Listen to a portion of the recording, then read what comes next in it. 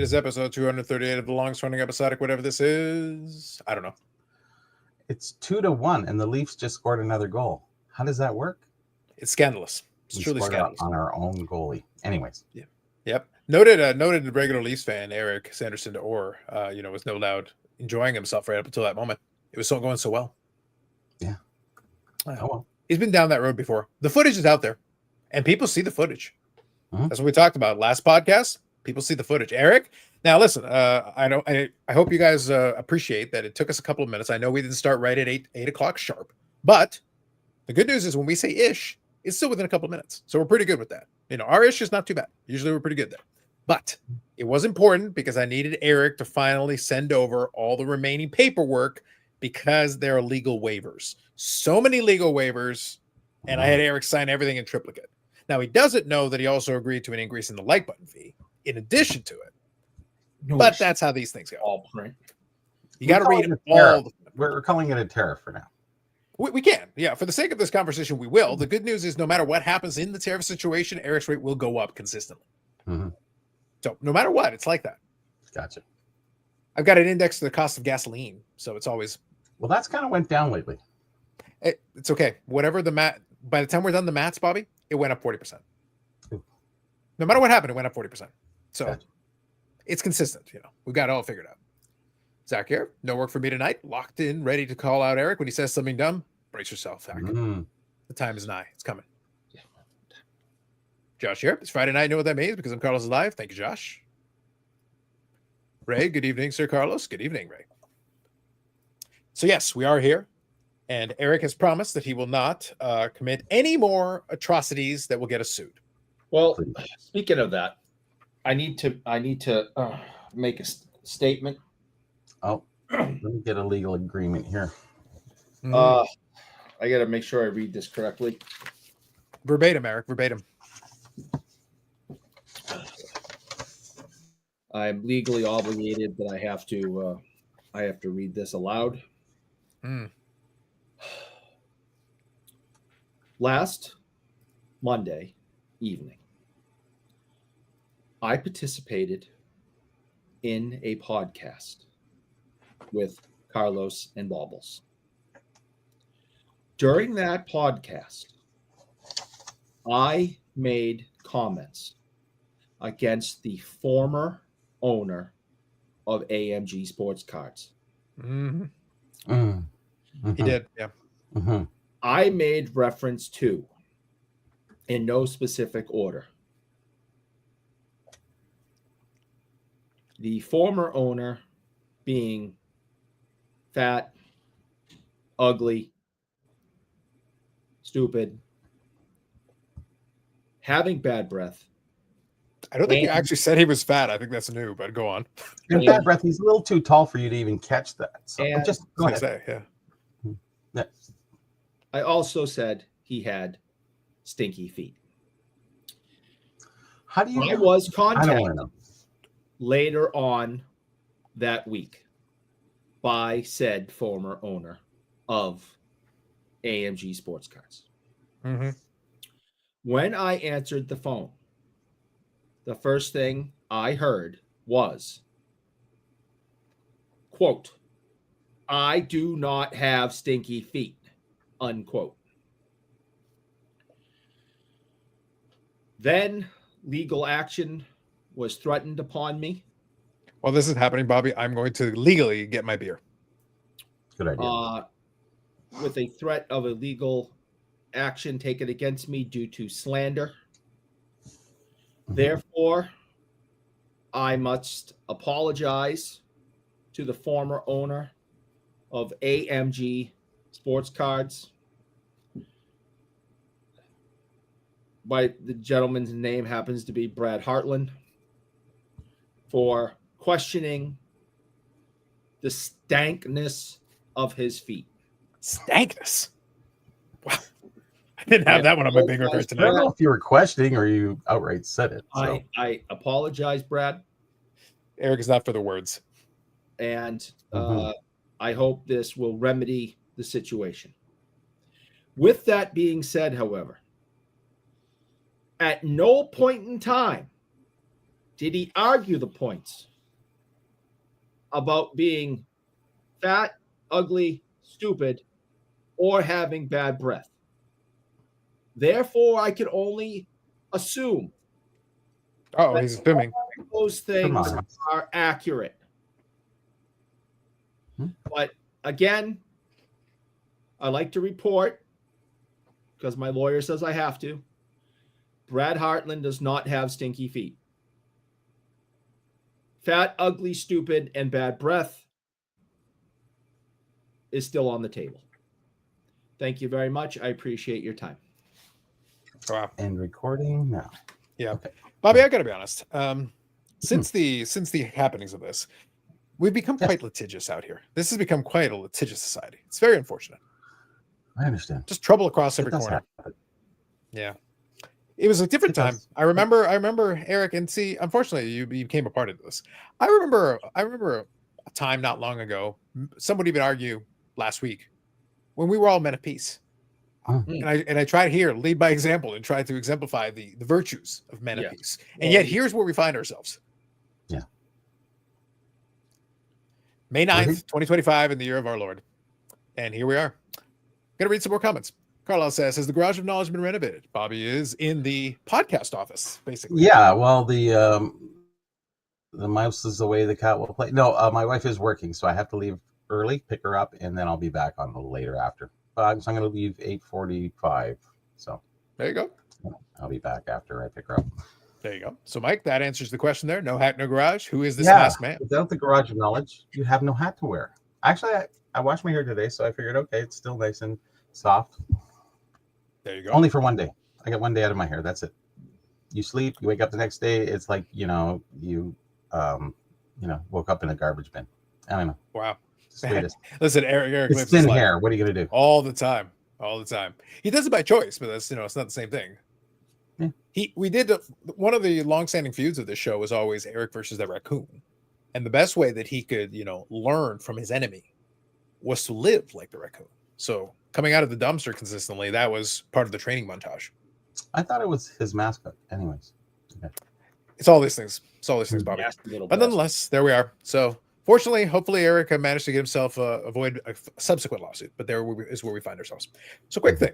I did enjoy that podcast episode. We talked about it. I thought it was a fun message, and I know Victor and some other folks commented on it as well, and I think they got some. Again, it's just a good reminder. I think a lot of people don't understand. There are a lot of people out there who definitely will record things, throw them back at you. So I said, just make sure you're comfortable with whatever it is you said. Usually Eric is the one who has to worry about this the most, though. Let's be honest. Yeah, it's true enough. Sometimes we joke a little bit. Maybe I went a little too far at times. And that was a long-standing joke. I think that ran for about 2 years because didn't get to meet them, didn't get on their show after I did meet them, and all these other things happened along the way. So it kind of graduated to a part that it became a shtick. And sometimes I think I'm guilty of pushing the stick a little too far. And I agreed to that wholly and fully, which is fine. Realizing your mistakes and admitting them is really an important part of life for everybody. I'm not perfect, that's for sure, but I have smoothed everything over with them, and we move on from there. Indeed. And with that said, to conclude this this section, I want to say, for the record, all the things that I have said about Eric, Mayonnaise, and Emmanuel in Space, I stand by all of them. Every last word of it is 100% true. As a matter of fact, I intend to continue down this path of truth and righteousness to let you all know. It's important. Have you guys tried the new Crush with zero? There's a zero Crush. This doesn't surprise me. Now, I was going to ask. So this is the important question. I am a fan of the zero beverages. Some of them are done better than others. I will say. 9 so that one, you got appropriate? Okay. 9 one that I think is actually done very well, by the way. Yeah, I actually think the Dr. Pepper one is pretty good. Have they redone it again too? It's hard to find. It's hard to find, and I love Dr. Pepper. Yeah, I usually get it near when I'm in the office. The stores downstairs have it. So Dr. Pepper Zero is actually pretty good, in my opinion. I find that Dr. Pepper doesn't sell enough, and you have to watch the zero or the diets because they only have a shelf life far less than the regular. Sugar preserves everything, but that saccharin, whatever they're using in there, I'm not too sure, doesn't stay as long. Sometimes you can get some ones that they're old. As soon as you drink it, it's like, yeah, this ain't right. Yep. Anyways, Zach here says, listen to Eric. Think we really need a Geoff Wilson scandal. Scandalous. Is there Jeff's another gonna piss off the scandal, old or is folks. it the same one? No, he's saying we need one. He's Oh. he's saying he would like to have one. Jeff I'm gonna not piss off saying more of the anything. old folks. Yep. We'd like to piss off more of the old folks more. St. Fanatics doesn't care about nostalgia and their focus only on new peel, which is technically true. Coca-Cola zero sugar orange cream. Yes, there Orange is an cream. orange. So what happens is that it's the I actually think Bobbles, I think it's Pepsi Zero orange cream. So there is a Pepsi Zero that's a cream soda. I've tried it and it's actually quite good. But it doesn't have Pepsi in it. It's called orange cream. No, it's cream. It's literally a cream soda. It's a Pepsi branded cream soda with zero. Okay. Yeah. Okay. Good. Yeah, it's actually pretty solid. I actually thought it was well done. I've tried that one in the same store as well. Well, the first thing I thought about is that I can go back to you ever put a little bit of ice cream in top of one of these and it's like a float? Made it into a float? Yeah, a float. Oh, yeah. Yeah. You could pull it off, yeah. Why not? Tahiti treat if they would do that again. That's the day he really wants the classic Cream soda. Cream soda would be good. So that's what Pepsi did. I'm saying it's Pepsi branded, but it's cream soda. And we have it up here in Canada? Yep. At least in Toronto for sure. Really? Toronto for sure. I got it in Rexall in Toronto. Okay. Yep. So it's right there in the freezer I or got the it refrigerator. in Rexall in Toronto. Yeah. It's literally downstairs in the financial sector. Like it's right There's in the downstairs.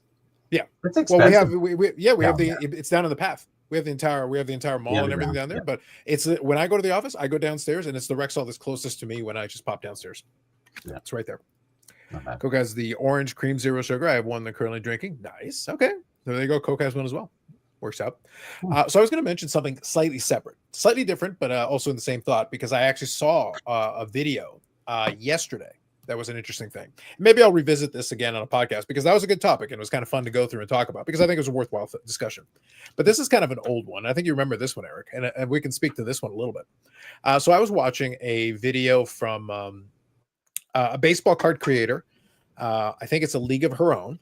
So it's a lady who does a lot of box breaks. I've watched her channel off and on over years, and she does a podcast with a fellow YouTuber as well. And I've caught the odd episode here and there. It's pretty good, but it's one of those things. It's 100% pretty much baseball focused, which is fine. And I think they do a reasonably good job on it. But I was specifically what caught my attention. And this is like the thumbnail and titles are what catches your attention if you're just scrolling randomly through. So, put YouTuber drama on there. And I'm like, am I above clicking on this? No, I'm not. Because for the most part, I don't know her channel to be involved in much drama. So I was like, what kind of YouTuber drama you got? What do you got? So I click on it. And she had kind of taken to heart something that is not unusual. And this is where I thought it was interesting. Basically, they've been doing their podcast as a live format. So they would do it as a live, but it was recorded as a podcast, and then they would disseminate it out. But apparently, she was contacted by somebody who was questioning the time slot. And saying like, oh, I've got, a thing that I'm doing, it's live that I'm doing around the same time or whatever. It's like, would you consider moving it, etc. And she accommodated one person who asked politely, but then another person says, passive aggressive, like, oh man, you moved to this time slot. Oh, great. You're basically one of those deals, trying to be like guilty. So, and it became like a little mini topic was people trying to be territorial about time slots and dates and everything. So that's Eric. That's what I'm saying. Like, this is something that we can actually speak to because there's a lot of stuff going on in the pandemic. There was, yeah. It's just like what day is free? Like there wasn't any days free. 24/7. There wasn't exactly. There wasn't a minute free. There was 3 o'clock in the morning on Sunday was okay. I think that was fine. Yeah. But wait a minute, hold on. No joke. I think we took up that spot a couple of times. We did. And we went into that spot. Yes. I don't know. Yeah. We controlled it. We controlled it. It was there. So the point though is, so here's the thing. The reason why I wanted to bring it up was it is something that I have some experience with and I can speak to, with all the live streams over the years. The thing is, so real high level statement. It's YouTube. Nobody owns a time slot and nobody owns a day. Anybody can start a live stream at any time, day or night that they want. And if people want to watch it or don't want to watch it, that's completely up to them. The audience can choose whatever they wish. I can say from experience, I've been on both ends of this. I've been on both ends where people reach out to me and say like, whatever. But at this point, like I've been doing the Friday thing now for years. But then, people started up Friday live streams where I kind of sit there and I kind of chuckle at it. But at the end of the day, like I don't have any claim to it. I don't say anything to them about it because frankly, you're not, number one, you're not owed anything. And number two, at the same time, people got to do their own market research if they want to. And I've seen a few come and go. And we used to do the Sunday one. That was the one that we used to do, especially when it was back in the days where there was enough going on. There was 2 days. Well, today, on the Sunday, if you check out and you're in Sports Card YouTubeville on Sunday, you've got Sammy Thunder will do a thing usually, I want to say like 7 p.m. Eastern on a Sunday. And then there will be Bowman 53 Alex will do something at 8 p.m. So he's got that. But those guys have kind of coordinated. And then 4 Collectors will usually do something at 9 p.m. So those guys are kind of semi-coordinated amongst themselves. So in reality, Sammy Thunder will finish before the top of the hour, generally speaking. And then Bowman 53 will pretty much go an hour. And then the 4 Collectors will go for an hour plus because they're kind of the last one. And in the middle of that is Big Scott, who does his. So you've literally got 4 live streams going on within a 3-hour period. Yeah, you got 3 time zones too. You do, yeah. So if you think about it, though, in a way, like you've literally got 4 live streams happening within a 3-hour span, all on sports cards, trading cards, whatever you want, predominantly baseball cards, but regardless, it's hobby stuff. For the consumer, it's pretty good because then, well, you could literally just go from channel to channel. If you just want to have it on and you want to listen to it, you could go from one to the other. There's only really 2 that overlap at the same time. But at the end of the day, like, you're all entitled to do it. There's nobody, again, me, I'm just looking at it from perspective, like, nobody owns a time slot. Nobody has a thing. I've seen it done for various reasons, including maliciously, where somebody intentionally does it at the same time as somebody else to kind of split the audience. That's a decision that you can make. It's been done, and I've seen it happen. But at the same time, it's like, you got to do your thing. If that's what you want to do, then you can't sit there and try to be territorial over something you don't have any ownership of. There's no land. There's no territory. You don't have any right to it. It's just kind of funny to see that people, even at this point, are still trying, Eric, to beg for things or be territorial about it. It's like this is really where we're still at, huh? Never change, guys. Never change. Still, I mean, think about all the things that are going on YouTube right now. Okay. Every different live thing that's on YouTube right now, plus all the videos that have been downloaded onto YouTube the last 24 hours. Those are all options people have to go and watch, right? Now you then think about everything that's on TV right now. You got the NBA playoffs, the NHL playoffs. You got Major League Baseball. That's just the major sports right now. Then you got every other thing that's on every streaming service, 1,000 different things.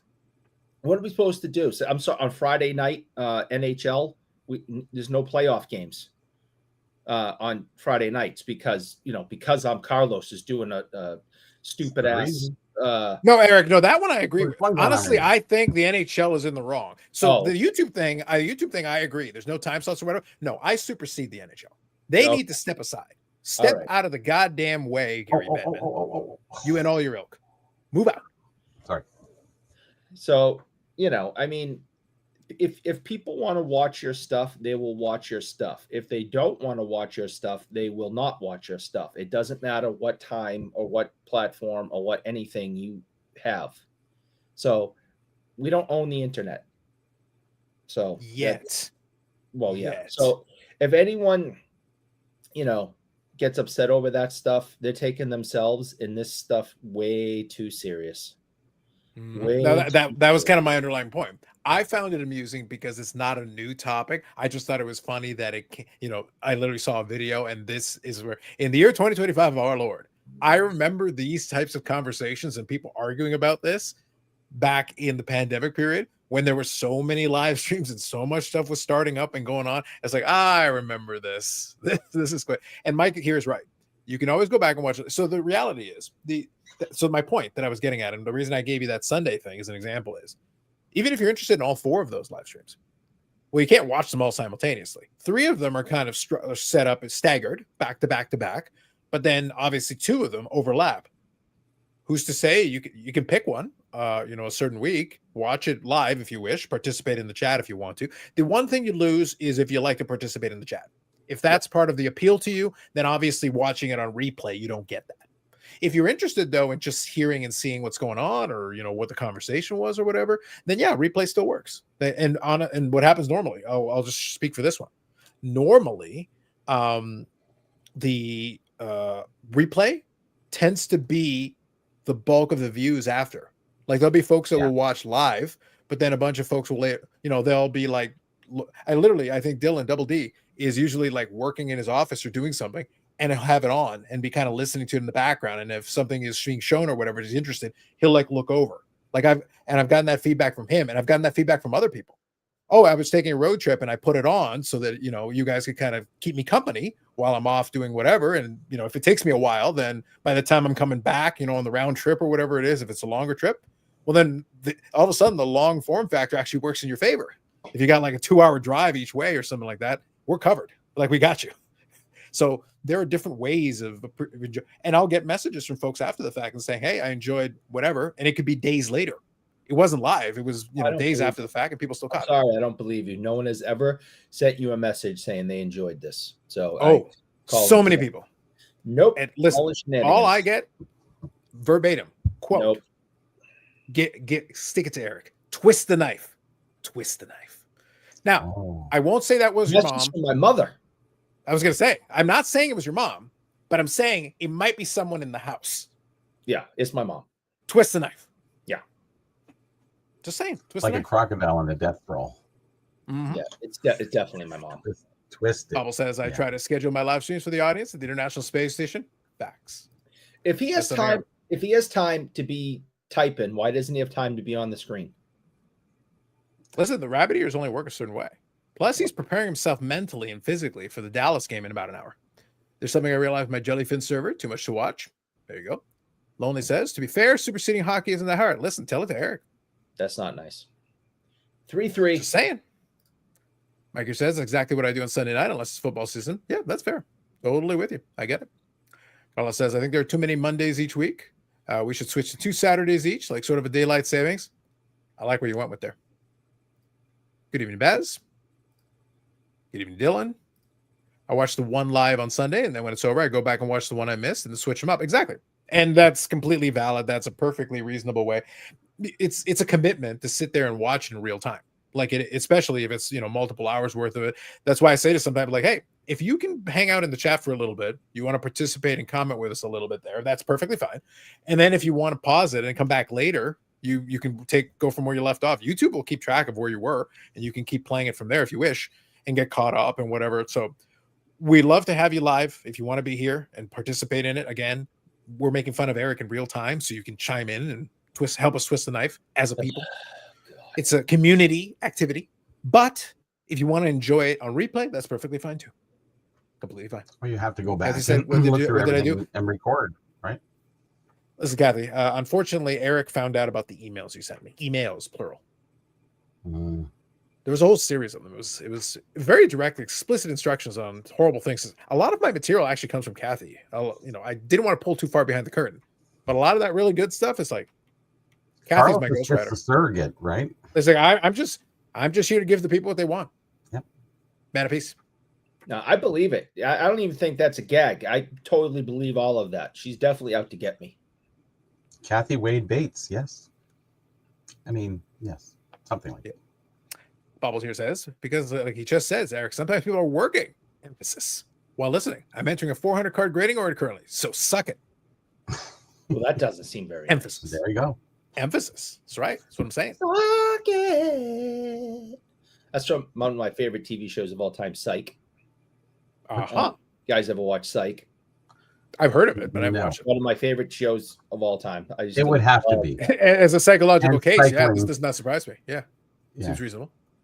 And I think the biggest thing though, so that's why I say, like, to me, it was interesting that it came up specifically, and I was like, I don't know this creator very well, so I wasn't going to chime in on it, but I would advise, like, anybody who finds himself, because I know some of the YouTube folks watch this as well, I would say don't let it bother you.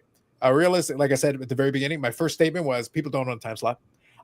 If it's something it's something you can coordinate, that's why I say, like, Sammy Thunder.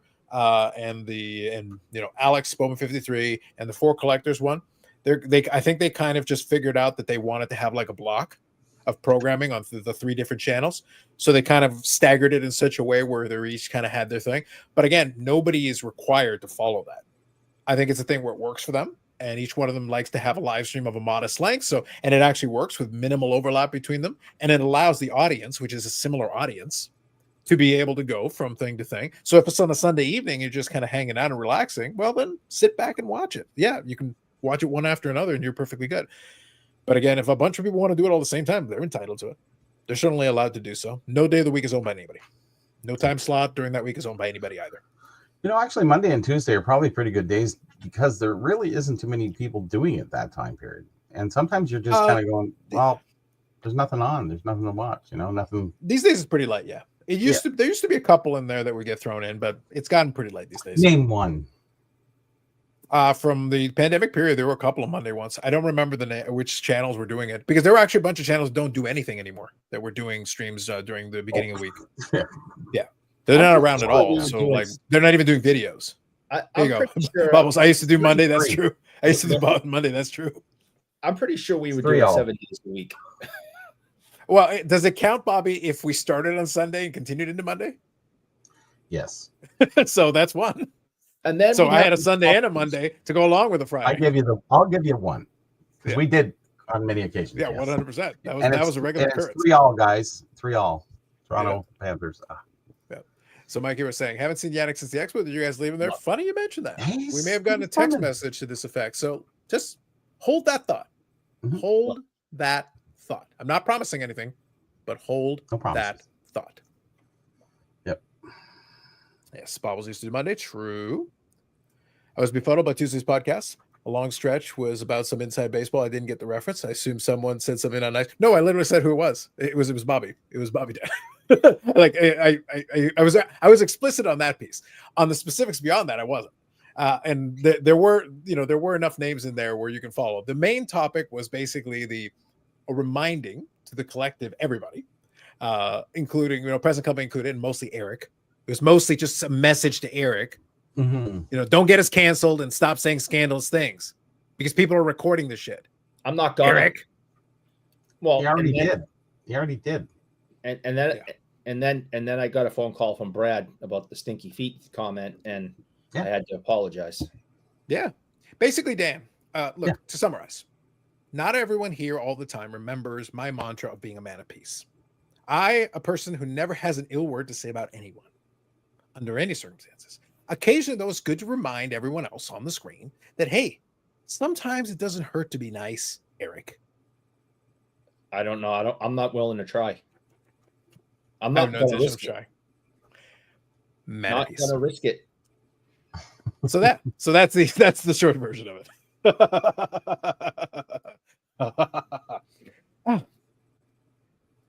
How is anyone going to understand the scandalous things Eric says because of the accent? Fair. That's not fair. Don't know. Nothing's fair. That's not fair. Yeah. Mike Good has a valid question. Man of peace, but what about the Dutch? Are the Dutch really people, though, Mike?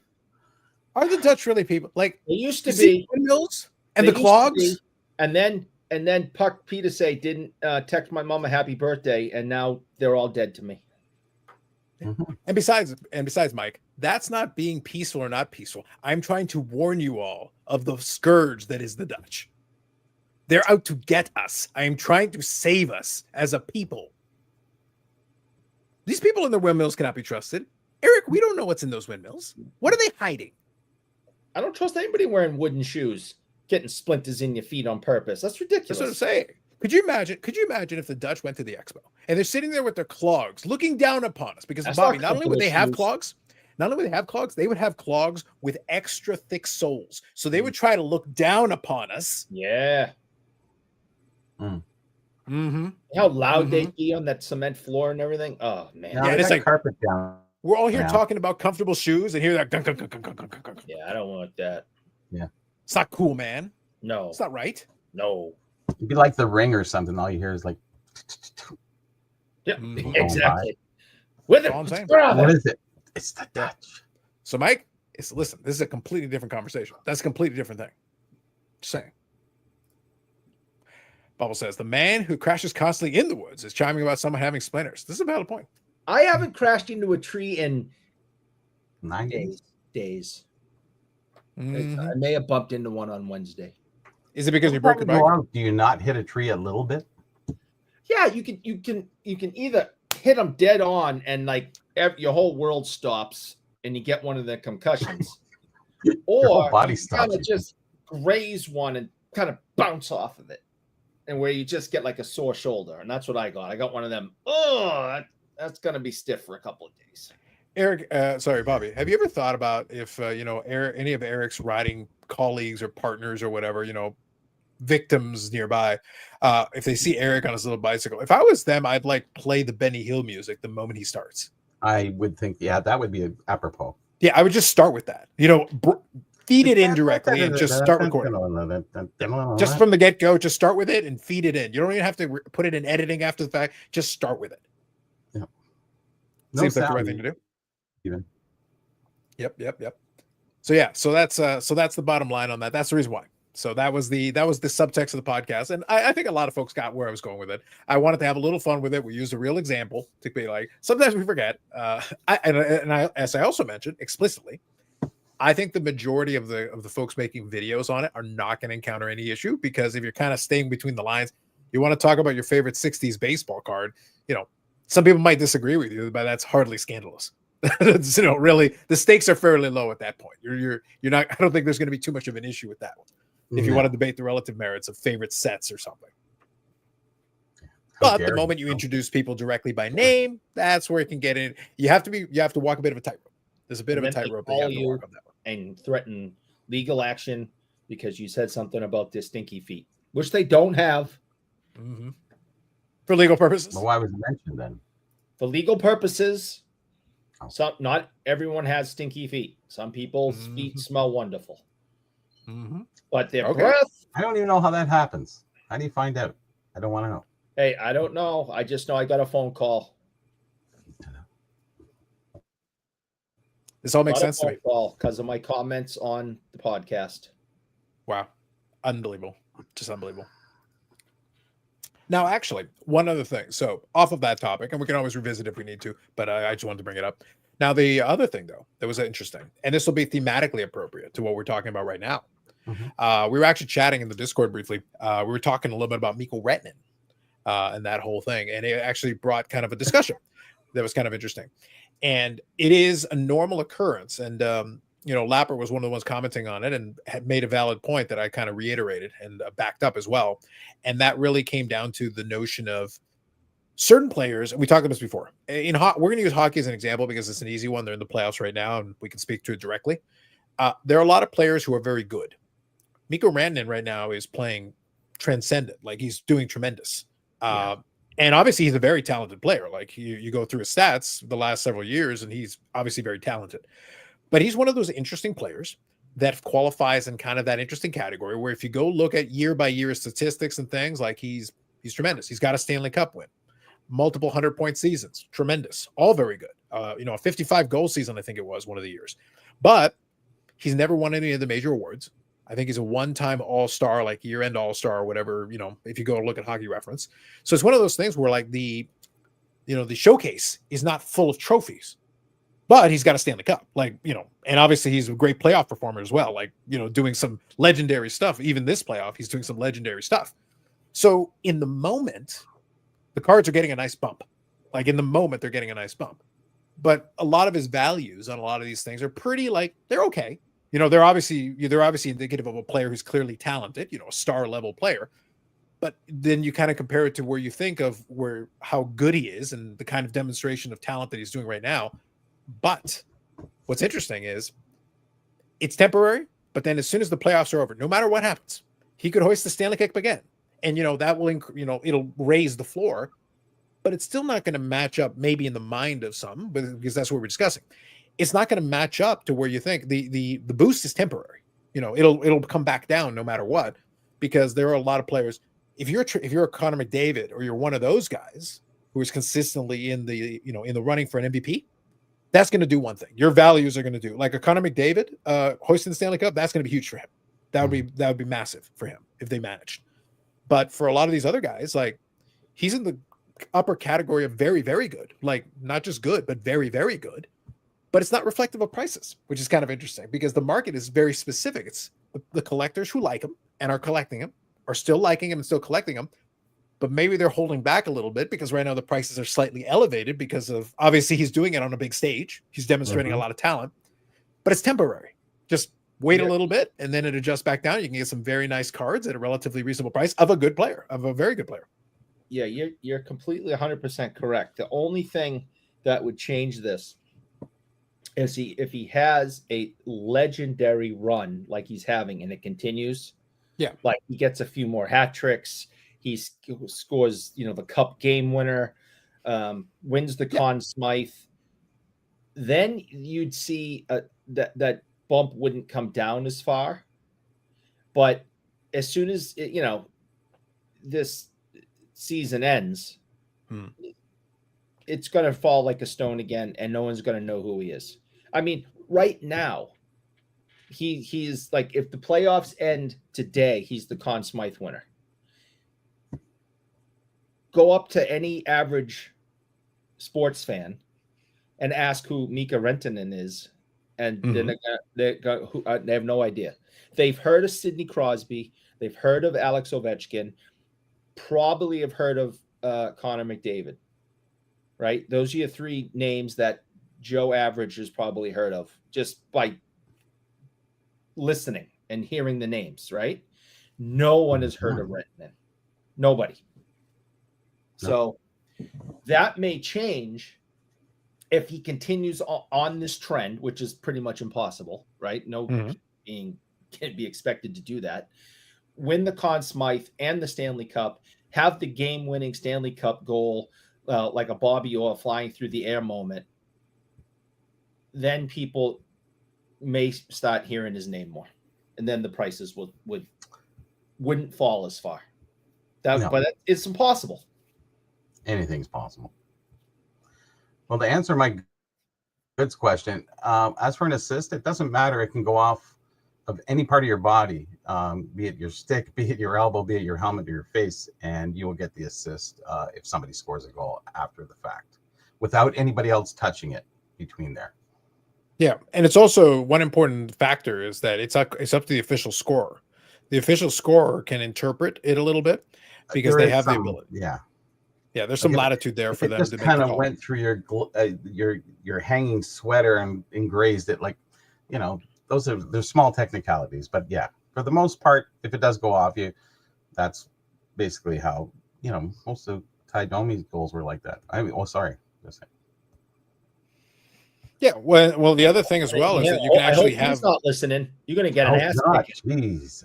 Yeah, you can actually have a goal or an assist given to you and then have it pulled back later on review, because the official scorer makes the call initially, and the official scorer can change the call if they go find some footage. Actually, you didn't touch it, or you did touch it. Actually, we thought you scored, but it bounced off this other player. So in reality, they're going to get credit for the and then you get credit for the assist. Yeah. So it's just an adjustment. Yeah, it's very technical because. A lot of people will direct it to the person off of their skate. That's almost like passing it with your hand in a certain way if you're kind of doing it the wrong way. I don't know. There's a lot of different reasons, but an assist is generally an assist, and you'll see it. It's rarely that you don't see it. Yeah, it's one of those things where it is kind of an interesting thing because there is some interpretation there, but for the most part, you can kind of tell like. A couple of those goals from Rantanen. Now, one other thing I'll factor in there, and it has nothing to do with nationality or anything else, but I'll tell you one thing that is a challenge, even for me as a fan of the team he's on. I misspell Rantanen consistently. It's actually been a bit of a struggle for me to spell it correctly because I'm sitting there like I'd start with an R, I guess, and then after that, I don't know. Yeah. So usually I can get the first little bit of it, but sometimes I put the wrong vowel, and I'll be like, I think this is right, and they'll be like, no, actually, that's not it. That's wrong, and I'm like, oh crap. So finally, I just go to ComSeer, one of them, and I just copy and paste because I keep screwing it up. Easier, yeah. So I just borrow it from a spot. After the 2 period things, yeah. I just borrow it just to be like, you know what? Help me out here, man. Like I know how to spell Miko. I got that, no problem. The rest of it is a bit of a struggle. So that also could be something that is a little bit tricky because if you're a big fan, of course, you're gonna have it down to a science, no doubt. But people knew how to spell Ben Roethlisberger. But I asked the average person on the street to do it. It might be a bit of a struggle. There's a lot of syllables there. And what kind of burger is it? A hamburger burger or is it burger? It's a Rothless. Yeah. Yeah, but the burger it's like ruthless, but Rothless. B-U or B-E? Yeah. So it's one of those things where it's like player with a tougher to spell name could also be quite the challenge for locating the cards. So from a practical perspective, forget everything else. Eric, if you want to find it, you might want to learn some of the variations that people use, because maybe you can find a card on the cheap because they spelled it wrong. You might be able to pull one off. Like, that's happened. So I was like, okay. Listen, I've legitimately bought Mike Modano cards, and I've gotten some of those cheap because it's like, nope, it's Modano. But I'll take a Mike Modano at a discount if that's what you did. Yep. I accept these terms. I've gone onto eBay purposefully misspelled things to see if I could, hit on something, and it has happened. Yeah, it does work. Yeah, and in relative terms, that's an easier name. That's not as tough a name as some of the ones I just described. Like, some of them are way tougher, but nonetheless. So Yannick, if you're good, you just wave me over. Perfect. So Yannick, I'm gonna consult with you in a second. Let me read a couple of these comments, and we'll get caught up with you. And Bobby, I think your time is getting close there. You might want to be getting ready. Yeah, I'm just looking at that. Yeah, and the Leafs too. There you go. So Bobble says the most impressive thing for Mikko wasn't even back-to-back hat-trick games. I think the fact he had back-to-back games with 4-point periods, and nobody's ever done that in the history of the NHL. There you go. Rentonen. Mike here says, I do love watching baseball and football, but I've enjoyed some of the playoff games this year. Playoff hockey is excellent. It's very good. It's very good. It's very enjoyable. If you're going to watch regular season games, I've made very clear I don't really watch regular season games very much anymore, but playoff hockey is very good. Like, it's a lot of fun to watch. The intensity is there. A lot of the players are really going all out. Season.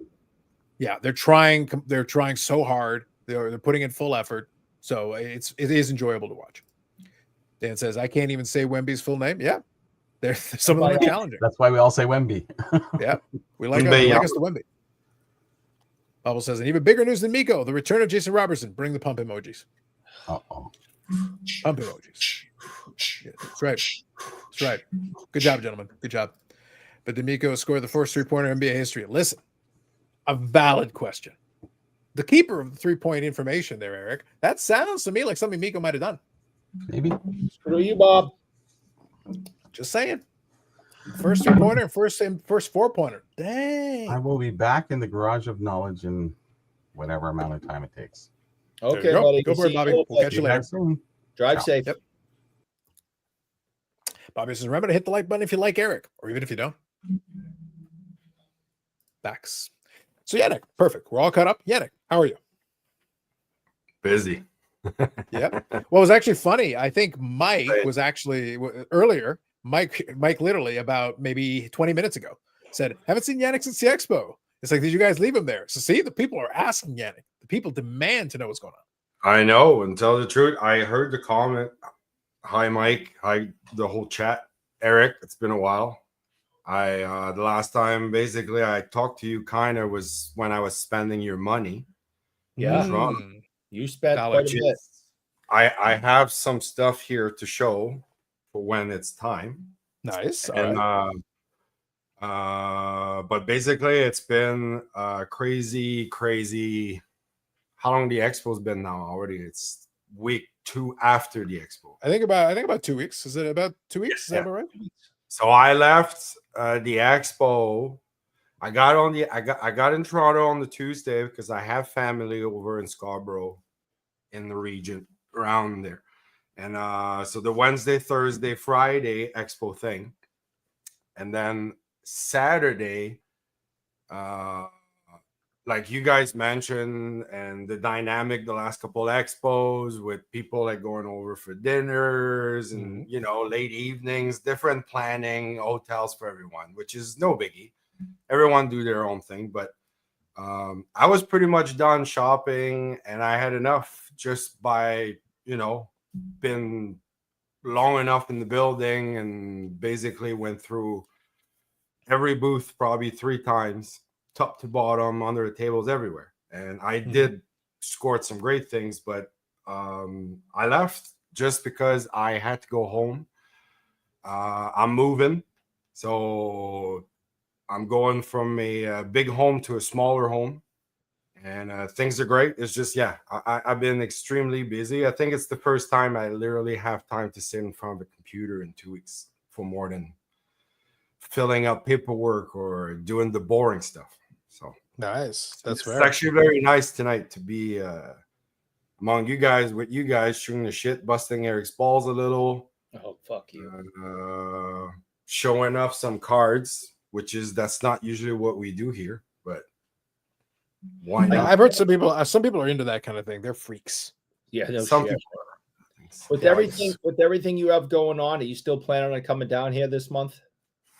I am actually. I was gonna touch with you, but now I Stop think, right there. That right there could be a clip. Well, that's why he's coming down. yeah, no. Like I was gonna get in touch with you. Sorry, I missed the little world. That was a Freudian slip right there, Eric. Don't get too excited. Calm down. Calm down. All right. But yeah, calendar wise, probably in the next 2 weeks. All right. I was hoping next week. talk I was about it. hoping next week, but this week to me was kind of a bust in different ways of. I have a trailer. I have everything like to move my stuff, but the rain, basically the weather's been crap all week here. So lots of time I was waiting to. Anyway, long story short, I'm on time, but I'm a little behind on my plans are going on the bus. There you go. Maybe by 10 days or so. All right. Well, we'll talk about it. Good evening, Jeff. Bubble says we know what week Eric's wife is going to see ham. No doubt. These are facts. It is what it is. I don't know what to say. He is going away again. But she's not going Mhm. to Florida this time. She's going somewhere else. Wow. I see. So I guess that they're having a destination wedding. Maybe. Hey, Mom. There you go. Nice. Now I was going to ask you. So let me kind of touch you. Obviously, we talked a fair bit about the expo, but let's touch on this real quick. So obviously, as you said, you got in a couple of days, you got your fill, and then you took off, which is perfectly fine. I think it's one of those things, though. How did you personally find the spring for your purposes? Obviously, you said you were able to make your rounds 3 or 4 times, so you got your mileage in there. As you said, we did manage to at least hang out a little bit in between. We managed that on there, but it was tricky. I think it was a little bit hurting cats. That's why I got such a kick out of it, Eric. Amanda's wonderful dreams, and I was like, it's hurting cats. It's like you have to learn. Like, you don't understand. People go. That's why I don't commit to anything ahead of time. It's like, we'll see how it goes. It ends up where it ends up. We'll see how it goes. Like, I mean, come on, seriously. I was gonna hold off for the Saturday evening dinner, and basically, you guys, the last 2 weeks, the shows, the Monday night podcast. So I'm up to date with every discussion you guys had. So I'm sad, and I'm not sad that I missed the Montanas on the Saturday night. Wow, chef's kiss. Exactly. I would have been on your side by just like, okay, let's see how Bobby's gonna handle this. So good. It was so good. Eric, forget about the rest of it. I gotta be blunt. That was my highlight of the expo. It was just sitting there. And as soon as I knew it was gonna be Montana's, I'm like, wait. Just wait. Now. Mhm. There's a reason I only get, a hamburger and a beer every time we go out. It's the cheapest thing on the menu. They can rarely screw it up. And, I'm not a huge food snob. Like, everything has to be perfect. And, Bobby is a foodie. I'm not. Mhm. I'm pretty. Well, look, for Eric, for the record, for the Montanas, the chicken tenders were good. There you go. Chicken tenders are solid. Chicken tenders and fries. I was happy. It was good. And by the way, dessert was also good. The apple crumble thing with the ice cream, that was good. See, go simple. It's harder to screw up simple. The more complicated things get, the more expectations you have, the higher the bill, and things can screw up. I like to pretend I could be fancy, Yannick. It's not happening for me. Chicken tenders, fries were crispy, beer was cold, and dessert was delicious. I'm good. There you go. I traded for an 8-hour road trip. Yeah, straight. There you go. No, I think it rained. It rained for about 6.5 hours of the year. Oh, God. Boring. But the van went well. So there you go. Now, actually, the expo. Go ahead. Yeah, so I'll ask you a couple questions about that, and then I'll share with you a little story. Can one of you remind me? I've got a fun little Facebook story that I want to share with you. It's not pertaining to the expo. Let's finish the expo discussion, and then we'll come back to it. But if one of you could remind me, that'd be awesome. Okay, so basically, obviously, we had all the different stuff. You were able to pick up some items for yourself, which is very good. So how did you? So we gave our opinion, obviously. How did you find the foot traffic, getting around, talking to people? How was kind of the tenor of it for you? I felt like it was pretty good, kind of a chill vibe. A couple of days were a little busier for the days that we were there, but for the most part, especially like for me, and I gave that tip going forward, like the VIP night is really great if you just want to actually be able to take a little bit of time to discuss a card. If you really want to have a discussion, because it's literally not as busy. So the dealers, frankly, have more time to deal with you, to sit there and chat about the nuances of it. I wouldn't necessarily tell you have to buy it on that day, but I would say if the deal is already in a reasonable price and you can come to an arrangement, you can get a deal done from beginning to end, and you've got enough time to do it with calmness and without getting people bumping near you and basically disrupting your flow. That was kind of my perception of it, especially on the Thursday. But what did you find 100%. as the show went on? 100%. On the Thursday, actually, that's where I made my purchase with my C57s. So I got 2 more. So that puts me 27 out of 50. So I got 23 to go. Okay. That actually, I was pretty happy. That got me over the halfway part bump. So very nice.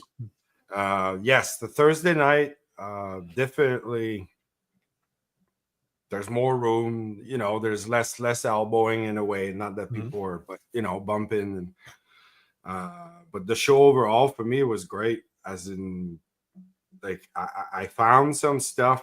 It didn't go well at first because, like, obviously some of the pre-war is pretty. It's harder to come around at prices you're looking for. Yep. But the show setup was the same as last fall, and then but some of the vendors were differently located. Like some of that I found was actually a little better than the first time. What else, like, note-wise that I thought was pretty it was busy. It was busy. I thought Friday, so.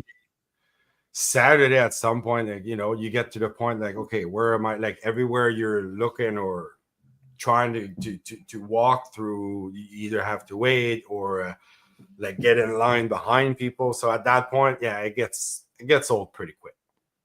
Which is basically now it's a good sign, as in, like, it was a good venue. Like a lot of people, I haven't heard numbers, but I am feeling that it's been good for a lot of the folks that I know, the vendors. I know for a fact some guys are telling me since the COVID, every expo they think it's their best, or they never done that good before. And and like our friend with the ugly shirt, or other guys that I know too, they're telling me their numbers were great. So obviously people are not, that always depends on what you have for sale, what you have available. So yeah. And I think you'd agree with this, as kind of one of the things we were discussing, including, is that not surprisingly, the people that were priced in a way that made sense were the ones that had a much easier time coming to deals with people. Now, if you got really rare stuff, of course you can hold the line a lot more on a more aggressive price point. But for a lot of the stuff, it's like, if you've got some flexibility, there's a good chance there's a deal to be done. And people were willing to push the money to the other side of the table if you made sure that, okay, this makes sense to me. Yeah, okay, that's reasonable. Here you go. Here's the money slid to the other end of the table. 100%. Already, like, if you're looking for something, you know already the price range, the ballpark you're willing to. If the guy is already way off, or the one I like the most is like something that it's going to be pricey, what is in your price range, but the vendor doesn't have the price tag on it. That drives me nuts. Sure. I don't want to ask you to look like, not that I don't know what I'm doing, but at the same time, like, is it the $2,000 range, or the $200 range, or the $20,000 range? Because pre-war, between a 2, a 3, or 4, or 5, we all know that's the difference. So yeah, basically, I concluded basically what I was looking for. By Thursday night, I was already like, okay, I'm good. My money is already spent. Actually, that's not true. I think it's the first expo that I came home with money. Oh, Oh, you didn't nice. do it right then. Say that again. You didn't do it right then. I know. It was weird, but even I tried to like spend the last quarter of my budget and nothing. One item I couldn't come up. I couldn't agree with the seller, unfortunately. But I'm pretty sure I'll be seeing that card again on this table in November. But That's my favorite thing to do. That was kind of that conversation with that Yep. one Medano piece. Like it had been there multiple times, and in the end, So stupid. again, yeah, we shouldn't have to play games with like that. It is silly to do that. To me, it's a turnoff for me even wanting to deal with you, to be honest, Oh, yeah. because it's like, why would I reward you for being stubborn beyond reason? That's one of those things where I'm like, if you're gonna deal, you're gonna deal. But what's like to your point, I ended up spending pretty much exactly my budget. I still had money left in reserve to pull out. I took a certain amount of cash, but there was more money in the account specifically for the expo in case I wanted to pull more money out. So I had the money ready to go. So in reality, I did spend the cash that I had, but there was more available if I needed it. But I ended up keeping that, and I just said, okay, great. I'll just pay my hotel bill and everything with that and cover that piece of it. So it worked out from that perspective. So can't complain. And I still came away with cards. There were some cool cards there. Still managed to get some neat stuff. So nothing wrong with that. Mike's got a couple of kind of comments and questions for you. First one, was it hard to find your vintage hockey, or was it a matter of condition and price? all the above. Any of the three first hockey sets, basically the 56, 55, 57, and even if you go to the Sweet Corporal postcard, but it's not that they're impossible, but they're very few.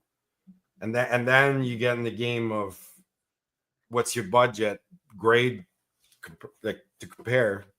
So to me, at the C57 level, I'm a 2 or a 1 is fine for me, as long as I have like a good centering, decent image is clean, especially like around their face. And see, like this one over here, there's some kind of like burn staining here. Like it looks almost like a candle or like soot. Someone actually, there's a fingerprint if you look at the back of the card. But since it's in the neck part there, which is, it's dark, it's black, you can barely see it. So to me, that didn't bother me. So I pulled the trigger on these two. And they were pretty much the only two in the wild that I saw that I felt comfortable enough with the price and everything actually to pull the trigger on. As soon as they're graded, the price is even higher. So that's now I'm realizing too, like you almost have to hunt quick for them, because every expo now, the last couple of years, there's more and more people. Like the C56 now, I don't know if you noticed, Carlos, but I mean, they're always there. C55, C56, even but I think it's the most pre-war hockey I've seen in probably, since the COVID. Like before that, you would probably have 1, 2, or 3. Now I probably had between 5 to 10 different vendors I could go to. So again, we're not talking here big percentage of options. But when you go from a couple to 3 tables to maybe 10 tables, well, at least you got a little more variety. So. I think that's fair. So here, Mike also says, Yannick, he came back with money. What? No gifts for friends? Eric, you need to have a talk with him. Eric is going to try to have a talk with him. Oh, he spent plenty of my money. Oh, I have gifts, and I spend some of his money. Let me show you some. So I started with this for Eric. That's it's Bobby Orr, like a matchbook, and it's the teal like Mr. asked for. So that's gonna be coming your way here, Eric. Yeah, that's pretty neat. That was a good find. That's interesting. For Eric, hang on. I got Oh, it. he's reaching in the back. Uh-oh.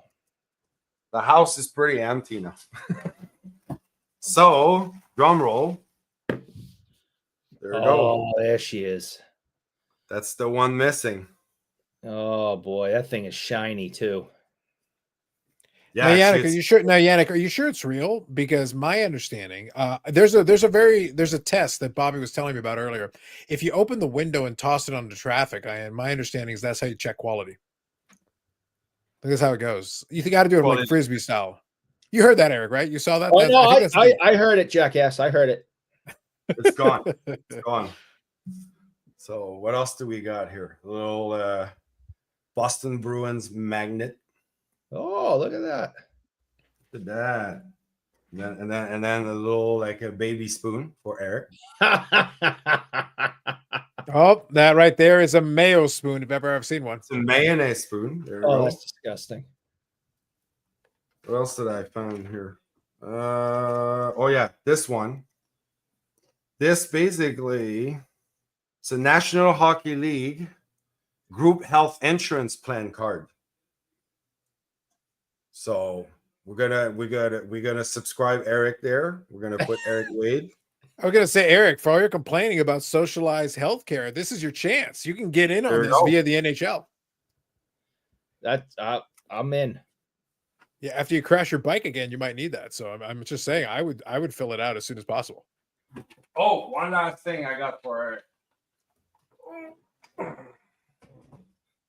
Yeah, there they are. Nice.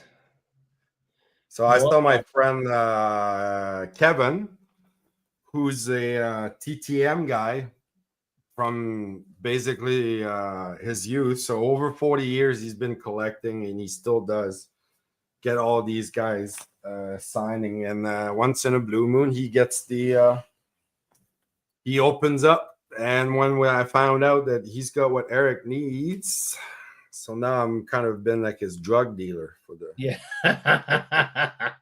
yeah. So you got 9 more coming up. 6970s, baby. There you go. They're nice too. They're very nice for real. No, that's awesome. That is the thing. Add them to the box.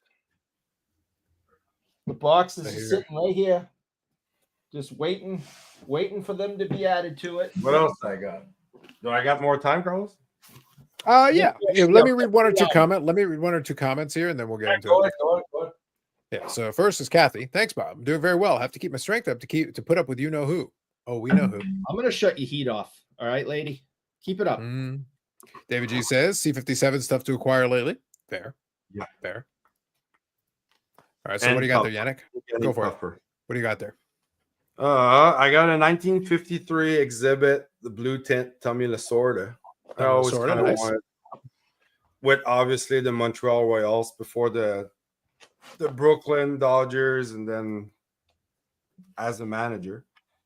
Then I got the baby spoon for me, Quebec Nordique one with the nice smoking yellowish. The coolest piece I think I found for my collection.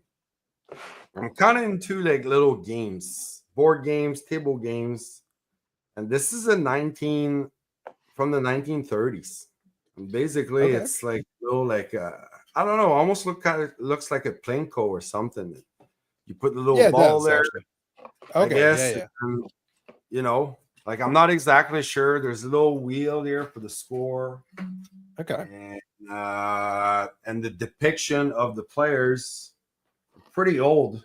Like the goalies have the little ball caps on and little hat there. So was made around like 20s or 30s the game. So that was pretty neat. Interesting. Oh yeah, in the pack. Yep, that's right. Yeah, I'm doing the Bedard Donaldson set for the Quebec Senior Hockey League, and this is the wrapper. I finally found the wrapper. I was pretty happy to. That's super hard to find. There's a flap there that it's missing, but I didn't really care. The rest of the pack was nice enough to, and it's the first one actually I saw ever that I was able to buy to purchase. Very nice. So that kind of goes very neatly with my set, which is I found another card that I was in search for, and I got the Toe Blake. If I can remember, right there. Nice. Okay, nice. Toe Blake, big one. Yeah, that is the big one. So I was able to add about 4 more. So I think I'm missing 3 now, which is the Jacques Plante. So that's the big one, and 2 other guys. Another cool piece I found that I acquired. It's the 1904 Quebec Bulldogs, Quebec Hockey Club, basically. And there's some famous guys, but one of the most famous one is this fella here, and that's Patty Morin, the goalkeeper. Yep. So Very nice. So that was pretty. It's not a type 1 or anything. Obviously, it's a reprint, but I think it's from about the 20s. Mm-hmm. What we think. I think for your memorabilia purposes, I think it works out very well. And that's Challenge Cup era. So makes sense. Very that's nice. about it. I think Kathy makes a solid point here. Well, I'll get it to work, and then I'll shut it off. That'll teach you. That. Yeah, that'll teach everybody. that's wow, right. It's amazing. It's amazing.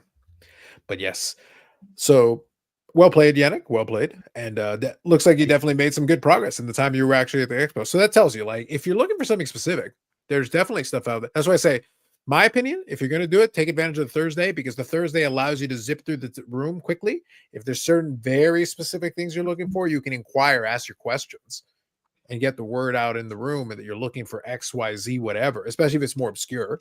That's your best bet to maybe get somebody to be like, oh, that's what I said. One of the Medanos I picked up was not on the showcase. It was part of a conversation. We had a chat. I said, well, I've got some stuff in the box if you want to take a look at it.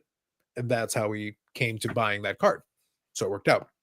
So as I say, like, very good. So kind of a little addendum to the expo coverage, but thank you, Yannick, for sharing some of those pieces. Some really nice stuff there. So now it reminds me real quick. I'll touch on this Facebook thing. It made me kind of chuckle. It only came up today. It was actually very funny. I was doing my scan of Facebook stuff. I only do it maybe every day or so because there's usually nothing too much. But I go and collect all my different cards of wrestling. What was funny was one of the ones that I've got my 2 main PC characters that I'm collecting, one in WWE and one in AEW, just to have a bit of an offset. One of the cards that I picked up, I had bought it previously, but I had it sent to ship my cards to the expo so I could pick it up in person and take it home with me. So it was one of the cards that I had on there, and it was the 1 of 1. It was a Prism 1 of 1 of JC Jane from WWE and the NXT brand and all that stuff. So I was like, oh, let's look good. I saw the price for it. I was like, oh, that's a pretty good price for it. So I picked it up. I scanned the Facebook groups that I'm in. I follow a few of them. One of them is a wrestling card group. One of them is an AEW specific, and one of them is just general wrestling, all the stuff. Literally, a guy is apparently collecting JC Jane stuff and is starting to buy into some of it.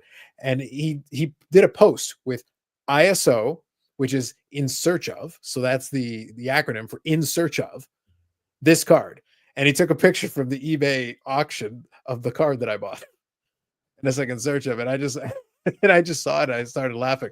And I literally just posted a picture to it's a link to my Instagram. And I go, this thing? Question mark. Oh, you tease. Yeah. Here's the thing. Like, I'm going to be very transparent about this. I'll leave it in the guy's court. I'll put the ball in the guy's court. He's the one who explicitly is asking in search of this. And I go, here's the deal, dude. I am a lot like an individual that appears on this channel.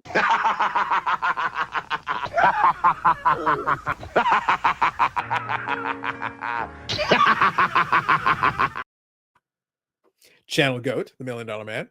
But you know what he says? Everybody's got a price for the $1 Million Man. Everyone's got a price. You're muted, Yannick. But the Everyone's reality, got a price. That's right. But in that vein, I can be coaxed. I like the card, obviously. I bought the card. I felt like it was a fair price. But look, I can be coaxed, but you're the one who wants it. You're the one who literally went out of your way to make a post saying you want it. So that's on you. But he was asking if anybody knew where it was. I know where it is. It's on the desk right there. That's where it is. That's where it is. Yeah. So it's about 4 feet from me. That's where it is. In case anybody's curious. I just laughed. It was just funny, Eric, that I was literally scrolling and I literally see the picture from the eBay auction of the very card. And I'm just sitting there like, does anybody know where it is? Like, I do. Yeah.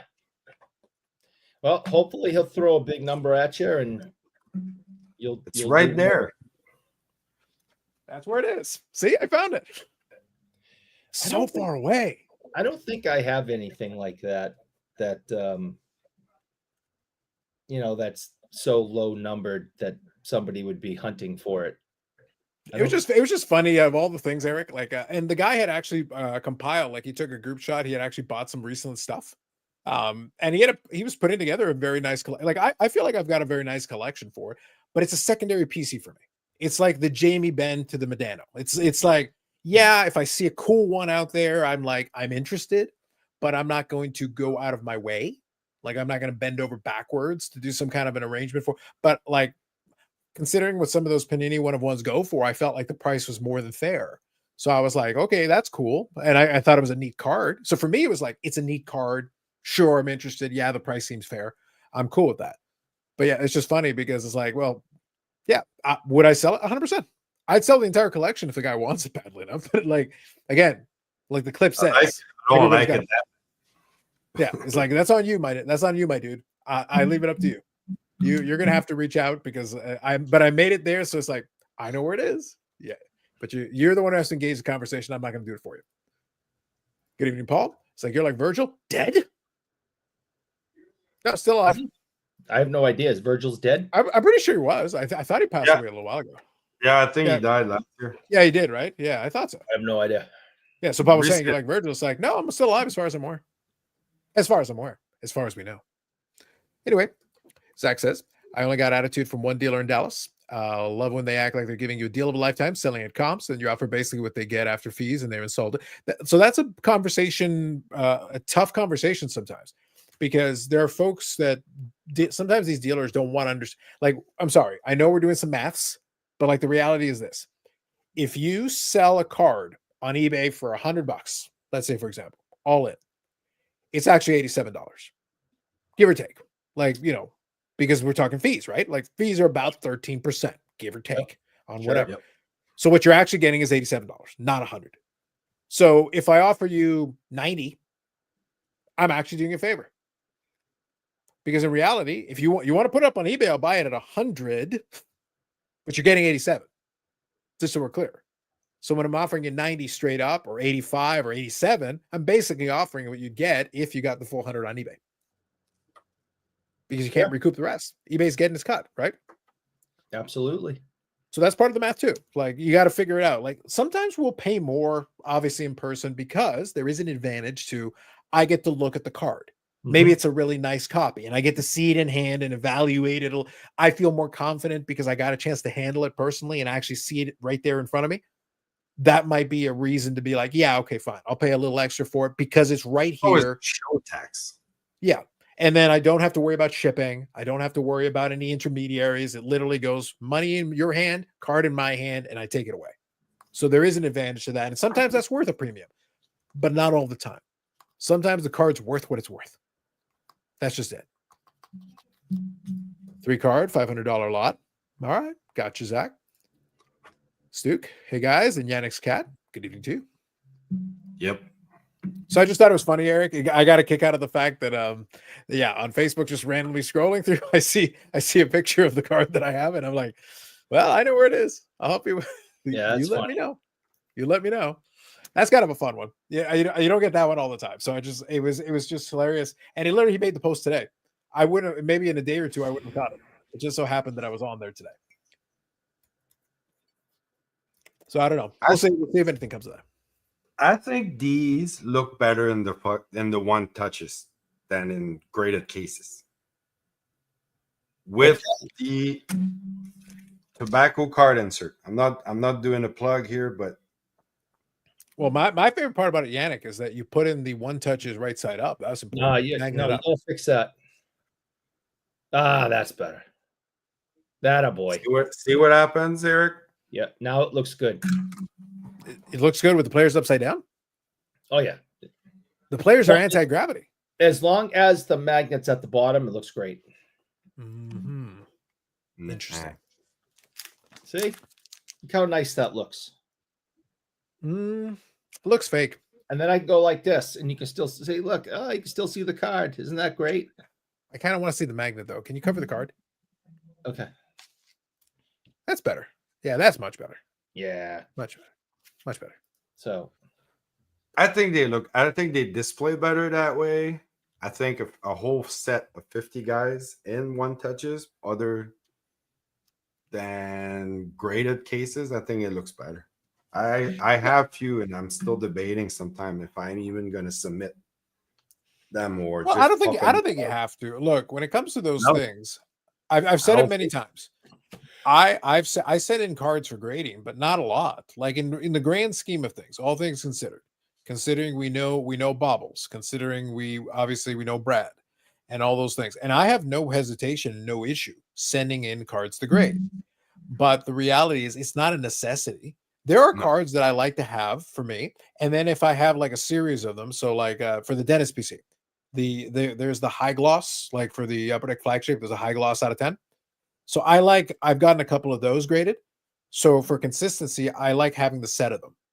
So if I've got one of each one of those years, and literally it's like 4 or 5 at this point, having 4 or 5 of those in a similar holder, I think it gives it a nice consistency. But it's not required. You could put it in a one touch, you could put it in a top loader, you could put it in a binder if you like. Like all those options are perfectly fine. There are other things in other sets where I don't bother with it. With a lot of those, with vintage, what's tricky sometimes is if it's a set or something and you buy online, I like having the intermediate there. I like having the in the middle, especially if it's a higher value item. If you're going to handle it in person and you're comfortable and confident with the series and the set and you know it pretty well, I think you're fine to buy then the card raw. You'll probably be all right. But you have to have that comfort level. But if I'm buying from some random dealer I don't know, and it's a high value item, then I want that extra assurance in the middle. So again, your use case depends on what you're trying to do. It depends on what the situation is. The first time I purchased a card of a significant amount of money, and that was pre-war raw, I was a little not unsure, but like, a little worried, what's the word I'm looking for? Since basically it didn't have a third party authenticator you still have to do your due diligence. Not that I'm, but when you're dealing a card that it's in the 4 figures plus, for me, it's a lot of money. Well, for a lot of people, anyway, it's a lot of money. So, yeah, I was intimidated, basically, a little bit. You're like Eric, living a life of fear. But when, like you said, if you deal with a reputed, like a dealer with a reputation or someone that, then at least there's a little more in that feeling that you're obviously, it's not bulletproof, but you feel a little better. Yeah. And look, let's just be blunt. On both sides, if honest, being everyone on both sides of the table wants to be fair with the deal, and it's a real card. Like, you don't want to be the guy that is known to sell fake cards or other crap. Yeah. But one other thing as well, like it also depends on as I said, what you're collecting. Because if I'm doing a low grade set, the likelihood is the cards are going to have damage on them. The cards are going to have different defects on them. The likelihood is most people aren't going to bother altering a card that already looks beat up anyway. So generally speaking, as long as you can generally hold the card in your hand and your fingers, if you're familiar with and you've handled the cards enough time, you can tell if the stock feels correct. So at that point, if the stock feels correct and the card is a little bit beat up, the likelihood is it's probably going to be left alone. Most people aren't going to bother trying to mess with it too much, because what's the point? Like, how much do you feel you're gaining out of it? If the card is a little bit crispier, a little bit nicer, and it's ungraded and it's a high value item, you're kind of going like, it's like, it's like, what do we got there? We got a 66, 67 O-Peachy, because they're all O-Peachy. Boobior. We got that on there, and it's like, those edges look pretty crispy there, Eric. This is looking pretty clean. Or a complete piece of dog shit human waste piece of crap, gets 2 of them fakes and bangs them up a little bit, and then tries to sell them to you at the Shriner show. And they're fake, and the guy went out of his way to bang them up so they wouldn't look too nice. Yeah, well, that's why I gave the caveat, though. You have to actually be again, regardless, when you're dealing with raw and raw vintage, you have to have some comfort level with handling it. If the gloss level is wrong, if something is completely off that shouldn't be like that, familiarity is going to give you the answer to that question. It's going to give you, basically, you're looking for things that seem off to you, things that are wrong, that shouldn't be this way.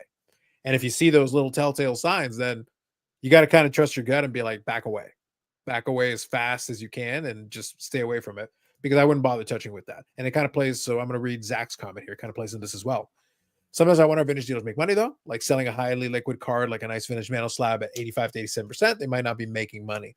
So if you're talking about a liquid card, it's tough to make money as a vintage dealer, because you're basically, I won't speak for all of them because I certainly don't know all of them. But I do know a few, and a lot of the money is made on the purchase. And by that, I mean, it might be in a slab, but it may have been bought as part of a collection.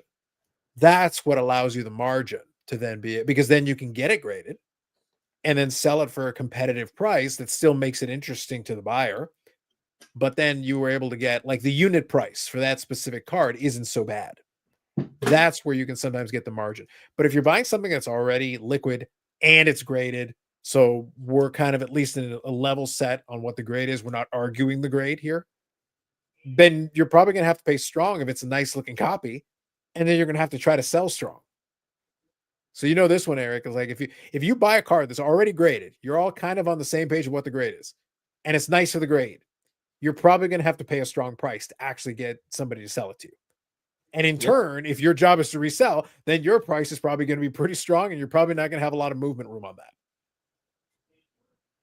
Yep, that's what happens, because you have to factor in how much it costs for you to get it done.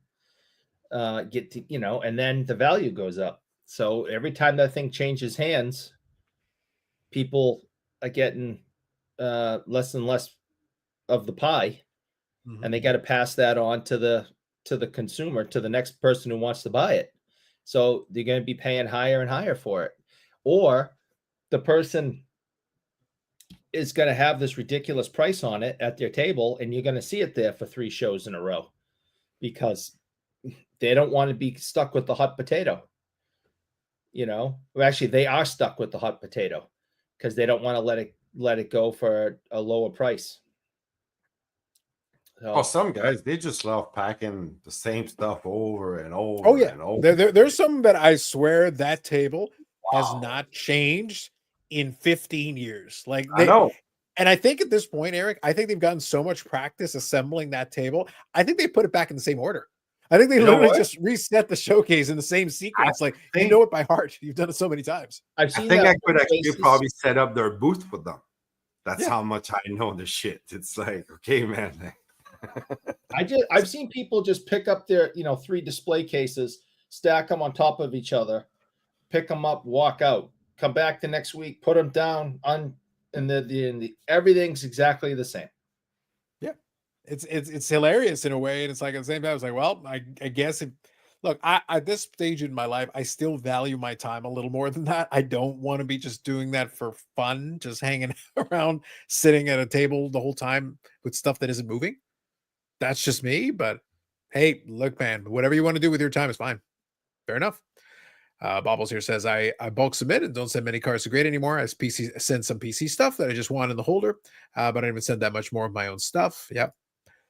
Saddler here says, I love that you can tell Yannick's house in chaos by how restless the cats are. Truth. Oh, yeah. 18 likes already pretty impressive. People get it. Hit the like button. Eric pays for it. I took advantage of SGC's 70s and 80s special. Got some nice surprises. 83 Fleer Tony Gwynn. $5 flea market. Came back at 10. Nice. That's solid. So that's where you can get some, margin. You buy something at a great price. It grades at a nice grade, and it comes back. Obviously, 83 Fleer Gwynn. I refuse to consider that vintage. I refuse, Eric. I refuse. 79 and earlier. Rage, good evening. Pure crazy this evening, fellas. Eric, point out the sleazeball trying to get the shady booby or next time if he's there. I'll make sure he looks like that fake booby. Hashtag beat up a bit. Got to put hashtag allegedly. Yeah. Include the hashtag allegedly. It's important. And with old vintage like that, it's raw. If it's raw, red flags go off. Does the dealer have slabs? Yes. Yeah, that's the other thing. If you've got a dealer, and this applies more on eBay, if you've got a dealer who has a ton of graded cards and then has a couple that are not graded that you think otherwise would be graded, it's things that make you go, I saw the other case this show. Cards, a card, very sought after. We're talking a 100-year-old card that was not graded. That raised me the questions of why it isn't graded. Because when you sell in this almost not 5 figures, like why isn't it? And you know for a fact that if it was graded, it would probably be even higher. Yeah. Here's a question. Let me kind of pose this question, and I can pose the question to chat as well because I'd be kind of curious.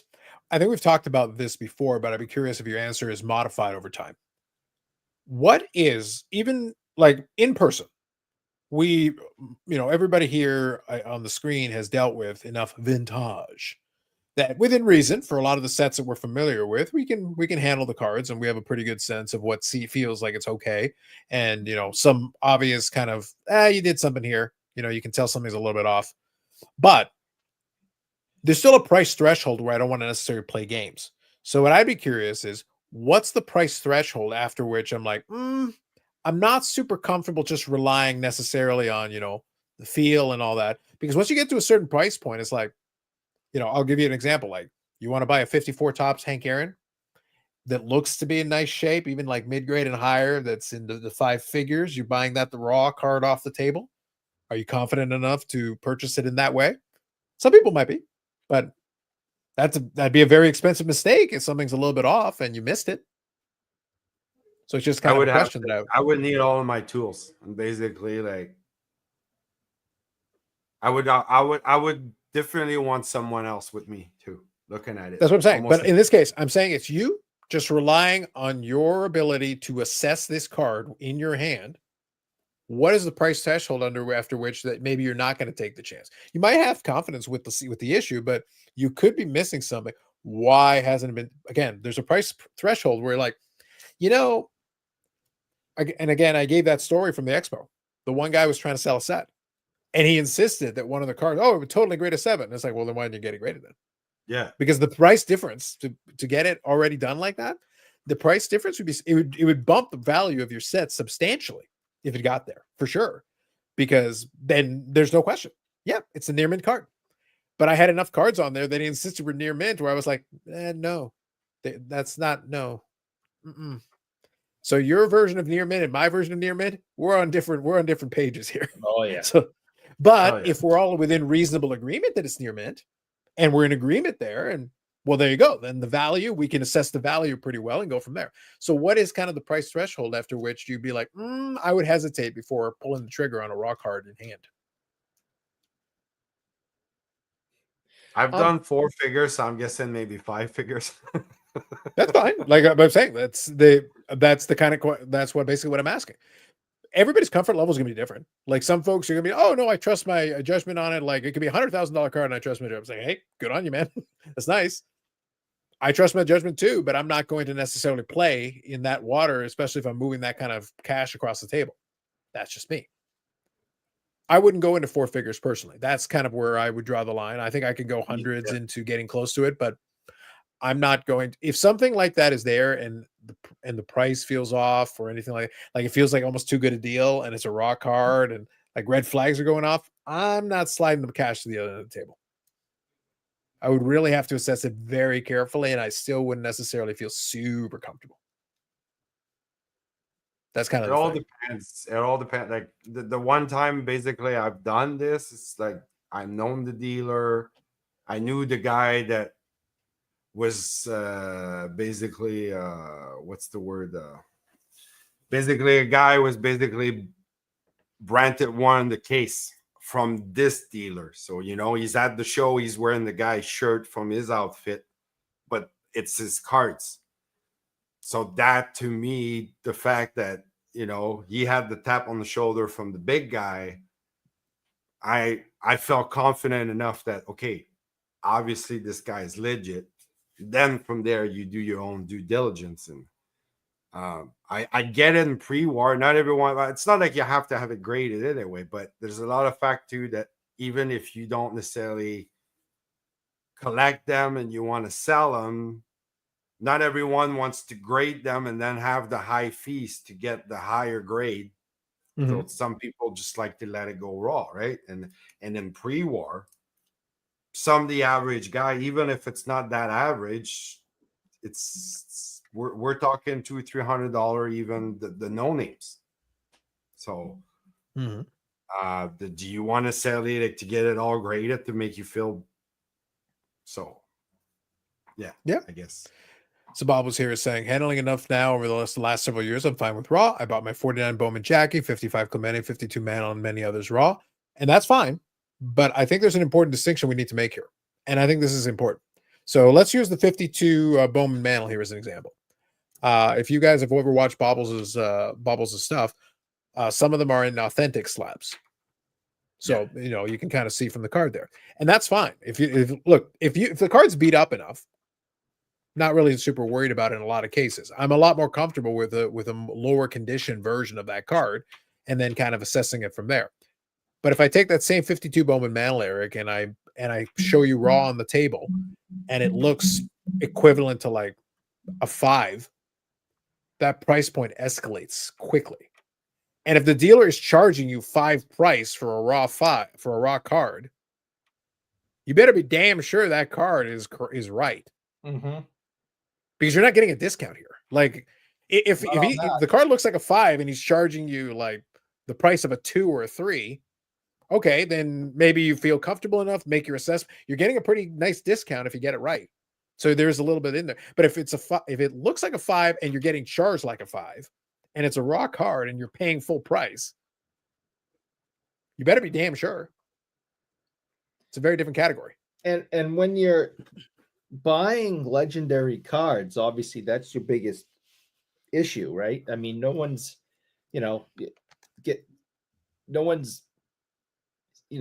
forging this, right? You know, a 74, Gilles Gaton card, no one's doing that. But you start going around with Bobby Orr rookies, Gretzky rookies, Howe rookies, Rashad rookies, even Lafleur and Dryden, in hockey, then you got to be careful when you pick one up because those will be counterfeited. And, you have to know your stuff. You have to be careful. Like I said, that guy that was walking around with the Orr rookies, he knew that they were no good. How do I know that? Because after I told him they were no good, he didn't flinch. Didn't blink. Now, if I was in possession of 2 Orr rookies and I'm trying to sell them and I think they're real and I paid for them and someone tells me they're fake, I'm going to have a pretty sizable reaction. This guy didn't blink. Okay, thanks. And turned around and walked away. And at that point, I'm like, looking at the guy I was working with and I went, am I allowed to go kill him? And he just did you open your jacket and pull yours out of your gold chain and show him that's how a real one looks like? So I mean, the bigger, the more famous the card, the more likely that there's counterfeits out there, and you really have to know what you're doing. And if the deal sounds too good to be true, it probably is. And don't let. I know it sounds a little silly, but you know what I mean? Don't let your eyes trick you. Don't let your feelings trick you. You're like, oh my God, this guy has this card. I've always wanted it. He's selling it at a good price. Take a breather. Count to 10, take a few breaths and go through your steps of making sure you're not getting screwed.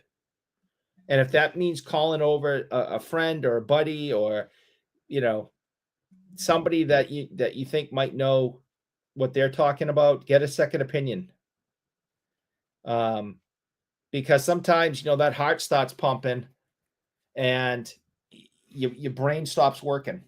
And next thing you know, you're handing over money and you're so excited. And it isn't until later on you realize, well, wait a minute, this doesn't quite look right now that I look at it closer. So you got to slow down on those legendary cards purchases, because wouldn't you think that right now, just on this planet, there's probably more fake mantle rookies than there are real ones left? Yeah, I think for a lot of the key I would cards, probably you're say going to have that more. with the Jordan. Yeah, but look, right. I'll be The blunt. Jordan rookie, you know, there's more fake ones than real ones. Yeah, look, I'll be blunt and kind of, so Bobbles was talking earlier here. He goes, I think the key is gauging the price versus condition more than the price versus the authenticity. I don't necessarily agree, because I think, especially, I think we've gotten better in a certain way with a lot of these shows that we don't see a lot of these dealers to the same degree. But I was back in the day, my biggest thing with a lot of these dealers is that you'd have some of them back then that would be trying to sell you near mint cards, and I'm putting that in quotation marks, that would look pretty nice, but they were messed with. That edge is straight because somebody made it straight.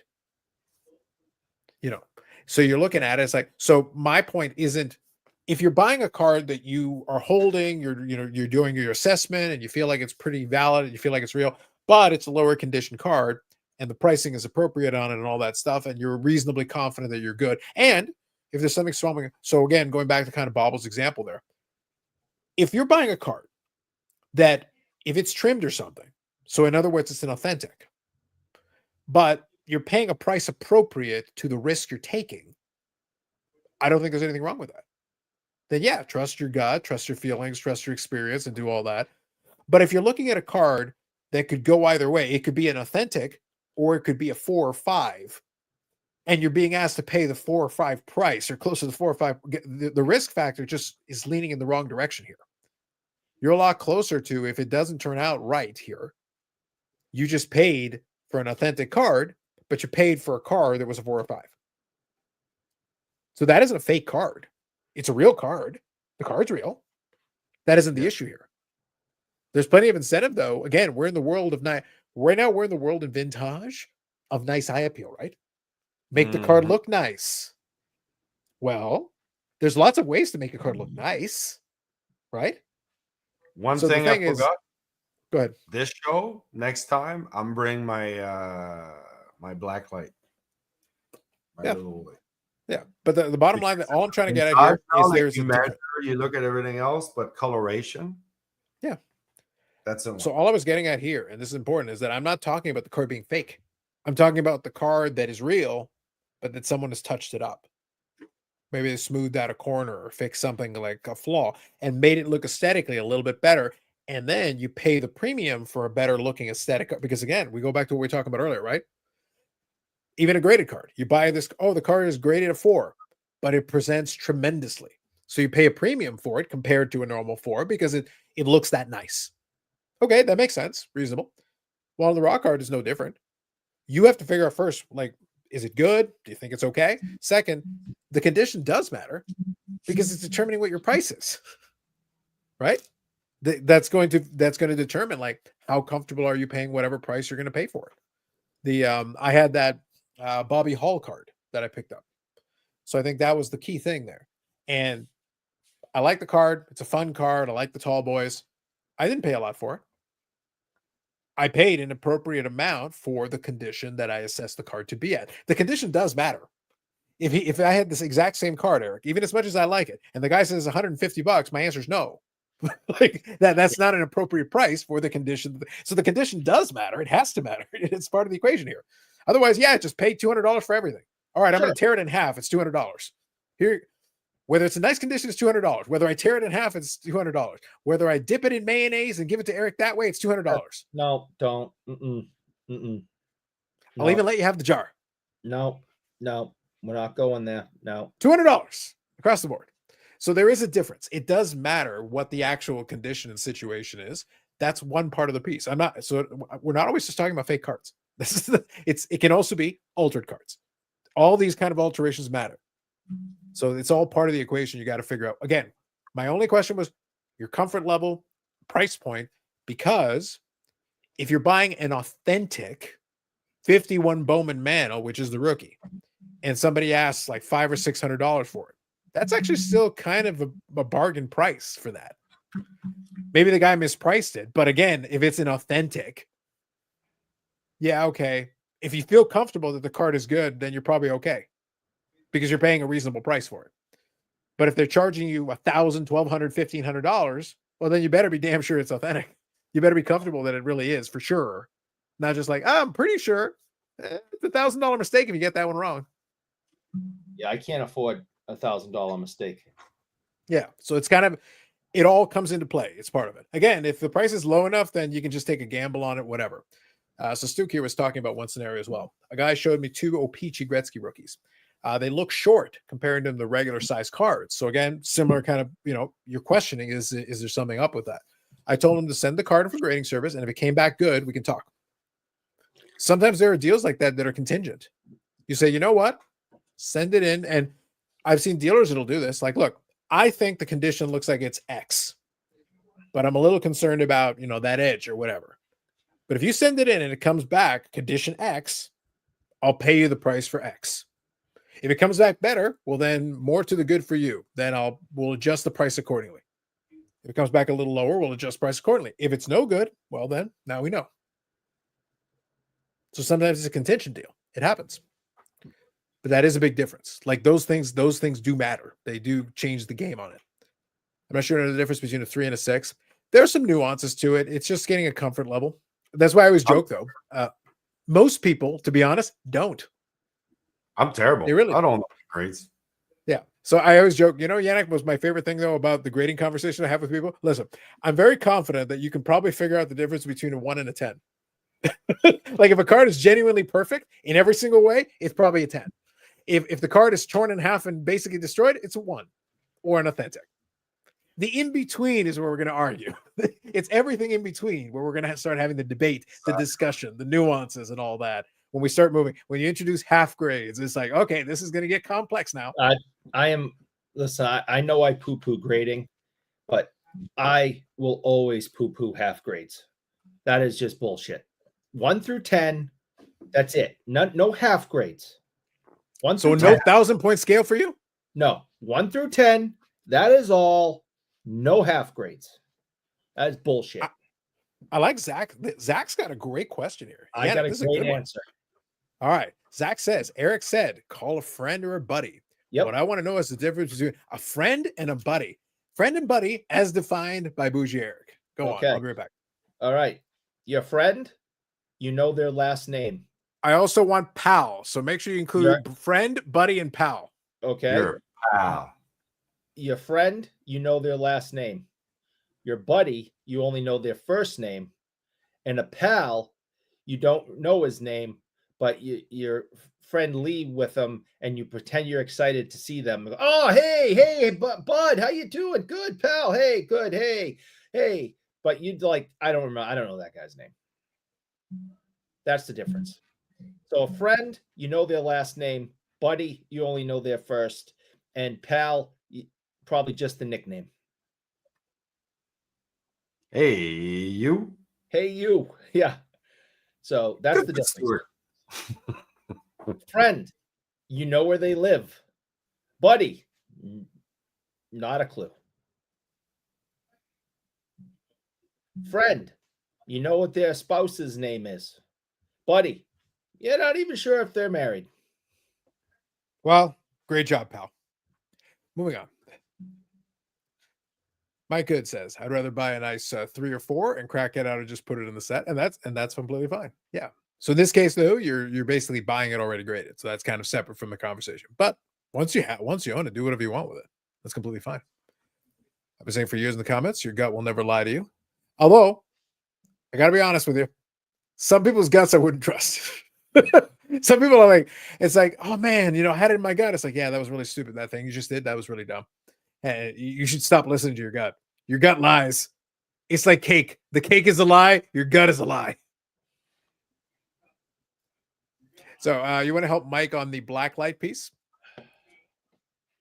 Black light, basically, it's depending on how the light will shine through. Yep. Some alterations. So I'll quickly add something. I'll help you to like see the spots if someone did recolor. Yeah, and so on. Yeah, sometimes. So one thing that it can do as well for you is that if someone rebuilds a corner and does certain things, and the paper doesn't match, some of the fibers don't match, you'll see a differentiator in the colors. That's one thing that can be done, because it basically, as you're shining on it, in theory, it should be reasonably consistent. It shouldn't be like, there shouldn't be some wacky outlier in there somewhere like, hey, what's going on with that thing? What happened there? And sometimes black light can help you see something that the naked eye can't see. That's really what it is to help you. And if Eric got wild and crazy in his room with some mayonnaise and baby oil and manual in space, then you need a black light to find out I'm not even setting foot in this room. That's what you need black light for. I would make sure I looked on every of those Reggie lemon cards. Yeah, Yannick is going to step into that room, but in a spacesuit. He's like, now the spacesuit will not have sleeves, but nonetheless, sleeveless spacesuit. Yeah, like it's got to be sealed right there, right above where the shoulder is. Like it's got to be a little awkward, Eric. Like his arms are fully exposed, but it's like sealed right there at the seam. I like sleeves. Crazy. Just saying, one small step for man, one giant leap into Eric's rolling truck in Manila. Where he says, miniature black light. Thanks for signing, Lou. Yep, exactly. And that's one of the ways you can use it. There's a couple of ways you can use it, but it's helpful. Hit the like button, or so Eric has a $1,000 mistake. Bam. Love it, Paul. 90 is the time the fiber edges. Smell test never fails. It can help. So, like I've seen some people age some of the cardboard a little bit, but yeah, for the most part, you can trust it. The time, yep.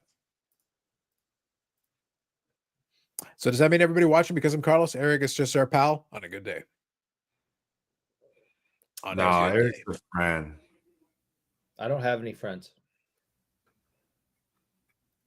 Well, Yannick knows where you live, so does that count? That's because he's friends with my mother and my wife and my daughter. So there is friendship involved, is what you're saying. Just not with me. All the ladies in the house likes the French guy. That's true. that would bear fruit. I think that sounds about right. Seems correct. So there you go. We learned a lot already. Like we've learned about definitions. We figured that out. That's pretty good. It's pretty solid. I don't know what to tell you. Let's see. I'm just scrolling through here, taking a look. So that's the first little bit. Covered a couple of things. Anything else going on in your guys' world? I've got a couple of things I can throw in there, but I was just curious if there's anything in there that you wanted to touch on. Eric, is there anything you want to slander? Your attorney is on standby, so is there anything you want to slander currently? I want to slander Boston traffic. I had to drive as the crow flies, not all that far. I had to drive from one side of Boston to the other during rush hour to drop off something for Carlton Fisk. Now, I wasn't meeting Carlton Fisk. I was meeting someone who was going to bring something to Carlton Fisk. As you all may remember, I've already met Carlton Fisk years ago at a urinal when he your urinal buddy. When he broke man code and kept talking to me while we were doing our business. Okay. So, but at work, we had worked something out with him, and we had to get the stuff to this young lady that was going to bring it to him. So a 25-minute drive, 2.5 hours. Woo! That's Boston for you. It sucked. And then he got him signed overnight, and we get the call yesterday. Okay, you gonna come back and get these? And I just went, nope. No, I'm not doing it again. Find another sucker. I am not doing it again. So I don't know where those items are right now. They're either in Carlton Fisk's home, they're in this young lady's car, but there's no You should have way. taken Bill's car. There's no way in holy hell I am doing that drive again. A 25, unless it's 3 a.m. Because at 3 a.m. I'll get there in 25 minutes. But 2.5 hours parked on 93 to get stuff signed by Carlton Fisk. Just no. All I'm hearing, Eric, is that at that point you declared it belongs to the house now. Yeah. I don't care what happens to it. He can keep them. I don't care. I'm not getting them. Screw that shit. It was absolutely horrible. So, and to make it even worse, I have my father's old pickup truck that he once told me, don't ever drive it. Yeah, the pickup truck. Yeah. So he once told me, don't ever drive it further than you're willing to walk home. Right? It's a 1992 pickup truck. I take pretty good care of it, but it does stall. It does stall out every once in a while, and whatever.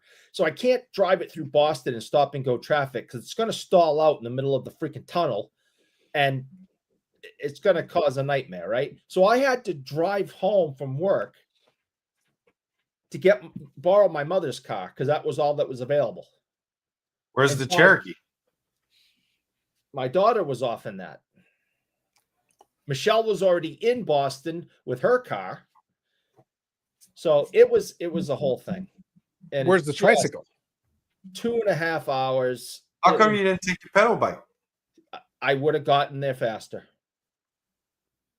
But don't spend I'm just it. saying. You could have been aerodynamically flying up the side of the road while all the cars are stalled. I would have gotten to Dorchester quicker. Yep. Biker says, I got $5 friends. If I give them 10, they have to say nice things about me. You've heard of Eric's arrangement. So he says, thank you, Boston, for runabouts. Fair.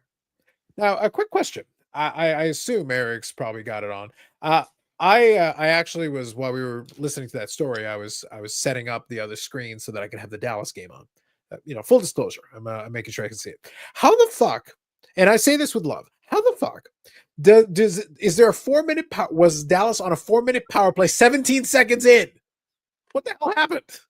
I literally I missed the first 17 seconds and apparently I missed something. I'm still watching the Toronto, Florida with 10 seconds left. But Eric, seriously, a 4-minute power play 17 seconds in. 1-7, 17. I missed 17 seconds and I missed a 4-minute double minor. Good Lord. Sounds like somebody dropped the gloves or something, possibly. I don't know. Scandalous. Jeez. Mike says here, Eric, if you would have taken your bike, you wouldn't have gotten there faster because you would have crashed into a tree. What would have been exciting is he would have crashed into a tree in the middle of the highway, which shouldn't have trees. They find me. Okay. They show up in the weirdest. Eric's just riding down. Yeah, I can imagine. Eric's riding down the street, minding his business. And if you notice, the steering wheel does this. Normally a bicycle doesn't do that, but Eric's is very special. He's going like this, going down the road, and then all of a sudden the tree just jumps over and like When I did, when I did that ride on New Year's, I was waiting for a tree to come out and get me in the garage. By the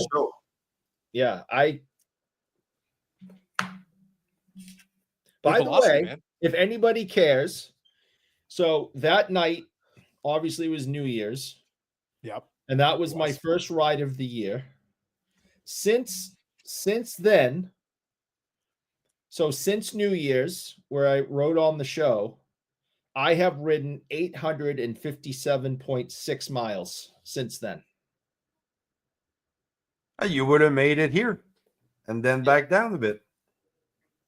So that's where I'm at so far. So since January 1st, 857 miles.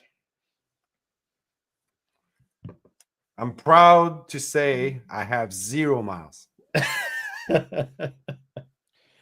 Listen, Yannick, I'm bless you for that. But look, I cannot tell a lie.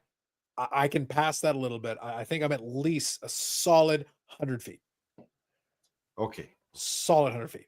Like we're talking here pedaling. Yeah, well, I got a stationary bike. I told Eric that, only a reasonable person, and this is just a statement of fact. Everybody knows, and this is science. Everybody knows that the only way you actually accomplish anything on a bicycle is under one of two circumstances. You either ride for 8 minutes or less, or for at least 100 miles. Anything less than 100 miles and over 8 minutes, you literally did nothing. Under 8 minutes, I've done that. Over 100 miles. I've done that also. No, under 8 minutes, Eric. 8 minutes and 1 second doesn't count. No, I've done under 8 minutes because there's been a couple of times where Then you crashed immediately? Like you barely immediately. All right, well, those immediately, and that's the end of the day. Those count. Yeah. It's like, we get out of the car, get on the bike, enter the woods, and within like 100 feet, something has gone horribly wrong. Yannick, I'm reminded of something random that now I feel I must share with you all. So Eric's story, his tale of woe, has reminded me of something nostalgic from my youths that now I must share with you all. So back in the day, I don't know how much time you may have spent on it. If you remember the Sega Genesis. So Sega Genesis, was one of the systems we had in the house. And Carlos Sr., one of the days we had the odd game. We didn't have a ton of games, but we did have a couple of games that we were able to get on a semi-regular basis here and there. And Carlos Sr. would come to the store and we'd grab a game. You could pick whatever game you wanted as long as it was reasonable. It wasn't a big deal. So one of the days that we were there, we got a game, which by the way was one of my favorites back then. And it's still a great game, by the way. If you're like a retro gamer or something, it's an excellent game. The original Road Rash. I don't know if you remember Road Rash. That was the motorcycle game. Excellent soundtrack, by the way. For 16-bit, amazing soundtrack. Like they did a great job with it. And it's a fun game. It's a really simple concept. You're on a motorbike. You're basically, the entire storyline is that you're this biker and you can go through these different levels, tiers. You've got other characters that have these little cutscenes where they'll talk to you and all that. But the point is, you're a road racer. It's an illegal road race is what you're doing. So what happens is you're racing, but at the same time, you can punch and you can kick and you can collect weapons that you can use, bats and chains that you can use against your opponent. What does this have to do with their story? I'm now going to give it to you. So what happens is all these games before Grand Theft Auto.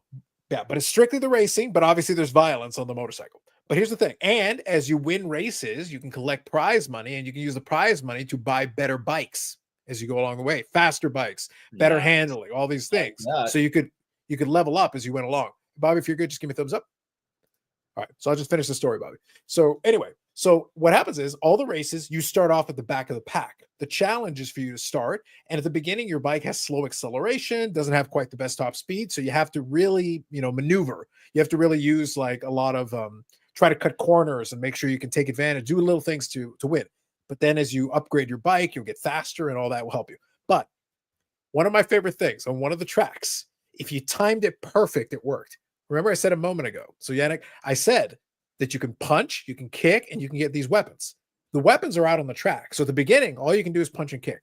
But on some of the tracks, if you timed it right, you'd be right beside another motorcyclist. And what happens is as soon as the flag drops, if you time it just right, you could just go boom and just pop the guy and he would literally fly off his motorcycle. And that was basically Eric on the short thing. He not even getting out of the blocks and the guy's already flown off his motorcycle. And all you'd hear is the graphics could be like, oh, and the guy would just go flying and then you start riding.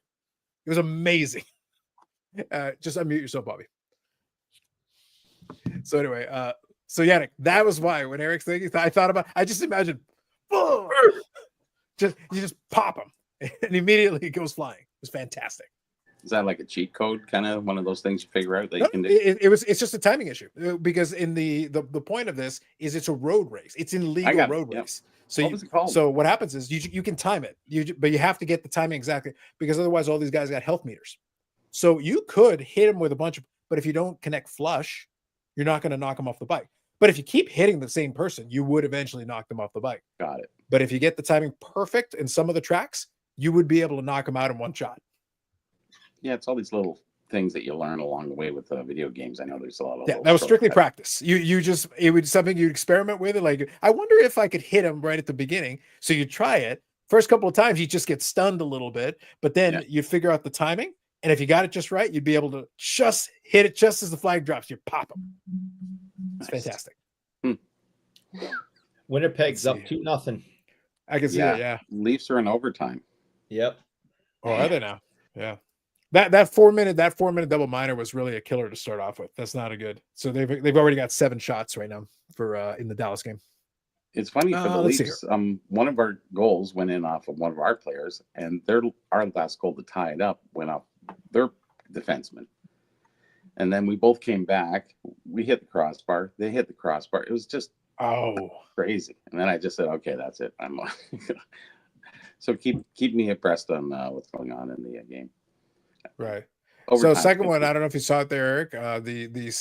So you were still watching the Leafs game, right? Yep. Right now, Dallas Winnipeg is up, but yeah, this is the Leafs overtime. So no, I know, but I'm just saying, Eric. Are you watching the Leafs game currently still? Yes. Okay, perfect. So just to let you know, and the second Winnipeg goal was literally a Winnipeg pass that bounced off Lindell's skate. Yeah, I was like, oh, come on. It was literally just. It was a straight blind pass. It was actually just a pass, not towards the net, but it deflected off a skate into the net. I was like, that's just bad luck. That's off your defenseman's skate. Like, you're not planning for that. That wasn't even a Winnipeg shot technically, but it worked out. No. So here goes my good said, Eric, if you had taken your bike, you wouldn't have gotten there faster because you crashed in a tree. Yeah, that's what we're talking about. That brought into the road. By the way, seriously, if you do any retro gaming, Road Rash, the original Road Rash, fabulous. Really fun game. Here, good evening. Eric needs to wear his GoPro so we can watch him crash. Facts. That would be a YouTube channel I would subscribe to twice. I did that, remember? And I sent you the video. No, but it needs to be on the YouTubes, Eric. We need the crashing on the YouTube. I sent you the video. You guys have it. I sent you guys the video of me crashing up at Highland Mountain doing the winter woolly on my. Yeah, but that was an Instagram, right? I don't know if I put it on Instagram, but I sent you guys the crash videos. I don't think I put the crash. I don't remember if I put the crashes on Instagram or not, but no, you put it on YouTube and you say mass hole crashes. Yeah. And anyways, that's the entire channel. I do have footage of me crashing during the winter woolly. Yep. So Carlos, is there something to be said about old video games being almost better than the new video games in a certain aspect? No, that's not something to be said. It's a fact. Oh, okay. Yeah. No, the main rationale is the new game. Okay. No, yeah, but in this case, though, I think there is a logical reason for why that's the case, though, because in the current iteration of it, it's designed. The games have gotten bigger, but it's designed where the discs, when they still exist, are basically a key to a digital download. So a lot of these games, especially some of the bigger games, actually have design flaws in them out of the box and need day one patch updates. So the game is already inferior. The game is broken when we start. So whereas opposed to the Road Rash example, it's a cartridge. The game is the game. Like, if the game doesn't work, the game doesn't work. Like, there's nothing you can do. No, you put the cartridge in.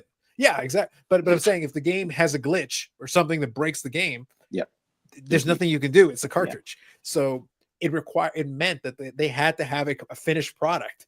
You can't go back and redo it. You have to get it right when you're putting it into the chip. Okay. So like it forced them to make sure they didn't try to get too ambitious. They did do a lot of ambitious things. They tried some stuff, but they had to make sure the technology would allow it.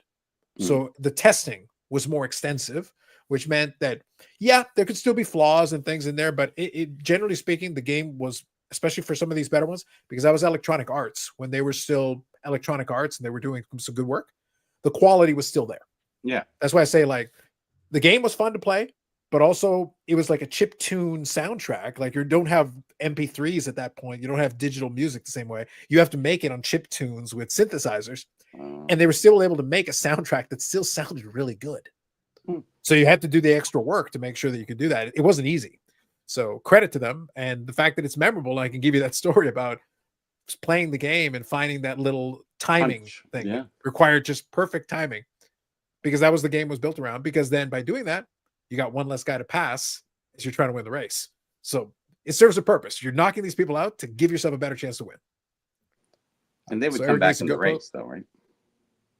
Yes, they can actually climb back onto the motor. Now, if you stun them well, it takes them a moment, so it's going to be harder for them to catch up. But you can't. But they can get back into the race. It doesn't kill them. It stuns them and knocks them off the bike, but they can get back onto their bike and eventually catch up to you if you don't do a good job yourself. Got it. So Eric needs to wear a GoPro so you can watch him crash. We talked about that. Had to put the phone down a bit. Didn't expect Eric to have an explanation for difference in friend and buddy. Listen, we have a lot of range here. A lot of range. I missed that. Damn. Carlos, did you cover the story you said to talk about after talking about the actual? Yes, that was the so that was the story about the random Facebook guy that so I think you missed this, Bobby. You would enjoy this. Yep. I was trolling Facebook briefly, just checking it out, and I was on one of my wrestling channels, groups that I was looking at, and somebody on there apparently is a collector of a character named JC Jane in WWE. And he started to rebuild a collection, and he had a nice picture of a group shot of some cards, and it was like very nice stuff. I was just skimming through, but on one of the posts today, he actually had on here, he put in there the acronym ISO for this card. So in search of this card. In search of, yeah. And the picture was from the eBay page of the car of the one of one that I bought. So he was actually looking for the card. So in the comment section, I put underneath, I go, "You this troll. thing?" ? And I put the Instagram thing on there. And I was saying to the guys, it's like, well, it's like, where can you find it? Where is it? Yeah, damn right. Legal? Yes, it is. But that's why I said to the guys, it's like, I wonder where it is. I wonder where it is. It's 4 feet away from me is where it is. That's where it is. But I just told the guys, I left it on there. It's like, it's on him. If he wants to reach out, I joke with them. It's like, everybody's got a price. Look, if you want to buy the damn thing, you reach out, you make an offer, and I'll at least hear you out. And he can save fees, and you can save. Well, he can save on your saving fees too. So everybody. Yeah, but the key though is I'm putting the impetus on him. I gave him a hint where he can reach out, but it's still on them. And number two, I'm not necessarily looking to sell it. I'm quite content hanging on to it because I've got it in my collection with those cards. But if you blow me over with a great offer, well, of course I'll listen to you. That's fine. Gotcha. But there's no urgency on my end to sell it. I'm quite content keeping it. It's fine. But you have it listed on eBay. I don't. No. I'm saying the picture was my purchase. I bought it. You bought it. He basically went to the completed auction and took the picture. Yeah. So I didn't have it on eBay. So I had bought the card and I was happy with the price I bought it for. So but he was looking like for teasing him. Oh, absolutely. 100%. Yeah. You said you were trolling. So there you go. Oh, 100%. But at the same time, like, no, if he wants to reach out and he would like to offer something for it, like, obviously he didn't get a chance at it. So that's why he was looking for it. And I said, $1 million. Listen, I'm just saying, we're talking Eric like button money here. Ooh. Whoa. Serious cash. We're not even playing around here. Just saying. So here we go. Dexter, good evening. Why is Billy stealing your competition right now? Shh. Hockey Card Gone Show. Treasonous. I don't know. Their competition? I wasn't aware of that. Yeah, they're way bigger and better than us. I don't think we're competing with them. I don't know. Listen, I don't know if I know for a fact that show is neither episodic nor longest running. No, but just bigger. They have nothing on. Yeah, they're just bigger and better. It doesn't matter. No, Eric, bigger perhaps, but not better. Because if we're talking about bigger, then I defer you to cat videos. They are the real overlords of the YouTubes. Yeah, cat videos will crush us all. Yep, crush us all. Here you go. Here's a quick video of me falling on my face. Oh, see, this is riveting content. This is winter. Yeah, hold on. I'm about to crash.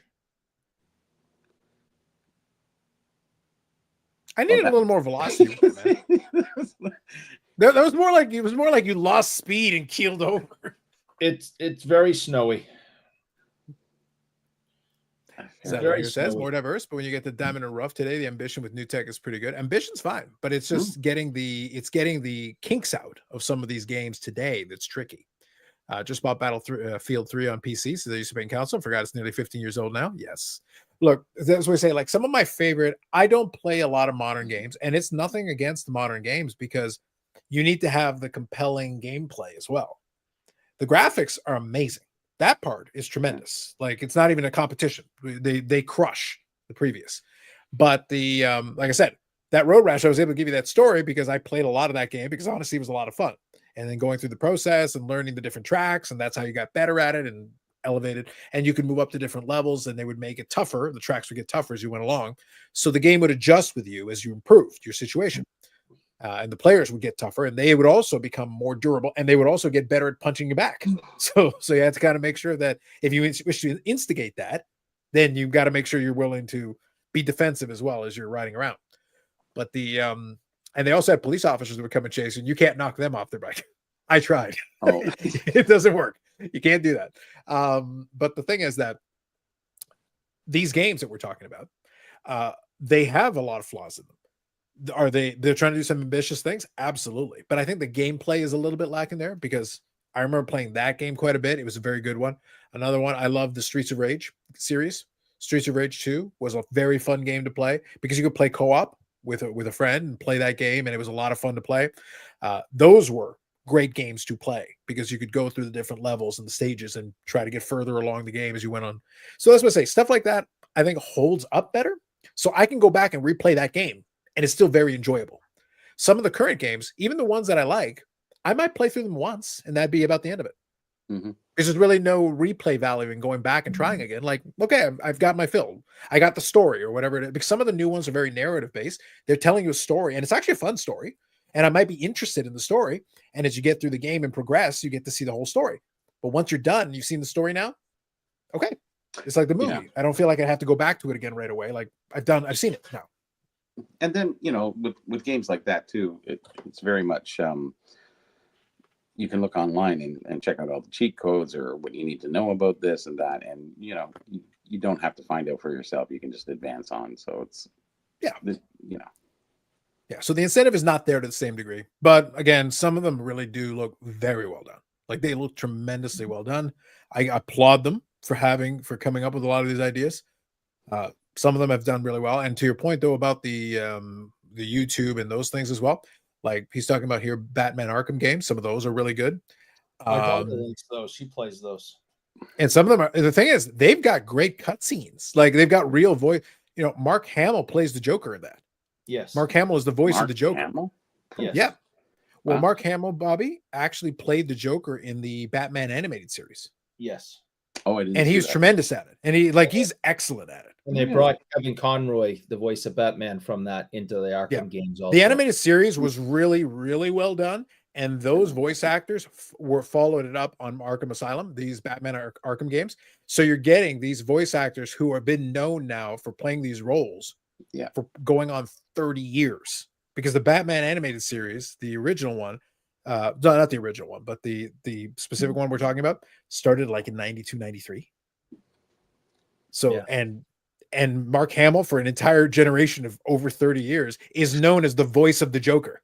I mean, So he's not the face of the Joker because he never played him in live action. Yeah.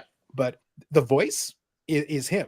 When they see a cartoon with the Joker, Mark Hamill is that voice in the original animated series and in these video games. And he does a tremendous job. He plays it really well. So if you think about it, it's almost like a movie with a gameplay element of it. It's actually a lot of fun because those cutscenes are worth listening to. Just listen to these great voice actors doing a great job playing off of whatever. he has the right to change his mind, but he says he's retired from the role. It'd be tough to keep doing it forever. He is great at it. Like obviously he's tremendous at it. I just don't know. Kevin Conroy passed away. He did, yeah. And he said that he's not going to do it without him, so he's retiring from the role. Now he could change his mind, throw enough money at him, right? That's how this money runs out. I just think those guys. I would think Mark Hamill probably has done all right. Like honestly, like with all the different things he's done over the year, if the man hasn't saved some money, I don't know what to tell you. Like he should be fine. He should be like he's at least got half of Eric's net worth, at least half. At least. Why do you think we get so much on the like button? Oh yeah, Cash I'm money. loaded. I'm so rich. You bet. Yeah, Thanos said he said he was done with the Conroy died, and that I think that makes sense to me. Those guys together were Batman and the Joker for over 30 years in terms of all these different, and they did animated movies. There were animated movies where they did the voices, and they did a great job on those and the original animated series and the follow-ups and a lot of these. Great, really great stuff. Another one where I think they did an interesting job for me is there were a couple of the Mortal Kombats that they did, some of the more recent ones. I don't think the most recent one, but one of the most recent ones. And they came up with an entire new backstory and kind of did a whole play on like time travel and things, but played with all the different Mortal Kombat characters that people are used to. And they had a whole backstory. You can go and play like a story mode with these different characters and go through an entire progression for them, origin story all the way through to the end of the tale. And it's basically a movie. I think when you play it out, it's like a 3-hour movie by the time it's all done. That you're playing cutscenes throughout this video game as you're playing all these levels. So it's pretty immersive. You can take your time with it, and really, if you like, you can really kind of enjoy the experience. So that part of it with the current modern gaming can be a lot of fun if they do a good job writing it. The writing is everything. You got to have good characters, and you got to write them well to make it entertaining for yourself. But in the meantime, you're having Mortal Kombat fights. Like the fights are in between. These cutscenes are then leading to the fights, and that's how you get through these. So I think they've done some good job with it. The PS2 MK game stories are really good. Nice. So I think that part of it, I'm very satisfied with the current age. Some of these games have done a really good job with that. But some of the classics, though, are still fun. Like I said, I still enjoy those for that reason. That's still my generation. The Sega Genesis was one of my favorites. Never played it. Me neither. I went from Atari 2400 to buying my daughter an Xbox. So think about the generational difference of those two things.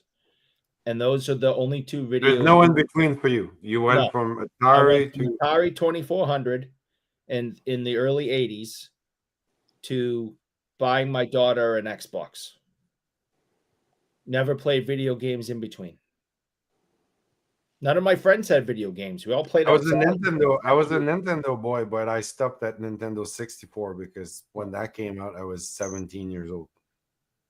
You know, everyone played GoldenEye, but after that, that was it. That was the evolution of my video gaming.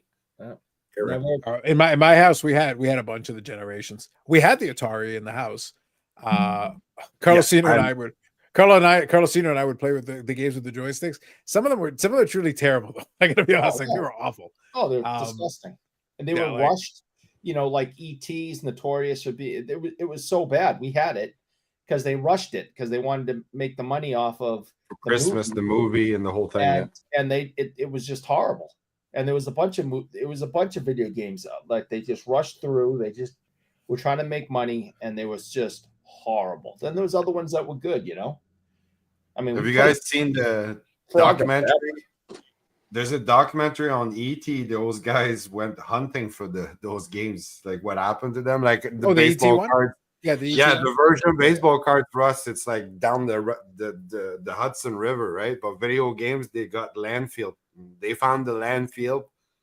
They scanned it somehow, whatever. They even dug. It was in New Mexico, I think, right? New Mexico, yeah. Yeah, something like that. But yeah, it was. They found the games. It was pretty neat. Yeah, I think the town actually turned it into not only like a tourist thing, they also sell like the games from the landfill. So you can buy the specific games that are like certified as being from that original burial. Again, this is literally trash that's been buried. They're selling as a collectible. So Sadler here says, I got all 7 of my consoles hooked up. Yeah. I've got all my consoles hooked up now. I have a game room set up where I'm sitting now. Nice. But yeah. So Eric, unfortunately, you missed out because I got to be honest, the original NES, there is some great games on that system.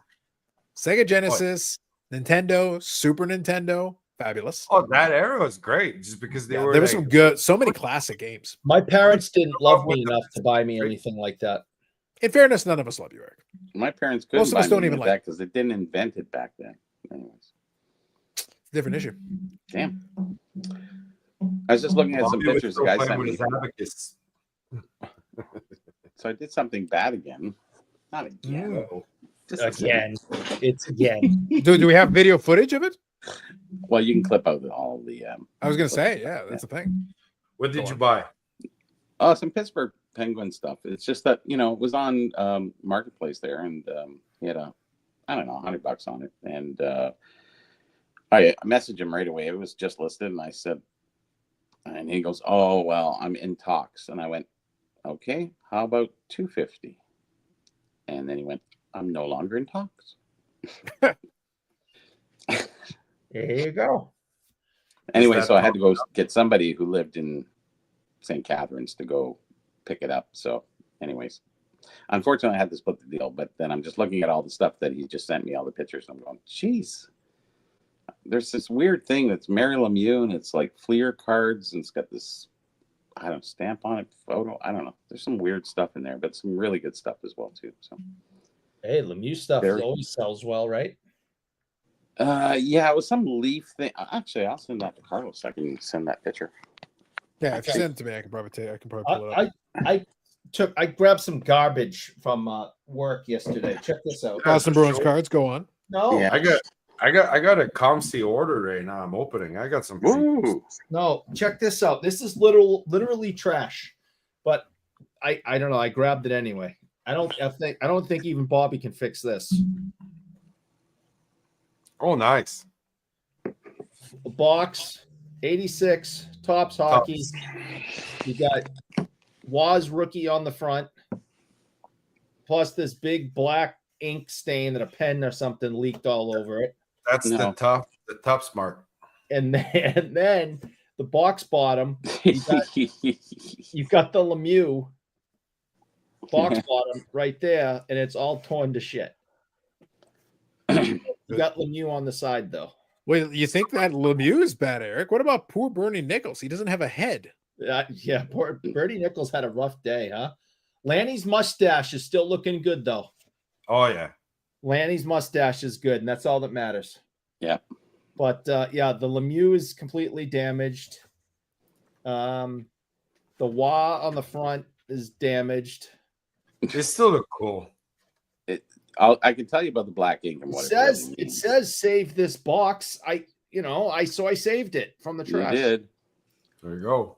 I found the black ink mark is actually when Topps would sell out their products, they were able to return the products so they can get money back from Topps themselves. So what Topps would do on return products is they put the big black marker right across all the boxes. So what would happen is when they wholesaled them out to some other company, they couldn't sell them back or return them back after that. That's why that big black marker is there. So it was a default return. So yeah, it happened on as early, I think it was 84 boxes, a lot of Topps boxes, some 85s, some 86s. So it's just a return product that they marked, and that was a common thing for Topps. O-Pee-Chee never did that, though. I think O-Pee-Chee sales were final, whereas Topps could return to the company. Now, I completely believe you because I've never heard of such a thing. But this you completely believe me. My God. I was gonna say you should trust the word of the bro. Seems to be a little bit on the bottom here too, so I don't know. If you next time you I don't know how many O-Pee-Chee wizards are out there, but just saying. Yeah, in the fall, Eric. So if you pay attention, there are boxes like that at Expo for Topps that are like that. And even when I was doing that thing when I was showing American Gladiators, I was showing the hobby boxes. Some of those had the same thing as well. So Topps very consistent on it. Oh, they did it, for other sports. Yeah, they did it for everything. So it's just yeah. But now that you know, now if you see a couple at Expo that are like that, now you know why they're marked that way. And then you can understand the production and whether they overprinted, oversold, what have you. And that's you would see more in 84 Topps, and 84 Topps was printed to the hill. You'll see so many boxes like that. 86 not so much, and 85 not so much. And of course those are clean inside. Look at that. Yeah, so you can see the best part of the box right there. You can see the Lemieux and everything inside. I think even the 85 box bottom Mary Lemieux card, if you got a 10, it's almost worth as much as a 10 of his regular card. It's kind of crazy. If you get a great grade on those, they're very good because a lot of them get scuffed and damaged and the cut is bad. Somebody's like sloppy with the scissors. There's so many things that can go wrong. If you can get a nice clean copy, there's a premium for it for sure. That's $5,000 for a 9. So yeah. What's a 10? I don't have no idea. Should I cut this one out and send it in for grading, you think? Yeah, I think you would get a PSA nothing. Anyways. I think you should just sell it raw and just tell them it's near mint. So Dave says, "Oh, I got those boxes," and I said, "Yeah, I remember you told me about them." So he has the whole box flat. So I think he got them from a sheet, so they've never been touched, never, they're oversized, they've never been bent or anything. I said, "Dave, why don't you find those, because they're really hot right now?" And that was 2 years ago. Anyways, he's still trying to find stuff. And wait, Dave wants to come on, and he wants to come on the show. And for as lacking in tech savvy as he is, he has some tech savvy stuff to tell you guys of what he's doing now, which is, I'm going to wait. I'm not going to divulge anything, but just letting you know a little hint there. And you will be surprised beyond any belief. It's just phenomenal. I went, what? You? What? My favorite part about the story, Eric, though, is that Bobby was giving me a little bit of a heads up on this, but at the same time he was talking to me about it was when I was going down to the suite at the Blue Jay game, which is the reason that I was able to respond to him while it was still morning. Like early afternoon. It's like, otherwise I'm not responding to this until much later. But I happen to be up and like beside the dome. And he showed me pictures. Yeah, I saw them. Well, we'd always love to have Dave on. Dave's great. Is he going to give us free booze again to get us on? So apparently there's no longer a thing. Well, he's no longer in the booze business. All right. So he's in a new business that you would, and it's hobby related. Well, so that Eric, that's part of the tease. The part of the tease is what he's doing now is something that may be of interest to have a discussion. Believe, even if I told you right now. Right. Then let's get him on here at some point. Then Dave's got great stories. So he can talk for days. Yeah, he's got some great stories, especially from the last one with all the rap stars and stuff like that. Anyways, so I think it's next week he's available. Okay, so we'll see if we can get him on for an hour or something, and he can chatter about what he's doing. And you guys are just gonna. It's gonna. I probably won't be here, but what are you doing? You got a bicycle race in France or something, or what? No, I'm supposed to be getting LASIK surgery next Friday. Oh, you must have a good plan, because I know in the States a lot of that stuff is expensive, hip replacements.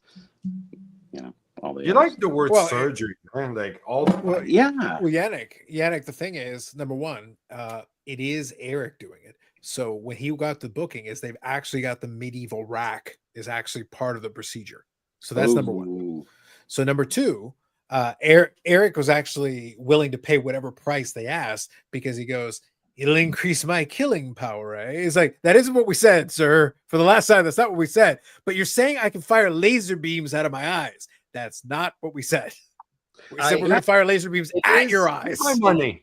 It is mountain bike related, because so you can finally see the trees now. I have to wear my glasses when I ride because my vision's gotten so bad. But they fog up or sweat pours down them, and there's no windshield wipers. So I have eyebrows. I'm crashing because I can't see, because I'm wearing glasses. Did you see his last crash? It was just a fall. So I went and said, all right, I think I need to look in to see if I'm eligible to get LASIKs, because I'm going to kill myself.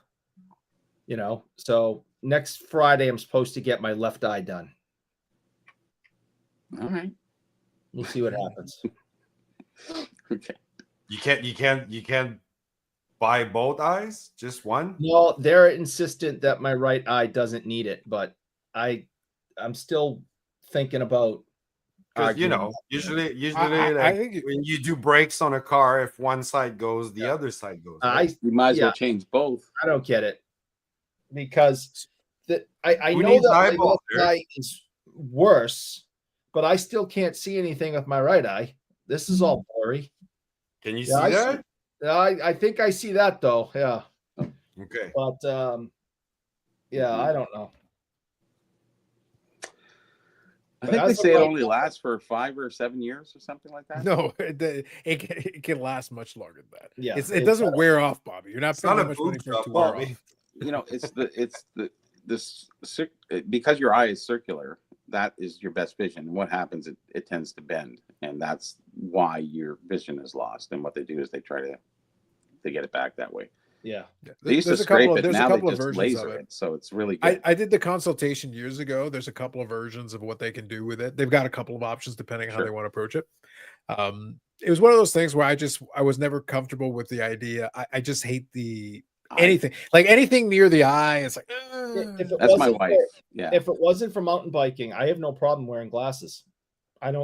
Doesn't affect my day to day, but I'm flying down a mountain or something with rocks and roots and trees and everything else, and I can't see. But you got your glasses on, don't you? They fog up, or There's So, that Bobby, what I'm thinking anti-fog is- stuff that they have. Remember, Bobby, what I I'm thinking. cannot find anything that works. remember they didn't put a man on the moon in '67 for nothing. Listen, what I think what's going to be important here is I think if Eric does this and he gets his vision fixed, I think this will give him the confidence to finally attach rockets to his bicycle, like like the Canyon Mountain, or what was the Evil Knievel thing? It was the something mountain. Snake Canyon. Snake Canyon.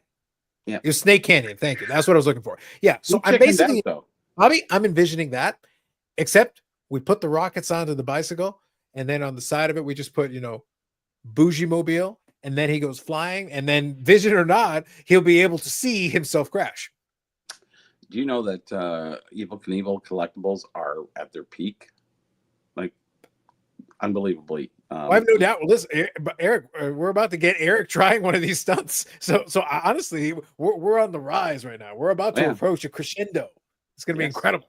Did you ever see the movie, Bobby? Did you ever see the Evil Knievel movie with Gene Kelly? Yes. No. Wasn't that horrible? It was Gene Hackman, wasn't it? No, it was Gene Kelly. Played his mechanic. Evil Knievel played himself. Okay. Evil Knievel played himself. Yes, he did. Gene That's Kelly right. It was like a documentary almost. Yeah. Okay. It was great. It was horrible. It was great. You got to see who he really was. It was kind of cool. I would love Eric if the critics are like, the movie's fine, but the guy playing Evil Knievel, I don't buy it. No. Yeah, right. Honestly, like it doesn't feel authentic to the character. Anybody wants to just have a good time, man. To jump over stuff like that, the person that you have to be, it's just phenomenal. Like you have to have a couple screws loose for sure, or have a lot of concussions. Well, he got a lot of those, that's for sure. He had more than me. Yeah. So real quick, he was doing it like on a street Harley Davidson. The thing weighed hundreds and hundreds and hundreds of pounds. These guys that jump stuff now are on these lightweight carbon fiber, motocross bikes with huge suspension. This guy's just like, hey, go grab the Harley out of the garage. I'm going to go jump this bus. Mm-hmm. It was nuts. Yep. So Dexter here says, looks like it might be the year Canada breaks the Stanley Cup drought. It's the second round. Oh, what's going on? I love the enthusiasm, but it's the second round. Update on the Leafs. The breaks. 4-4. Is it still overtime? Yeah, they're in over. They got 4:43 left in overtime. This is the first overtime? 43 what? 4:43. 4 minutes and 43 seconds. Okay. I didn't hear the 4. I heard the 43. No. Based on Dexter's response. Bobby's going to get touchdown. mad. No. Touchdown. No. Angry Bobby on his way. Oh. Ice cream cake. Rock Latex says Eric can wear a monocle. Facts. I get the heebie-jeebies just talking about it. Truth. What's going on? What happened? The Leafs lost. So he says, so Eric will be a Pirate next week. True.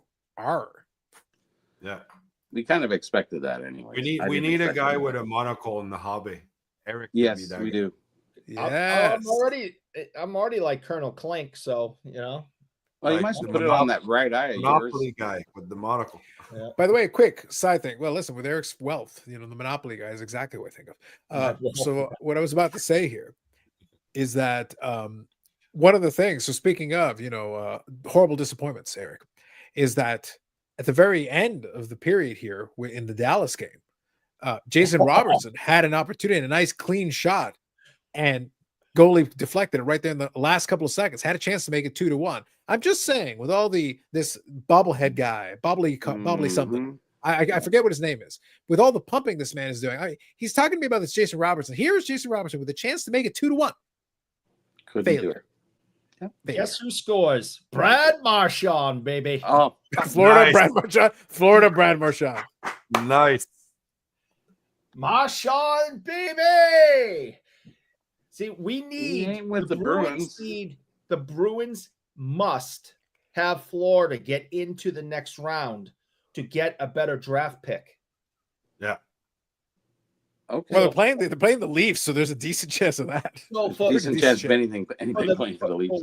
Playing with the Leafs. So what's better for the Bruins Horrible. is that Florida wins this series. And Marshawn has to play 50% of the games. He's played 100% of the games so far. But the Bruins get a higher draft pick if Florida wins this series and gets to the next round and Marshawn plays 50% of the games. Whatever. That's a lot of conditions. The next round thing I get, but the 50% of the games too. Like, geez, that's a lot of conditions. Yeah, but he's played 100%. So I get it. It's just kind of an interesting. But he just scored the game winner in overtime. So Stuke here says Evo used a steam-powered rocket called the X2 Sky Cycle. All right, thank you, Stuke. Ticks in front, still had no chance. It happens, unfortunately. Oh, too bad. Evening all and Bionic Eric. Facts. Yes. Good evening, Paul. But yes, so as we can kind of allude to this segment here, we are currently in the mode of the hockeys. We're watching the hockeys.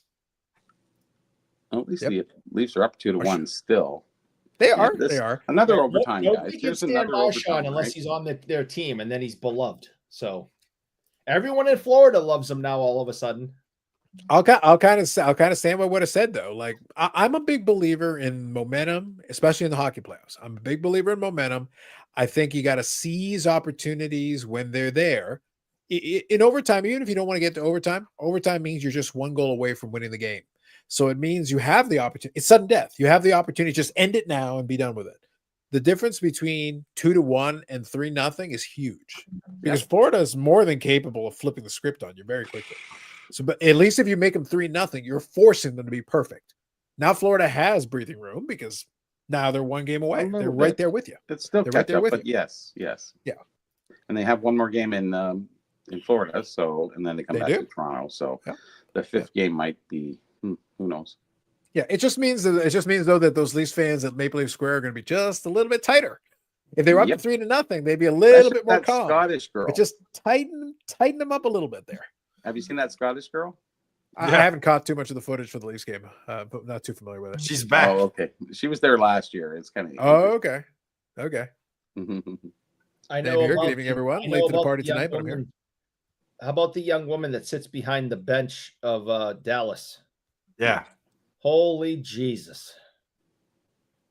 Behind the bench? I'd never, if I played for the Stars, I'd make sure no matter what happened, we never lost again. We're never gonna lose again. Never gonna lose again. Simple. Well, you got to see the meme of or it's not even, well, I guess there is a meme, but the Scottish girl who's from Scotland, obviously, she come to watch the Leafs. She loves the Leafs, and she's a very funny lady who says some interesting stuff. Yes, she has a foul mouth from what I remember. And she has very big things. Yes, very big. And she talks about them foully. Yes, that's the one. You know it. Yeah, I know the one. Yeah. And she surprised everybody last year with what she said. Yeah. It was like, whoa, that became a meme everywhere. It was like, yes. Yep. We're trying to keep it clean. I was going to say, yeah. This is what happens. I just want everyone to know that this dirtbag here, Indigenous rookie cards. Oh. No, this dirtbag here, Indigenous rookie cards. Last night, he jinxed the Maple Leafs. Jinx the Maple Leafs. So thank you for doing that because he badmouthed Marchand in a text. In a text, he badmouthed Marchand. Okay. And tonight, Marchand gets his revenge against Indigenous rookie cards. So Marchand left the Boston Bruins. Why are you still holding on to him? What? Marchand left the Bruins. Yeah, he's gonna come back next year. Sure. He's just on loan for right now or something. Would you like to make a gentleman's wager? We don't bet here. We've totally betted here, Bobby. Oh, we do that now? Okay. It's a or do we admit to it? Sorry, yes. Okay. Yeah, I was going to say, we've totally done that, yes. All right. What kind of terms you got, Eric? Back next year? How many of them involve death? Yes. Well, a gentleman's wager is like $1. All right. A gentleman's wager could be $1 and death. And death.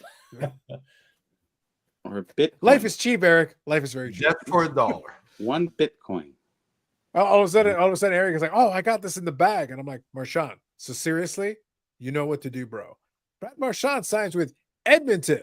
Name Brad Marchand fan since day one. Eric. Yeah, he would too.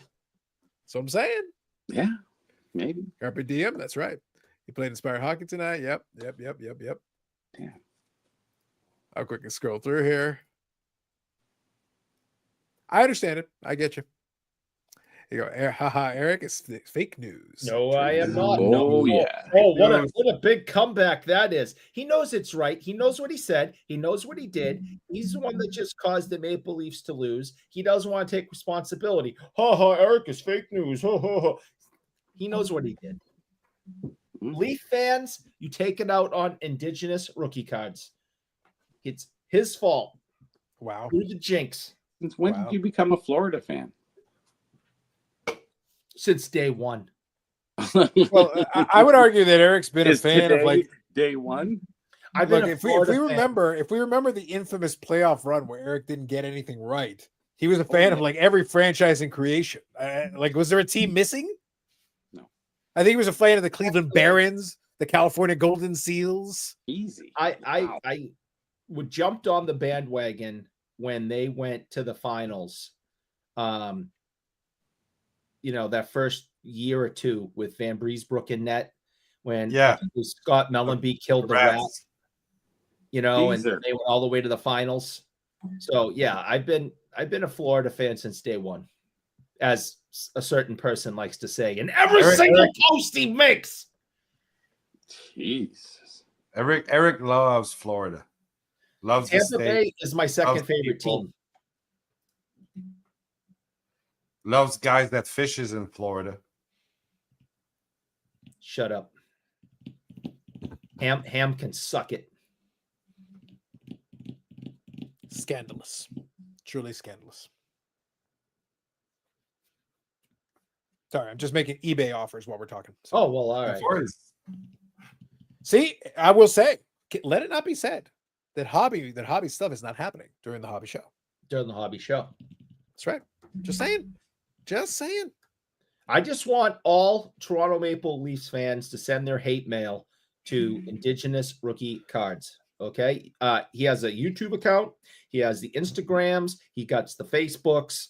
You can. I usually send. So Yannick, I don't know about you, but I usually, if I have hate for Indigenous Rookie Cards, I usually send it to Instagram handle @Sanderson.org. Yes. Sanderson. That's been his Instagram account since day one. Yes. Everything's from day one. I hate him. I hate him so much. Such anger. Yannick, I feel like a lot of that anger is misplaced because Name came all the way down to Toronto for the Spring Expo. And we're there, all having great fun, telling Eric he's number one in multiple photographs. Yeah. All kinds of photographs telling about his number one. Mm-hmm. We're sitting here spreading positivity in the hobby. Yeah. Positivity. Just reminded him every hour we thought of him. Oh, yes. No doubt. No phone. I mean, allegedly. Just allegedly is all I'm saying. Unbelievable. So incidentally, kind of a side note, I'm looking forward to it. It's going to be fun. Weather permitting, I intend to make it down. This weekend is the first game of the Toronto Maple Leafs inter-county baseball season. Sunday is going to be the opening, the opening home game. So that should be fun. Again, weather permitting. Supposed to be good weather too, I think, on Sunday. Yeah, it looks like so far so good. As far as I can tell, it seems like it's going to be cooperating. So if that is to come to pass, then my plan is to head down there and I'll report back my findings. If everything comes to pass, I'll I'll take some photos and stuff, and maybe we'll talk about it on the podcast. We still, Because I love the local game. I enjoy it. we still a couple weeks from home opener here, but like preseason's on. If you gotta take preseason pictures, for Carlos, you gotta have the Yana camera. well, so actually, what's funny, I believe I could be mistaken, but I think the Toronto team, I think in this particular, let me see if I can pull it up here. Toronto Maple Leafs baseball. Could be mistaken here. I believe they're actually going to have. What league in are the they open- playing? What's that? What league are they playing? This is intercounty. This is intercounty baseball. Okay. We I got think Frontier actually- League here, which is independent league, one of the last ones. Yep, here we go. So the opening day, I believe the starter is going to be Ayami Sato, who is the first woman to play pro baseball in a men's team in Canada. Nice. So that's going to be for the opening day. They're going to have her pitch. She's a pitcher. Cool. Yep. Well, I think if you're going to have, so it's funny because I remember having a conversation with somebody but a lot of people obsess about these things. They worry about them too much, and they go, "Oh, well, well, can the women play these professional baseball?" It's like, yeah, sure, why not? As a pitcher, it'd be like the ideal position if you're going to try, because, and this is the thing, a lot of people don't understand the basics. If you're thinking about the game, think about the game analytically. Who's the pitcher that I talk about all the time when I talk about proper pitching? Greg Maddux. Greg Maddux wasn't known for his fastball. It's not fast. He wasn't blowing the ball by play. It's deception. If you throw the ball with accuracy and put it in the right spots, the hitters are still going to have trouble with it. You mess with their timing. You put it in positions. That's your best bet. If a woman is ever going to play in a professional league beyond a certain level, you're going to have to pitch. Yeah, but I would say there's no but. I watch outfielders throw 60-mile-an-hour pitches and strike guys out. I think you don't have to throw hard. I think you could have a woman successfully pitch in the major leagues if she was a knuckleballer. I don't think she would stay long throwing 60 miles an hour. No, but 60-mile-an-hour knuckleball, you're right. I think the knuckleball would be part of the all. It's the thing, like, guys, I'm not even kidding. These hitters are not used to it. You throw them in there, I promise they're going to swing out of their boots and strike out and look like idiots. I actually would have an easier time sending somebody out there throwing 60. They'll probably strike out 18 batters in a game because they will overswing. The hitters will overcomplicate this. They're going to be thinking batting practice. The thing is, the batting practice is groove down the middle. Don't put it down the middle. That's it. Just don't put it down the middle, because some of these guys don't understand where to pitch. So that's it. I'm not against it. I just don't. I hear. Listen, I hear your philosophy. I don't. My philosophy is the entire history of baseball up until the last several years. I think she'd have to be a knuckleballer. Hashtag Memphis. Like I'm sitting here like, it's like, do you guys even watch? Have you ever heard of Jamie Moyer? Yes. The guy was pitching into his 40s and couldn't throw for shit. I think Eric with a broken arm could throw harder than Jamie Moyer. Didn't he play for Blue Jays? No, he played for Seattle. You're thinking R.A. Dickey played for the Blue Jays. He was a knuckleballer. Yeah. Yeah. R.A. Dickey is the guy who won Cy Young. He was a knuckleballer.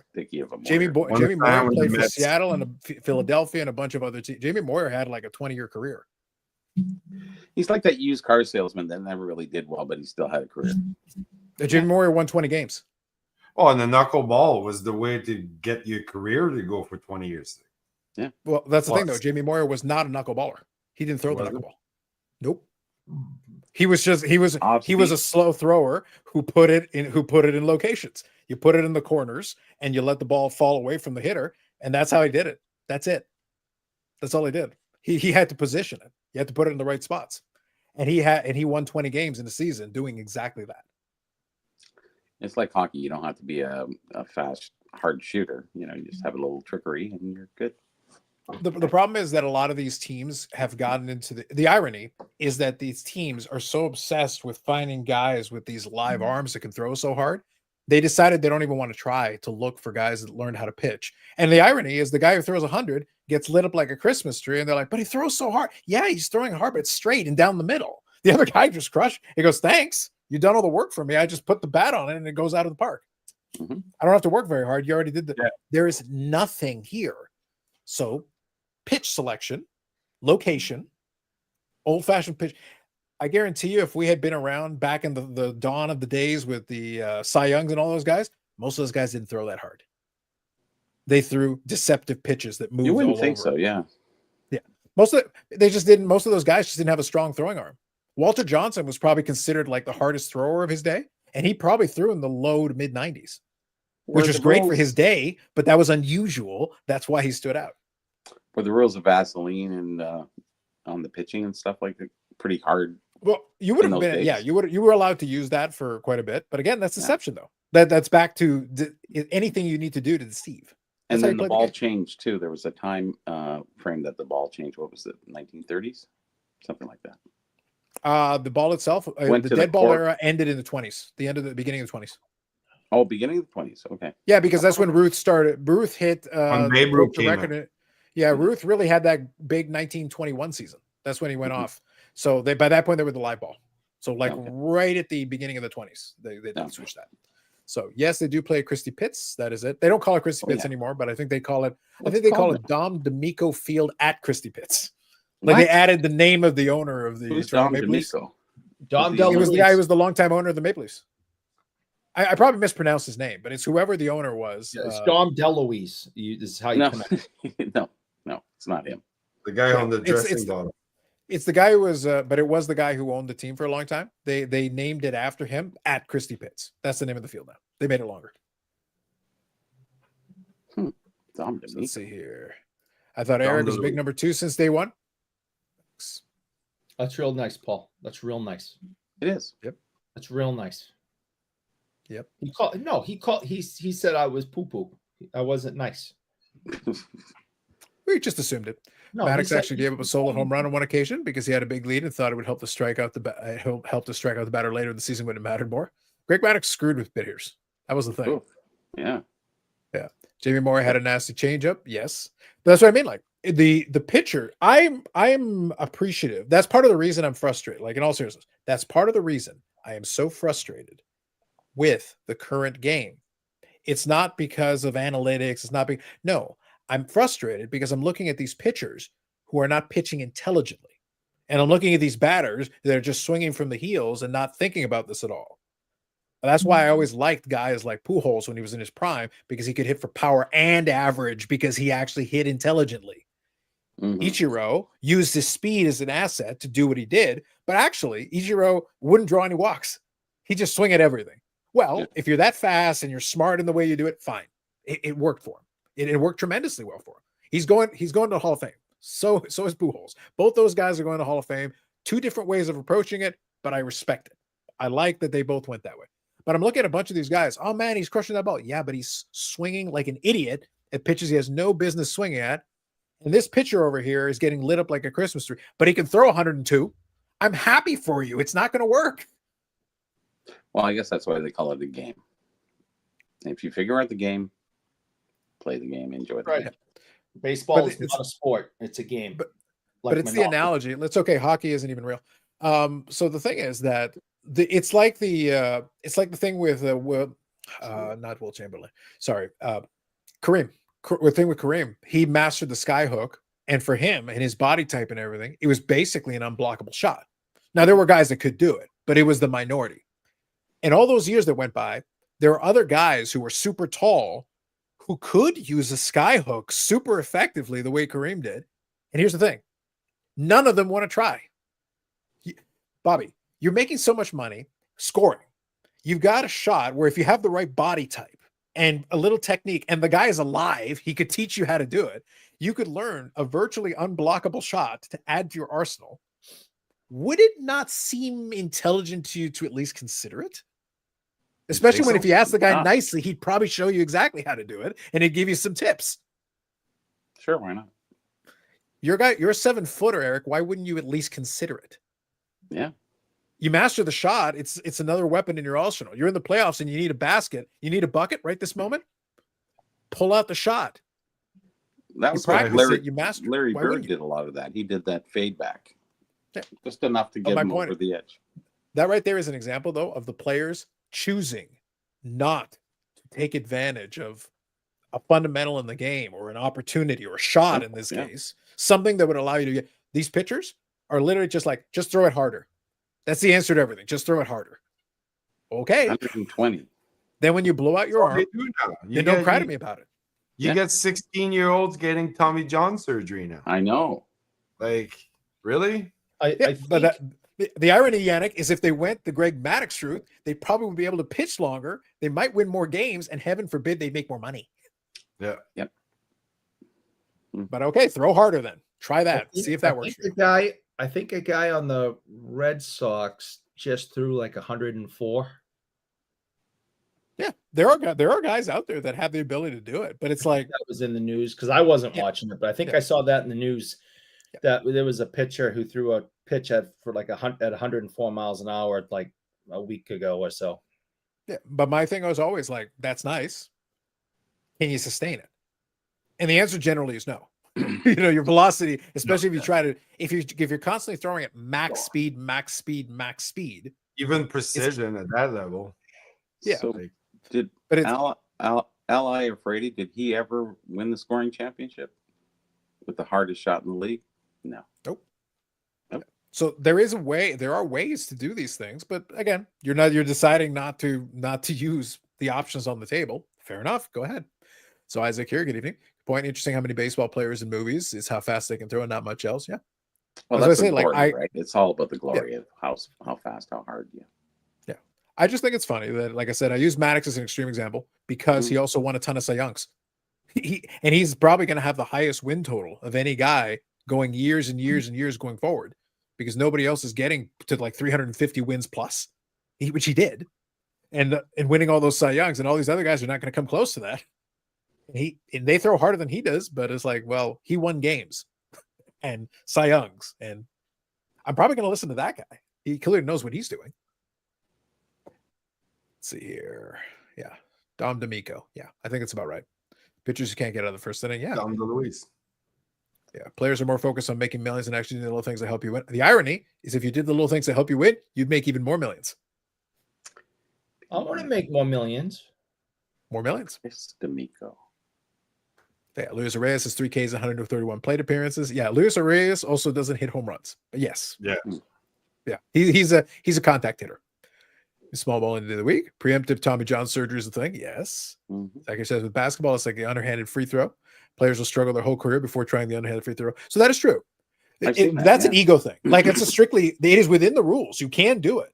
And to be honest with you, if you're better, so the irony, so this is another example, Eric, of thing. It's in the rules. You can 100% do this. Well, if you really suck at free throws and you have the yips or whatever, and this underhanded free throw helps you make more free throw, which in turn means you make more points. Yeah, I don't know why Shaq didn't do it. Instead of being, a joke to this day when they were playing, Hack-a-Shaq and putting him on the line because they knew he couldn't hit a free throw to save his life. Why didn't he just do this and shoot underhand and get 80%? He wouldn't be Shaq otherwise. And then they wouldn't have Hack-a-Shacked him because you'd be too dangerous on the line. But no, they put him on the free throw line and he'd miss. And it worked. That was the only thing that was going to stop him was to get him on the free throw line because he couldn't hit one to save his life. And all he had to do is go like this, Rick Barry style, flip, swoosh. And then the Hack-a-Shack would have stopped. Maybe he would have been bad at that too. You never know. Yep. Doesn't have to be pretty. Goal's a goal. Shoot's a shoot. So I'll cover a couple of these here. Paul says Juan Guzman comes to mind as pitchers who couldn't sustain velocity. Yeah, he'd get lit up sometimes, but then he'd also be dominant sometimes. So it'd be a little bit off and on. It was a mixed bag with him. All right, I think he didn't have a UCL, but he was a knuckler. Yeah. Once he became a knuckler, it worked for him. But it's one of those. And the knuckleball is an unreliable pitch, though. Tough. Yeah.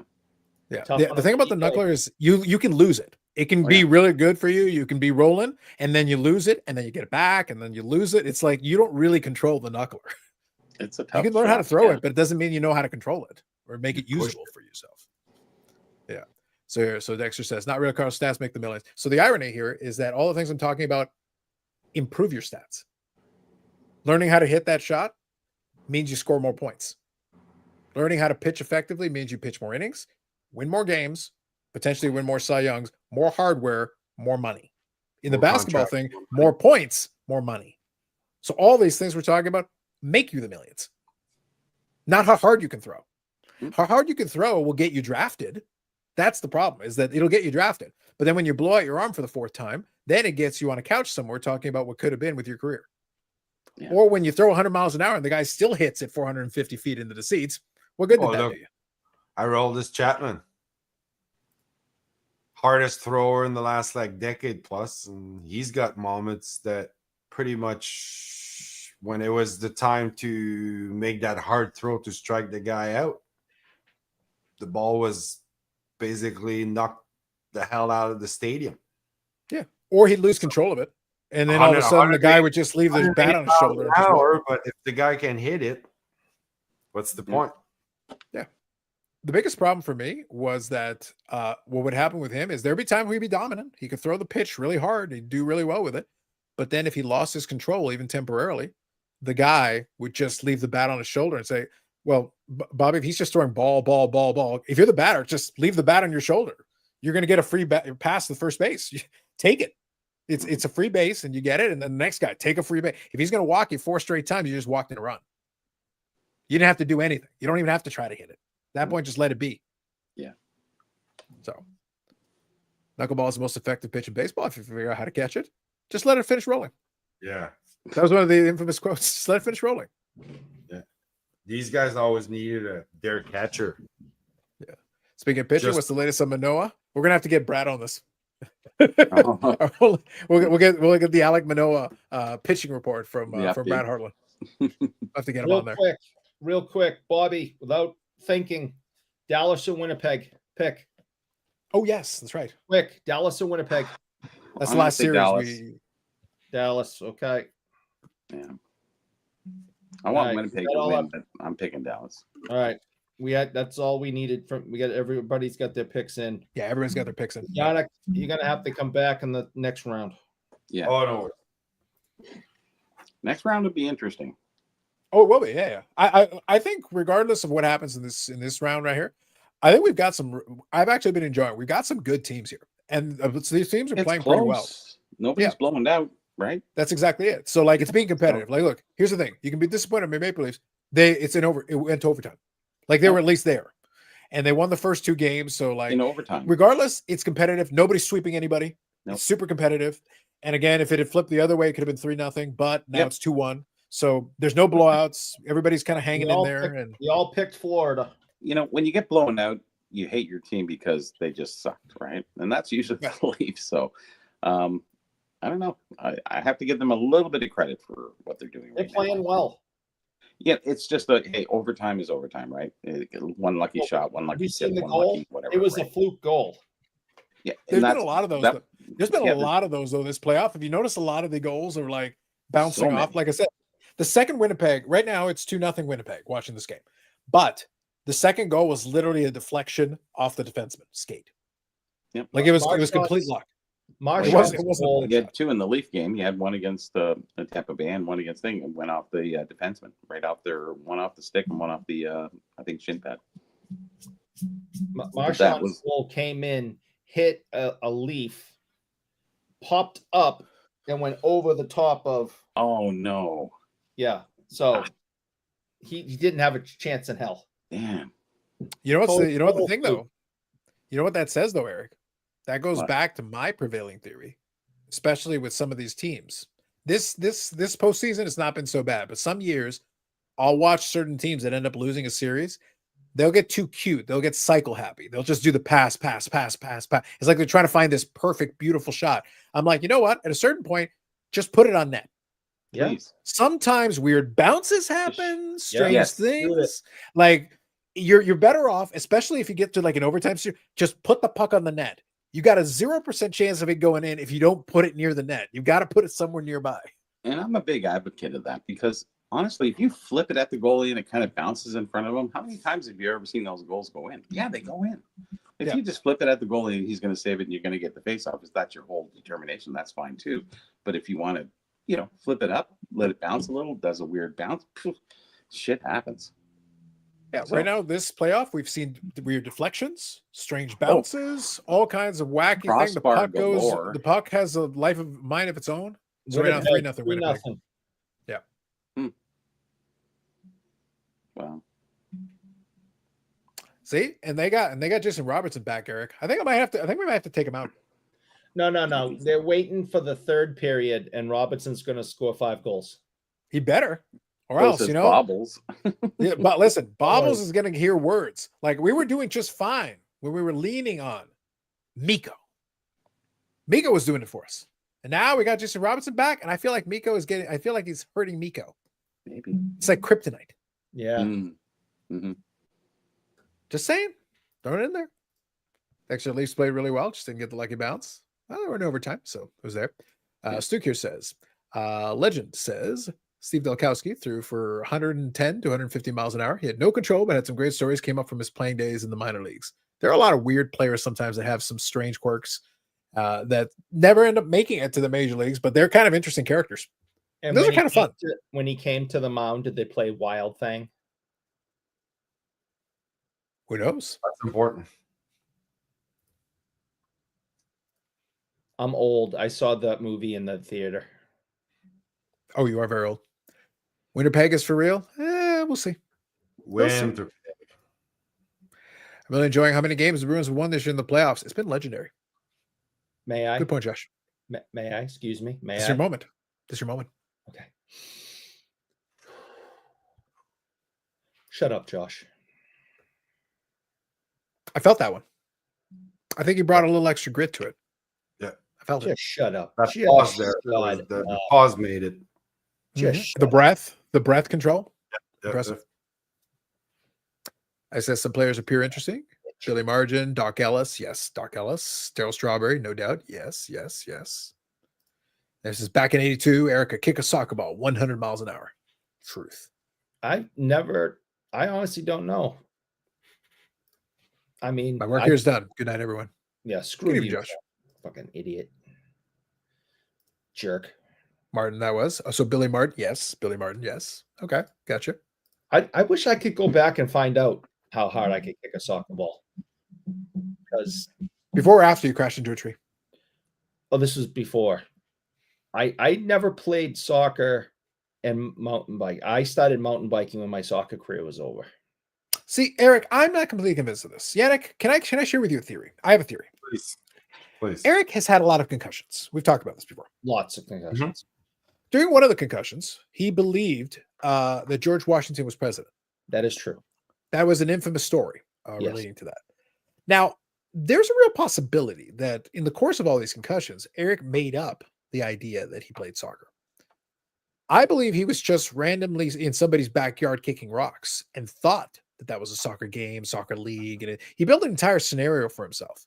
And it turned out he never actually played a single game. Eventually, the police had to come by and tell him to go home. He also didn't know where his home was. And at that point, he didn't realize that George Washington wasn't president because, according to him, they were still under the British monarchy. So he demanded an audience with the Queen.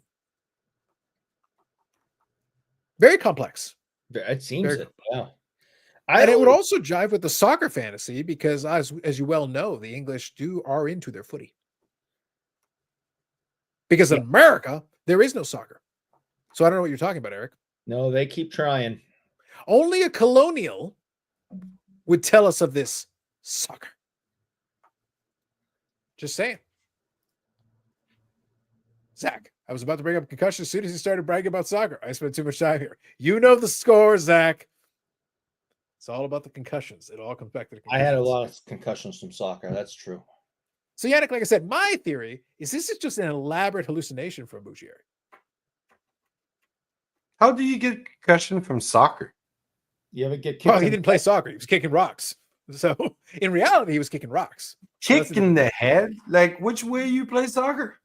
Hey, look, Yannick, Eric engenders a lot of what we call, lovingly, infinite rage. So imagine young Eric being the bougie asshole that he is. He could have incited riots out there. I'm just curious, like, which way the rules were explained to you that you get kicked in the head. Kathy, you mean I sat there all those cold, wet games he wasn't even playing? No, Kathy, it's terrible. It's just this horrible thing.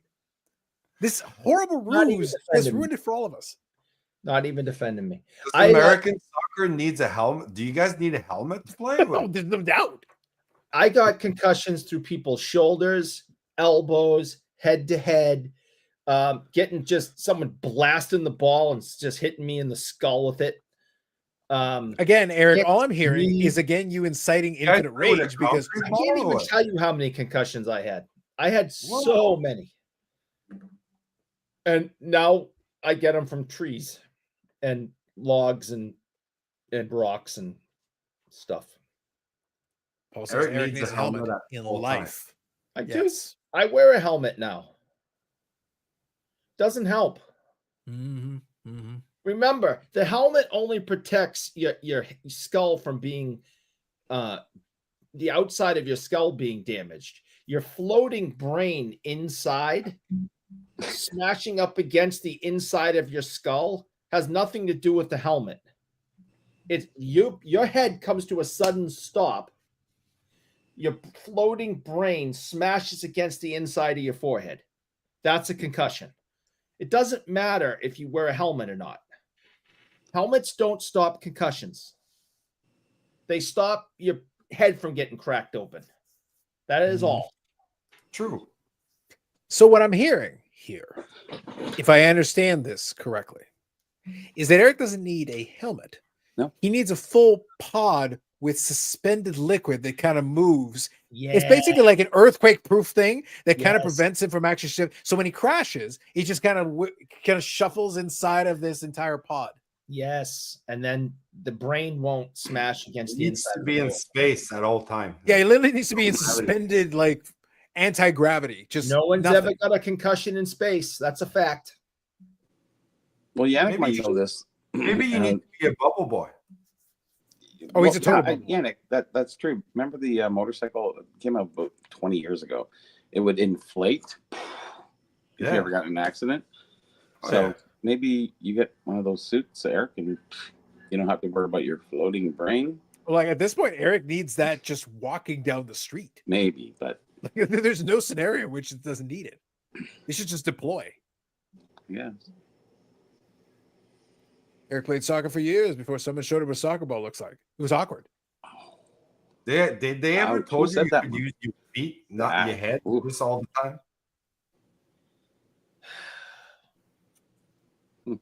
Name's making some solid scientific points. Ooh. Remember, hate mail, all Toronto Maple Leaf fans. That's the guy that jinxed your team tonight. Just keep that in mind. And Kathy's right. He needs bubble wrap head to foot. Yeah. Mom, go to bed. It's past your bedtime. Kathy knows. Kathy knows. Thank you, Kathy. Oh my! I'm thinking. So, did you get that picture, Carlos? I'll pull it up here. I've got it.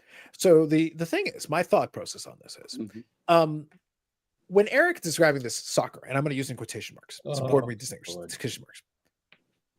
You know, Yannick, once upon a time, I've talked about this before. I'm the only Latin person that doesn't give a crap about soccer. And I'm just not a fan of it. I don't want to play it. I want nothing to do with it. However, there was one time that I was forced, because of circumstances, to play the soccer. And Yannick, they did not appreciate my style of soccer. So it was when I was working for the party supply store, and we were having a team meeting, and they're like, "Oh, God, we're gonna play a soccer game. Carlos, can you come in?" I was like, "Guys, I don't really like." But Carlos, party supply store. Yeah, party city, party packagers. Sorry, it's party packagers. If you remember that. Yeah, I worked there for a bit. Okay. Yeah, this was back in the days. Was when I sold fireworks. It was fun. I sold fireworks. It was good. I enjoyed it. It was fun. So anyway, so when I did that, they said, "Oh," so they insisted, and I said, "Fine." But it's like, "All right, fine," but I'm going to play it my way. So basically, what I'm thinking is Eric was responsible in a soccer game much like mine, and that is to say, I didn't play the ball at all, and I just open field body check people. I brought full contact soccer into this. None of this pansy crap. You want to dive? You're going to the ground. So basically, what Eric's problem was that he incited infinite rage, and someone like me came by, and it was like a Scott Stevens situation. How did he get a shoulder? Boom! Send him fly. All of a sudden, he's trying to run down, trying to chase the ball. Take that, Lindros. A South American who can't play soccer. Eric, I'm not talking about not playing. I can kick the ball, but why would I kick the ball when I can hurt someone? You hurt enough people, Eric. You win by forfeit. Scoring is for suckers. You hurt the people until they can't play no more. And the game's over and you win. You win like a man, Eric. Like a man. Well, I never thought of it doing it that way. Full contact soccer, Eric. You win by attrition. You win because the other team can't survive. I didn't know you were supposed to do it that way. My bad. Now I feel silly. Well, that's why you've been playing a pansy game this entire time. I know. For God's sake, man up and play the real sport. Boston soccer. Yeah. Yeah. The PBD league. Yeah, it's a well-known fact. Like, people don't understand. That's why I am here to bring the strategery. Because again, Eric and those guys were playing. They weren't even playing checkers. Checkers was too complex. Yes. Checkers was too complex. I'm playing like 7D chess over here. Yannick, 70. if you injure 70, if you injure enough other players, they have to forfeit and you win. You run out of guys. Yeah. Yes.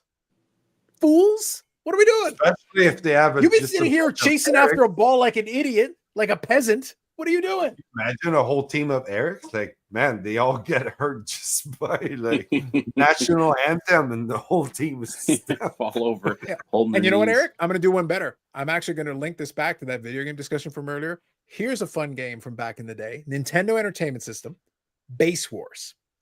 This is a game that you can get on the Nintendo. Base Wars was baseball with robots.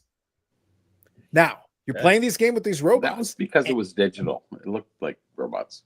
No, they were actual robots. Okay. So the thing is, in this game, yeah, they were actually robots. And what happened is, as you played these games, you could actually earn upgrades for the robots. You could make them faster. You could do all these different things, have them help them out here more home. But here's the thing. In the way this game was structured, it was still regular baseball rules. But if you have a close play, so let's say somebody throws the ball to second base, you slide in and you don't get there, you can actually fight the robots. So the robots can fight for the play. And the one that wins the fight, he actually gets it. So if you're the runner and you win the fight, you're safe. If you're the defender and you win the fight, then they're out. But going back to what I said a moment ago about proper man soccer, a viable strategy. I'm not saying I did this, but I'm saying you could do this. Right. You could intentionally cause more of those close plays, therefore initiating the fights. And what happens is, if the robot loses enough fights, it loses all its HP points and explodes. Now, if you did this enough times, they would run out of players and you win by forfeit. I'm just saying. They couldn't instill that in the MLB. That would be awesome. That would, that would bring baseball back. You do a Coliseum rules, initiate Thunderdome. 2 men enter, 1 man leaves. Now the game, you just interfere in what would like now you're like Yannick, this is where you hit a ball 400 feet, it bounces off the wall, and you just casually walk to first base so that they have to throw it to the first baseman. Oh no, it's a close play. It's like you had like 20 minutes to walk to first. No, I'm taking my time. Yeah. And as soon as he gets there, it's like, oh no, it's a close play. Let's go to Thunderdome, bitch. You take him out. You just take him straight out. See, Eric, I've improved sports as a whole right now. I guess so. So much better. I just went, half my life, I just feel like I wasted now that. Oh, you wasted more than half your life, Eric. I'm only giving you one half. There's way more waste, I assure you. All those years running up and down a soccer field, what a waste. Just like getting hit in the head. I got hit in the head a lot. Yeah. Yannick, I feel proud. I feel like I've really improved things in this segment. I feel like I've really given people something to chew on. And I've improved the sport of soccer. The World Cup next year, Eric, or whenever it is, the next one, I want my rules in there. Yeah. I want death, goddammit. Bring me death. And then I'll watch that shit. Yeah. Sort of like The Purge. Similar. Mm-hmm. Well, I just want the flopping to stop because that's what got me out of the game. That's why you kill people. They flop, you stop. I'd rather have them kill people than the flopping. because that killed the sport for me, and I walked away from it. I'm like, I can't do this anymore. When we had coaches in club soccer, I was coaching club soccer because I couldn't play anymore because of my leg, because I tore my hamstring off my ass and I was all done. So I went in and started coaching club soccer, and there were opposing coaches teaching young kids to flop like they do in the international level to get calls. And I was just like, I can't do this anymore. This isn't for me. Well, that's because, Eric, you didn't teach them the countermeasure. They flop, you kick them in the nuts. When they do, then make them earn the penalty. Yes. I wish I could have done that. I much rather. And if that happens, Eric, then you know what, Mr. Referee, I accept your terms. Yeah, fair. What happens? The other kid is now writhing on the ground, dying. It's like, but you see, now you have earned the penalty. Now you deserve it. That's right. Red card. Yeah. Listen, at least they earned it. The important thing is, at least at that point, they earned it. Now you know now, Eric, the others know there are consequences and repercussions to doing that. You do it again, what's that? Straight kick. Yeah. Mm-hmm. You only need to do it once, and they're going to learn the lesson, Eric. They're not going to try that one again. I wish I could have taught that, but you stay upright, goddammit. You fight through it. Well, none of my players ever did it, and if I even suspected that they did it, they came and stood next to me, and it's like, you're all done for the day. That's not what we do. But when you have all the best players in the world from all over the world, flopping on the ground, writhing in pain and doing that silly shit, the kids are going to mimic it. It's like when LeBron does it. Go to a youth basketball game now. You'll see kids acting just like him. Eric, why are you picking on LeBron? You're not, and again, you conveniently gloss over. Doesn't everybody gloss? No, but Bobby, here's my problem. My problem is that Mr. Eric over here. Eric is trying to besmirch the good name of LeBron James, whereas he will defend. Noted flopper. In fact, one of the most famous hockey photos of all time is Boubior flopping. Not even touched by anyone. Just goes, Mr. Referee. And it's like, Bobby, that was the game-winning goal. You didn't even need to do it. Now, Bobby Orr wasn't only a flopper. He was a stupid flopper because it wasn't even necessary. It wasn't. Literally, that's how bad it was. Noel Picard's stick under his foot, lifting him up. What? That's CGI. CGI fake news. CGI. Okay. That player wasn't even there. Noel Picard, he was in a soccer game the day before and he died, Eric. Noel Picard wasn't even there. Okay. Listen, maybe Jean-Luc Picard, but Noel Picard died the day before in a horrible soccer accident. I did. Like, what are you doing? I'm not aware of this. Why are you lying to people? The most famous flop of all time. Yep. Zach here says, Carlos have lived working in a call center party supply store. I did work in some of these things in my youths. A lot of retail, call center. Not fun jobs, but I found ways to amuse myself. Low contact soccer. Listen, but see, here's the thing, Bobby. I was able to do those jobs, and while everybody else was making all business, like, I'm going to find ways to entertain myself. If I am going to do this, like, for these hours, like, you have to find ways to amuse yourself. Otherwise, those jobs will beat you down. About how to have fun with those jobs. You ever see that movie Waiting? I didn't know. Yes. Oh, yes. With, Ryan Reynolds and Jennifer. Yes. Mm-hmm. Yeah. So for me, it was just making up my own things as I went along, and I just went with it. So, well, you can get away with those things at that time. Today, maybe not. The stuff that I tried, I think you could still get away with. Really? You can still get away with it. Maybe Jennifer. There are ways of doing it in a way, Bobby, where it technically isn't against the rules. If you can ride that line well enough, it's like, and a lot of those managers are going to be like, it's a tough line in today's world, right? No, the stuff that I did, I could 100% pull off today. Oh, okay. I could 100% because it's like, no, I'm within 100%. You were pretty conniving back in the day then. Mm-hmm. Oh yes, I know exactly how to play this rule exactly as written, so that it's like, nope, I complied to this rule precisely. Wow. All right, so Jennifer Aniston was not in it. It was Anna Faris. Anna Faris, I love her. Oh, not Jennifer Aniston. I thought Jennifer Aniston played one of the waitresses, but she did not. I think Well, Jennifer Aniston was a waitress in The Office, office I never Office watched that show. Space. Office Space. Office Yes. Space. Yeah. Oh. Yes.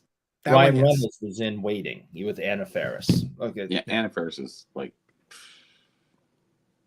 love her.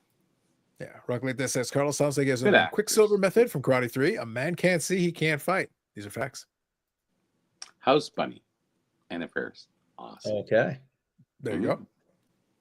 Cheat to win philosophy, Eric. It's called doing what it takes. That's right. You want to win? Do what you got to do. Not Eric's what I'm understanding of the supposed to do. goat comes from that film, Waiting. Mm. Says name. Don't you have something better to do? I mean, seriously, you got 48 kids. You got a wife. Don't you have something better to do? Go do something else. Don't you have some upper deck cards to make or a speech to give or an interview to do somewhere? Go find something to do. Mm. Oh my God. Scandalous. He's been Scandalous. bothering Eric since day one. Since day one. Indeed. I sent you lots of pictures, Carlos, so you can bring them up. Yeah, or let me not. start off with the first one. We'll start off with this one here. This is the You might Mario have to crop it a Lemieux. little bit. I just kind of Yeah, said. I did already on that one. Yeah. Okay, thanks. So Yeah. this one I've already got set up. So we got a Mario Lemieux. It looks like a poster or something. Yeah, I think I've actually seen this before. This is from Leaf that year when they were originally doing it. Yeah. It's not a promo. It's like I feel like it was like a redemption or a Advertising giveaway or poster? something. What's that? Sorry. I was saying that I remember they had some redemptions and some stuff related to like promotion materials Mhm. because it's basically you got the little foil on the bottom there from that particular year. It says Fleer something. I sent you a picture of what the bottom looks like there. Yeah. Yeah, this one isn't Fleer. It's going to be Leaf. I mean, Leaf, sorry. Yeah. Yeah. My mistake. So it's Leaf, Mario Lemieux, and Leaf trading cards. Yes, because I think he was the poster guy on that one for that year. I think like 96 Leaf. Yeah, it's pretty Yeah. good. What? Yeah, so what that one. puck is that up in the upper left corner? What puck is that? Yeah, what puck is that in the upper left corner? Yeah, it's a Pittsburgh Penguins thing. That's the well, I think I send you a picture of that? Maybe. Is that a scarf? No, because this I'll is take what it. I got. I got that Pittsburgh Penguin puck. That one is like a $700 US puck if it's in nice condition. That one's kind of missing a little bit of something there. Like the whole lot that I bought was just crazy. Okay. Just grabbing the other photos here. It's gonna take me a Yeah, minute to get it all sure, no together. problem. Yeah, sometimes you just have to, put it out there and offer more. That's one thing about marketplace that people don't understand is like, okay, you put $100 on something. If somebody offers you more, would you not take it? Would you not say, hey, listen, I'm in the talks with the other guy? If you're in talks, that means he hasn't paid you yet, Right. and maybe he's negotiating. Then you said money talks. Money talks. Yes. And bullshit walks. Well, that's a common saying, sure. But it worked out well. Even on a split, it worked out really well. Because I don't know what that poster's worth, but probably maybe $50, $40. I don't know. Probably somewhere in that $50-$40 would be reasonable. Yeah, I something would like think. that. But it adds up because there's schedules, there's media guides from early.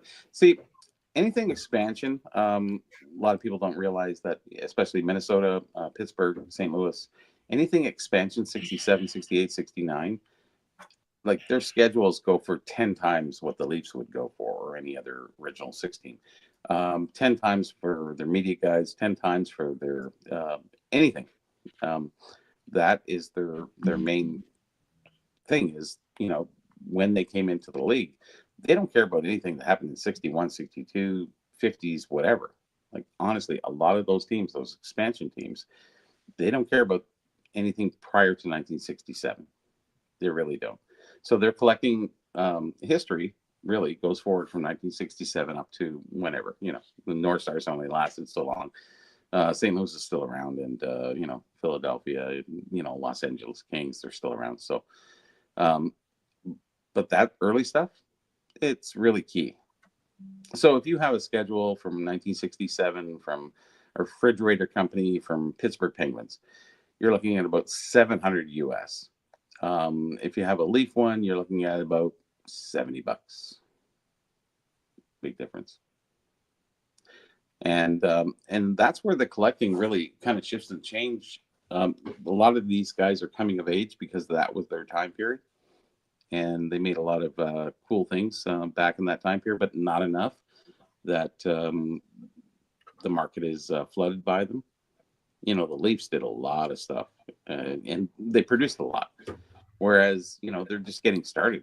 These guys are just like winging it, and those expansion teams are really high demand. Early Buffalo stuff, early Vancouver stuff, 70, 71, 72, really, really good. After that, then you get into Islanders and Atlanta, and nobody really cares about them anyways. And then Wow, you get into, Carlisle out there in the distance is like, what's Hey, that? Huh? I say Carlisle going to be out there in the distance. More Yes, Atlanta indeed. slander. The clip is getting clipped. The I entire know. city of Atlanta is going to have problems now. I think so. Yeah, it's going to be bad. Damn. So I'll grab some of these pictures here. What I've am I got them gonna now do? cropped up. So I'll What grab can them I in a do second. now? Dexter says, who is more skilled, Mary or Wayne? I think there's a legitimate debate here. This is an interesting Skilled? one. Yeah. Wayne, You have to because give it he to was Wayne. smaller. I think you have Do to I have give to it give it to Wayne? because I saw was more- Mario do some really wild stuff. He was did, yes, incredible. understood. But Yeah. what I think Wayne Gretzky was the great anticipator. He would make things happen that never would happen. He would force guys into doing things. He was like a living off the avails of other, like a pimp and prostitute. You know, he was living off the avails Wow. of what they did, right and wrong. Gretzky's And a pimp, Eric. He would force Mario and things Wayne. happen. Huh? Pimping ain't easy. He Pimpin' was, ain't yeah, easy. and he was doing that, and he would force guys to, you know, I'll make a pass and just casually, boom, and then he reaches stick out. You got how many breakaways did Gretzky have? Like 5 million? I don't know. It just never ended because he would just sit back and kind of wait and just force things, and he would make things happen. And he came in and he pulled his shot every time, and goalies couldn't figure it out. And that was back in the time that you could score right along the ice. Today you can't, but you know it's top corner, but. Even still, Gretzky was, but skill-wise, like deking and you know, like dazzling with the puck, Mario all the way. Yeah, That's what I say. Like Mario. So the thing with Mario is that, but and both kinda are this skills, is a good- right? Yeah. The thing is that Mario had tremendous hands, so He he did, could basically he could manipulate the puck and do a lot of things with it. He was also bigger than Gretzky, and that allowed him to also do some things He that he was- couldn't do. So he could forced create his own offense. space, create his own shot. Yeah. But then his passing was right on the level where he's like he can find guys, he can make maneuvers on there, or he Yeah, can just Gretzky create his did own all shot. the time, Gretzky had to passing. skate around. Mario could skate through. Yeah, like And he look how had a many choice. assists Gretzky had. So you know the passing has to be something, right? It is, but that's the thing. Like, question so is the skill. issue that we run into is when I'm looking at. So if I look at the assists, So who then would I you also rather have have on to, your team? I guess is the question. Mario. Okay. Not even a question. Eric? Mario. As much as I hate it, I'd probably get a healthy Mario because he has the size and the Like skill. he could dominate space in that game. Yeah, Mhm. but I still think Gretzky had more skill because of his lack of size and the stuff he accomplished as such a. I mean, you guys saw him with his shirt off in the '80s, right? I mean, he's a bone rack. He's a bone rack. He's small. He doesn't kid. have a muscle on him, right? No. So that's why when you say who's more skilled, he accomplished all of that in a fierce, dangerous '80s. But isn't it harder? Was it being a dangerous, bigger Eric? guy? Because I believe Wayne Gretzky actually had the bubble that we were describing for you. Like he had space. Plus he had a personal security detail. He Yeah, actually had he the had Secret personal Service around him security, during the but- entirety of his career. But the '80s was still bench clearing brawls, line brawls. He wasn't, which he wasn't involved in. and Go on. sticks. It was a dangerous time to play, and he didn't have a muscle on him, and he was able to do. But they were not fighting him. They No. weren't making No, contact with him. the outfit He was was- watching it on television. No, but he was out there on the ice with these absolute psychos, and But they're not touching him. and Mario. Well, that's Semenko. Yeah, I was gonna say, like, no, but Bobby, my point is, like, he has defenders. Like, he doesn't have to get in those scrubs. He doesn't have to fight those guys. That's not his problem. Well, Mario, he has didn't people fight. for that. Mario didn't fight either because he had people. But the point is, Mario had. But Mario could, skill. but Mario could push off those guys if he needed to. It's a situation where he put his shoulder down and make his own room. Yeah. So if I had to pick a player for my team, I would pick the one with the most check marks. Yeah. That's the thing. Like, the question is, who's more skilled? I think Gretzky is because of his lack of size and what he accomplished. I think their skill set was different. It was different, yeah. I would have to say that Gretzky, anticipator, he could make things happen. He could force guys to do stuff that other people couldn't do. Lemieux was great at in the moment stuff. You know, he could deke somebody out, and you just go, "What the hell happened with this guy? He's so big, and he did that." You know, he was great at shooting. He was great at scoring. Yeah, I have to give it to Gretzky first, and then it's so close, so close. Hard to call. Yeah. I mean, my favorite story about the two of them was when they were playing for the 87. The 87. Yeah. You know, the Canada Cup. And he, and Lemieux kept passing back to him, and Gretzky's like, "Listen, you're a better shooter than me. You shoot it. I will get it to you. Make your room, get space, get open. I will get the puck to you. You shoot it." That's Gretzky. I think Gretzky was the better shooter than me. Mario was a great shooter, but Gretzky would pull his shot. He would pick corners like you wouldn't believe, because pulling your shot is actually a very difficult thing, because your body goes one way, but he would pull in and the puck would go and the goalie would go, "What?" You know, he was so good at that. So good at that. But it was during a time period that was a little different than Mario. But Gretzky being able to understand all of that, know that he was a better shooter, and saying, "I will get it to you." Like the confidence and skill level of, "Don't worry about it. I can do whatever I want out here." So I want Gretzky behind the net with the puck. I don't want Lemieux. I want Lemieux in front. Making room. Yes. You don't want Gretzky in front of the net. That's silly. No. Yes. So it's almost 50-50, but I'll take Gretzky over Lemieux. Yeah, I think the issue that I have with it is that I'm looking at two different skill sets in terms of what they do. And it's hard to determine the difference, right? Yes and no. The thing is, the reason why for me it's not, the reason why the Lemieux pick is easy for me is because I can put Lemieux out there right now with a lot of these teams and he'd do fine. Because his skill set and his ability, what he can do, works. I need Gretzky to be with the correct type of personnel for him to capitalize on, because the amount of space out there is not the same as back then. He can still figure stuff out, but he will today get more contact. And if I'm the opposing team, I'm sending a couple of guys and say, "Hey, you want to do it? I'm still going to drive you into the boards. You're not going to get that halo around you. I'm going to drive you into the boards a bunch of time, and you better find some muscle mass or you're going to get destroyed, because I'm going to cut that space off. You're going to get a couple of passes off, but then after that, you're going to spend the rest of your life being pounded into that board over and over again." I think Gretzky had more breakaways than anybody else in the league at that time. I think no one's ever did that stat really before. I would like to see that stat, but I think he had more breakaways where he intercepted the puck and he went for the net and he would pull his shot and score. Like, I think hundreds of times a year. It was more than Lemieux would ever get, ever. No. So I would take a breakaway over a, in front of the net, kind of lucky to grab the puck and shoot and score. I'll tell you this. Yeah. I had the luck, the pleasure to see both of them play live. Me too. And I watched Lemieux pretty much when he wasn't playing offense, all right, stand all the way over to the right wing of the all the way to the right of the center line and wait for his teammates to do all the work and to break out, and then he'd start playing, get into the offense.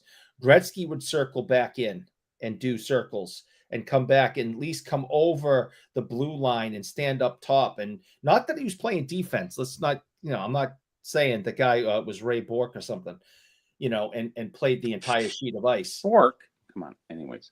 So, but Lemieux, because you pay money to go when Penguins came to town. He was on the ice. My eyes never left him. I didn't know what the hell was going on the rest of the game. I just stared at him, and I watched this guy shift after shift after shift, just stand there on the red line at center ice all the way over to the right, waiting for his team to break out, and then he'd get into the offense and do amazing things. I'll give Edmonton credit or Gretzky credit because Edmonton had a great team. They had a lot of great key players, whereas Lemieux had some decent players for sure. So I think if you would have reversed the roles, it'd probably be. I think Gretzky and Pittsburgh and those early Pittsburgh teams, I think he struggles. He because they can just key in on him because the early teams. Yeah, but he was so independent too with his goals, but he got a lot of assists too. So the problem is, Bobby, if we start right from the beginning of Gretzky's career, he's already playing on that Edmonton team with a lot of skilled players. So he's independent, but he's not independent. Like they can roll multiple lines. They had good teams. I want to see his breakaway things because he did a lot of that by himself. Like honestly, I would say both breakaways are like 100-1 to Lemieux. I think would be had to be must be those Pittsburgh. Yeah, I don't think you're given enough credit for those Pittsburgh's 2 Stanley Cup teams. No. I give everyone credit. Eric, the Pittsburgh Stanley Cup teams was in his 7th year. What about the first 6 years? Yeah, what happened? Pittsburgh sucked. That's my point. Edmonton didn't suck from the get-go. They were already pretty much ready to go. They won an Avco Cup in the WHA. Like they had at least some players. They're not starting from scratch. That team at least already had some players going into the NHL. They needed to mature, but it didn't take long. You had Messier almost immediately. Yuri Curry is right there around the corner. Like Yuri Curry is a 600 goal scorer. Messi is a 600 goal. These are 2 of your line mates. You've got Paul Coffey there almost immediately. Like you've got all these. You've got players already very fast on that team. You are correct. Yeah. So Mario gets players. By the time Yager shows up and these other guys starts going and you get late career Trottier, who is still helpful, like he can do some stuff. So, but that's 1990. He starts in 84. I think it's a good argument any which way. Ronnie Francis, Tom Barrasso, Mike these are all Hall of Famers. Joey Mullen, Hall of Famer. They are, but they don't join the team until 1990. Ron Francis is nowhere near that team until 1990. So that's the thing. He doesn't help him until when he gets there. All right, now you got the players. Now we're good to go. So then Mario can then take advantage of it and capitalize on it and goes, all right, in addition to what I can do, I've got Ron Francis, I've got Jaromir Jagr, and I've got these other guys that can help me. Before it was like, all right, who's going to help me? And he looks around and it's an empty room. With me? And he's like, who's with me? And it's crickets. Yeah. And he was still able to put up great numbers, even with minimal assistance. So, but it got easier once funny enough, a great player becomes even greater when you give them even a smidgen of help. A little bit of assistance goes a long way. And then they can amplify what's there and make unless you're LeBron, who gets, well, at the end of the day, we're still looking at Gretzky still has the most amount of points ever, and there are assists. He's not even the goals, right? Who cares? Ovechkin has that right now, but that's just if you take. So we have to look at that point too. You say, "Oh, yeah, well, Lemieux was sick." Well, okay, whatever. What are you going to do? Can't change that. So going forward, I have to give it to Gretzky, just on the few technical things I mentioned. So, but Lemieux, how could you turn him away? Like, he's an amazing player. Like, his hands were crazy. They're better than Gretzky's for sure. But does that get you wins? Does it get you assists? I don't know. Tough call. Very tough call. There's arguments for both sides in this one. Tough. What about Marcel? I watched him play too, and it was just like, whew, man. I was watching the Leafs at that time. I was like, I'd rather watch the other games because it was so much better hockey. right? We just Yeah, lost a there lot. you go.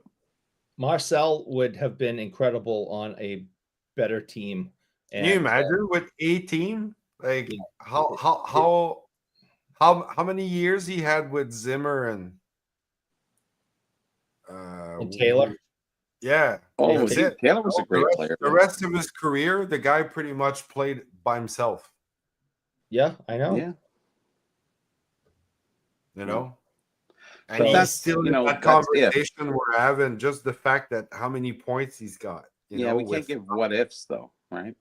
Unfortunately, you know, a lot of the Vancouver teams, they never made it anywhere. They had some good players. St. Louis, all the expansion teams, they had some great players, but just never really went anywhere because they didn't have the teams like the other expansion teams going through those years. And then later on Marcel, in the 80s, it when changed. he retired, was a top 5 scorer of all time, and he played on a crappy franchise.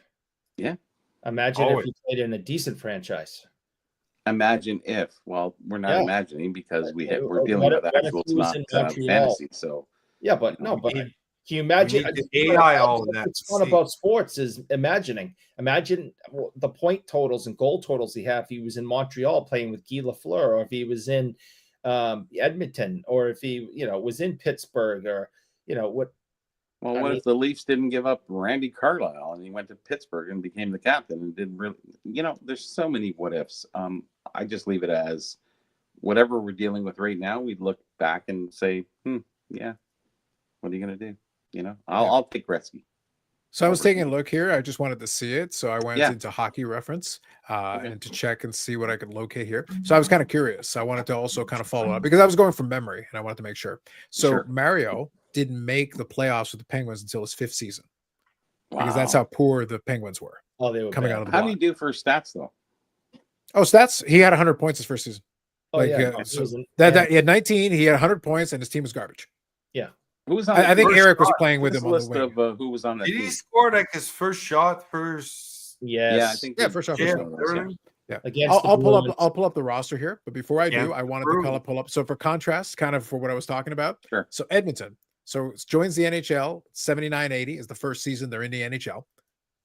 They lose in the NHL's preliminary round, so they do make a playoffs. Sure. Next year, NHL quarterfinals.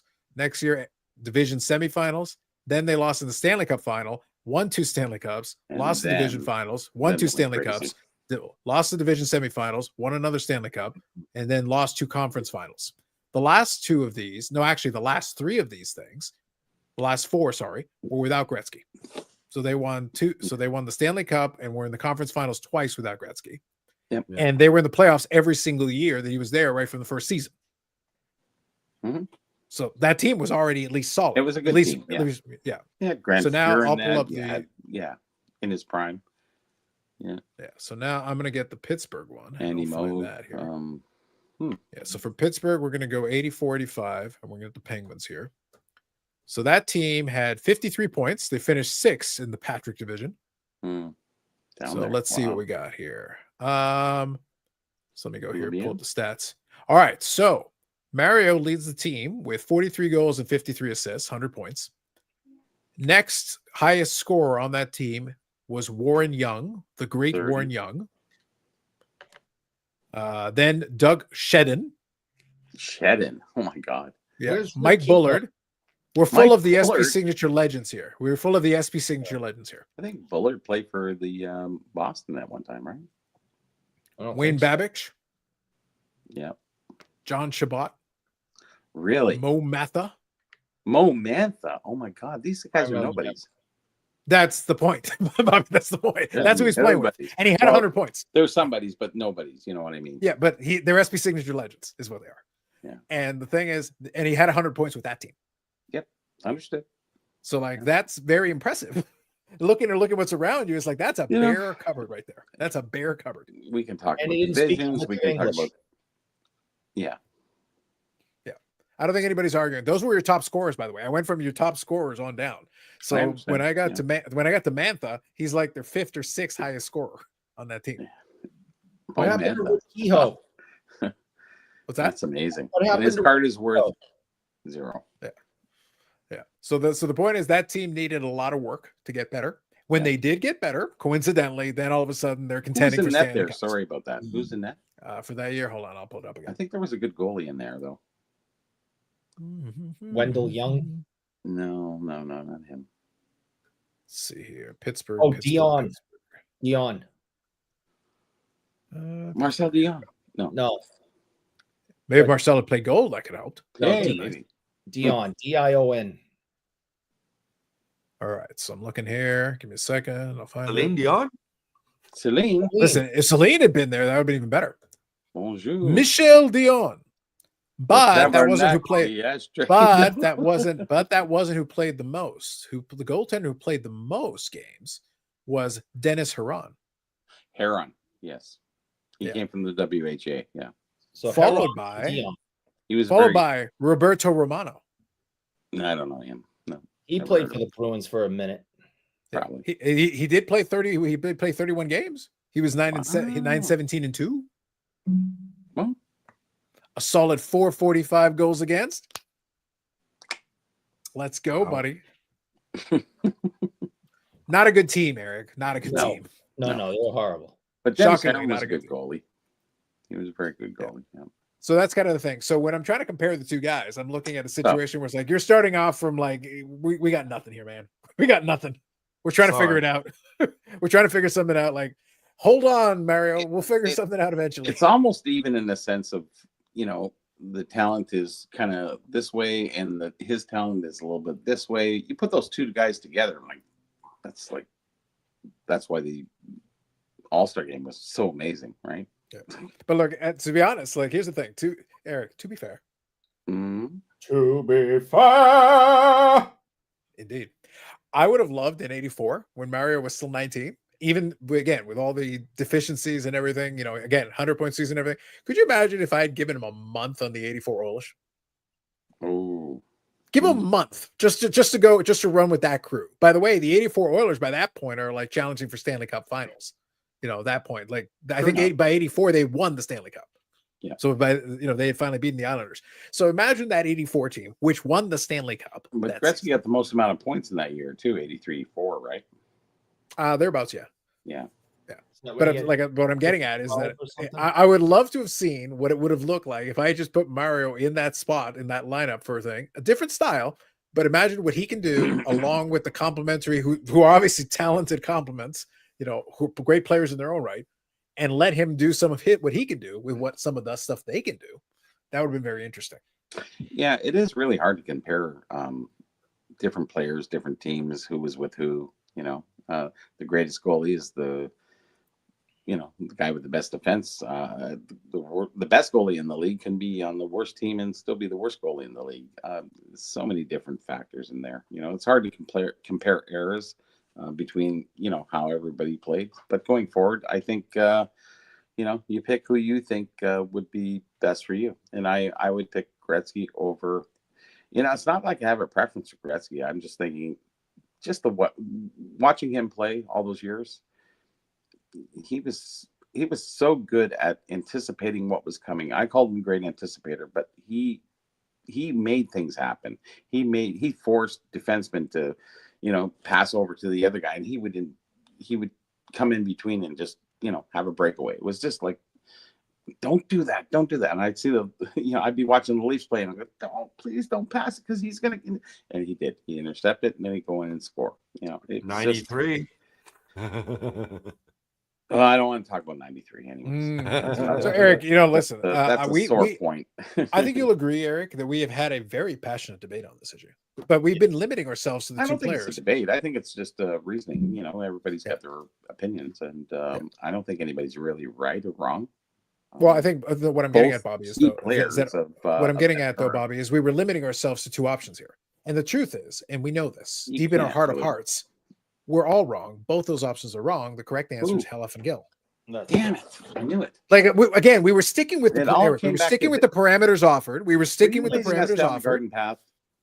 But if we talk Hellef and Gill. And I knew we talked Gretzky and we talked Lemieux, You know, Yannick, and then as you you well brought in know, the Hal Gill, and it's like over. we were told to stick to Gretzky and Lemieux. That was the question. But if we bring in Hal F. and Gill, then the game is over. We're done. This conversation is there he done. is, right there. Yeah. Hall of Famer. No, it's So, Eric, station. as you well know, Hal F. and Gill. Again, we have science Hal that F. and backs us Gill. up. Hal F. and Gill. It's What all is about his Hal F. middle and Gill. name? He's so good. He deserves Lucite. That's right. We know for a fact that if Hal F. and Gill was on the 84 Oilers, he'd have scored 1,500 points in one season. And Maybe Gretzky one would be game. nothing today. That's right. Like, thankfully for Gretzky, thankfully, Yeah. Thank you. Hal F. and Gill Yeah. wasn't there because he would have, the casted shadow would have been too much. Well, is like 6'6", so there would be a large shadow. That's Are what you I'm gonna getting have at. him in for signings or something like that? Can you sign a Gretzky rookie card for me or something? I'll look into that. Please.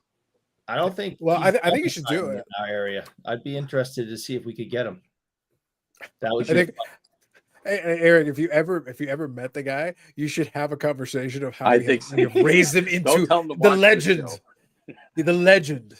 I would try to explain it because to we'll him. be sued again. It's like, you don't understand, Hal. It's like you have ascended as far as Yes. this conversation is concerned. Like, you are in another tier above tiers. I think so. Yeah, He might charge more for his autograph after. I was gonna say, deservedly Yeah. so. Yeah, I It's like, gotta see if that's something we can work out. You should. like, listen, Eric, if you need to, we can get on FaceTime and look, I'll explain it. And by the time we're done, it's like, oh, I get it. I see what you do. It's like, go with it, Hal. Go with it. And listen, you make sure you charge them what you're worth. You're Hal fucking Gill. Make sure. They gotta know. They gotta recognize. I'm gonna look into seeing if we have any connections with him. I've never looked. We gotta see if that's something we can Come on. work out. Come on, Eric. Yeah, just go into the sports world Rolodex and scroll under D for deities, and that's where you find Hal fucking Gill. All right. That's where you look. Tomorrow, a phone call will be made to see if we have any connections with him. So Carl out here says, after this debate, I think I intend to watch a James Bond movie. I'm leaning towards Skyfall. Any suggestions or objections? Must be a 007 movie. Skyfall's not bad. Skyfall's not bad. I like the old ones. I like Well, if you're gonna go like the old ones, the Sean Connery ones are like Roger classic. Moore was the James Bond when I grew up, when I was a kid, and it was all like, wow. And I would say A View to Kill with Christopher Walken. A View to a Kill with Christopher Walken. Oh man, that's a choice. You're the one It's a who good likes movie. that. Okay. That's a choice. Okay, interesting. Best Bond movie is From Russia with Love. Is the best Bond Okay. movie. I really, really liked all of Daniel Craig's movies. I think he did a fantastic job. I'll be honest, I really like Casino Royale. I thought his introduction to the Yeah. role there, I thought it was really good. I enjoyed it. They were all I thought- good. Yep. I'm- Skyfall I'm- was I'm- probably the best. I'm a James Bond guy. I watched every one of them except I'm 2 or 3 behind the latest ones, but like from day one, Yeah. I've seen every James Bond. Yeah, Well, you've been a fan wa- of James Bond since day one. since they won. Yeah, I was gonna say. So I don't know. I It think depends what I- area I- you grew up in. I guess it's It is, different. From Russia, from Russia Russia with with Love. Love was good. Best movie of all of them. Thing's awesome. I think that Asian guy with the hat. That was the best one. Oh, Odd Job. You know, Daniel Craig Odd was Job? good in his first one and the second one, but after that, I think it got a little bit muddled. They were supposed to bring out another James Bond who was a girl. They did. I don't think that They was did? a play. They yeah, did. the next one, she's a girl, isn't it? No, James Bond. in I think the so. in the last one, they Jamie Bond or whatever. her name was. the 007 moniker went to a woman for a period of time in the film. Was that Yep. that Oh yeah, black girl? in the film, yes. Yeah. Because technically the James Bond was retired or whatever. Yes, he it was. Yeah. At the So beginning she- of the film. so Yeah. She got his moniker, and then he came back and took it back. Oh, Yeah. That so to make a distinction, for me, the 007 designation, yeah, sure, you can hand that to whoever you want. So who was your the- favorite? Pierce Brosnan, or was it? No, I honestly think Daniel Craig. I really enjoyed his take on it. I was fine with it. I did enjoy Pierce Brosnan. I thought he did a good job. Yep. I think Yep. there's a Daniel couple of Craig looked scenarios. too Eastern European for the role. I don't know. Yeah, I don't sit there worrying about what James Bond should look like. I do. I think he did a good job for the role. I think he played it well. Pierce Brosnan, I enjoyed what his take on it. I He's would have good, liked to yeah. have seen. I like It was him. kind of interesting the approach they took to it. I would have liked, considering I watched them, I would have loved to have seen Timothy Dalton take one more crack at it had they given him the chance. I didn't mind him, but I don't Him and think Pierce he. Brosnan very close. Yeah, The problem was, I think it became a situation where they didn't get the A material, I so don't he think was they got a doing good it. Script, yeah. Yeah, so like you can only do so much. If the script's bad, the script's bad. It doesn't matter who's going to do it. Octopussy was great. But like a good example, Sean Connery for a lot of folks is the best James Bond, and I have no problem with this argument. Yeah, But what happened was, if you remember, I think we talked about this before.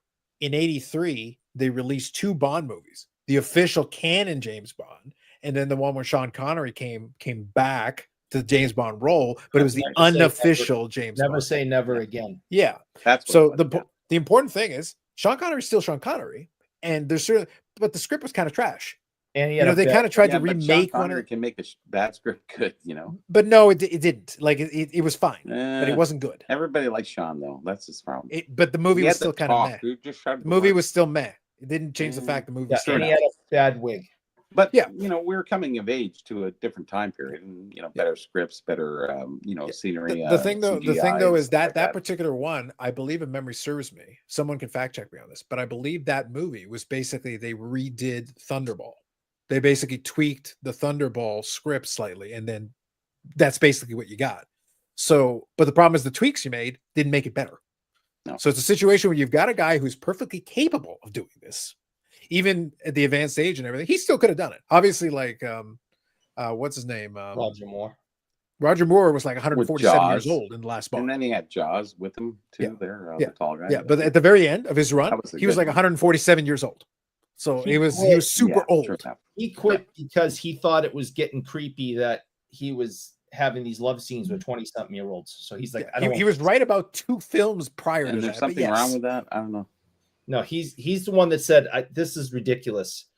Yeah, I can see. Yeah. You're putting me in love scenes with girls Well, who who are was like the first one? 27. David Niven. Like the old one. David Yeah, the first Niven one. did the first. Like that was the Casino original Royale. Casino Royale, right? Yeah. Yeah. The David OG Niven. one. Yeah. Yeah. And he Was was. a big banter guy. Yeah. So you know, they didn't have to be the Arnold Schwarzenegger. They just had to have the persona, and I think that's the big part about Sean Connery being probably the best one. I did like Pierce Brosnan, but he was just a little too light on some other things. Timothy Dalton was pretty good, but you know, it really depends on the script. But I do like the actor of Sean Connery. He just had the voice. He had the persona that was really predominant. Who's the guy who did like just one? Lazenby. George Lazenby. George Lazenby. I don't even remember him. Did one He Bond did one movie. movie. It Really? was so it I think Which it one was, was it? correct me if I'm wrong. Was it on was Her it called? Majesty's Secret Service? Yes. Was it that one? Something like that. Really? Yeah. Yes. I don't So it was the remember. one where Bond got married and his wife was killed. Yep. I will say, like, here's the thing. It was I good. actually thought he did. I thought he did a pretty good Yeah. job with that specific story that he was trying to tell on that. I would have liked. So again, going back to the Timothy Dalton thing, I wouldn't have minded seeing him try another film with a concept he was going. To me, so this is where, like I say, I separate this out. I've enjoyed the entire James Bond series. I have all of them on Blu-ray. I have the complete Same. set thing and got all the other ones. I enjoy them for what they are. My dad actually watched Dr. No in theaters. So one of my Dr. favorite No things was is good, I got a chance to sit there and kind of do the Blu-ray with him and kind of get his take on how he felt about watching the Blu-ray, seeing given that he had seen it in theaters in the 60s. Yeah. So he got to watch the OG. And he liked it. He thought, like, this is probably the best it's ever looked for me. Like, I thought they did a good job, you know, Sure. restoring the film and making it look good and sound good. So he enjoyed it. He thought it was well done. So that's thumbs up to the restorers on that particular remaster. But the thing is, so I've seen all of the movies, and there's a couple of them, like Timothy Dalton was one, but Lazenby, I treat each one of the actors that took on the role as kind of their own independent thing, because it's not a sequential thing. The Bond films from one to the last one it's not it's not episodic. It's not like this live stream where Daniel we Craig- follow from one to the other. The Daniel Craig one is The episodic. first He did Daniel more. Craig Yeah, was the that's what I None mean. of Like, the other ones are. I like so to me, the Daniel Craig era, I like the fact that there was an impact. Something that happened in the first film still had some resonance, All the other ones was like a sitcom. We It reset was every single reset, film. yeah. Yeah.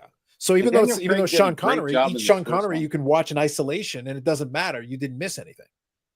And Daniel Craig did a great first one. His, where the guy was Casino jumping over stuff, and it was Casino Royale. it was different. It was Yeah. kind of new and modern, and everything Yeah. was happening. So I did like that one. Yeah.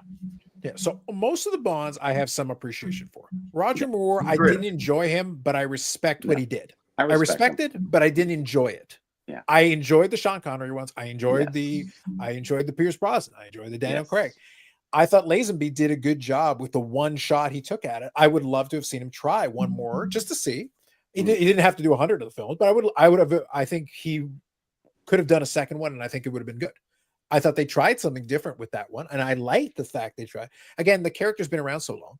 Yeah. I don't mind you trying something for a little run, see if it works. If it doesn't work, fine, throw it out, and then you get to reset again anyway. Yeah. It's fine.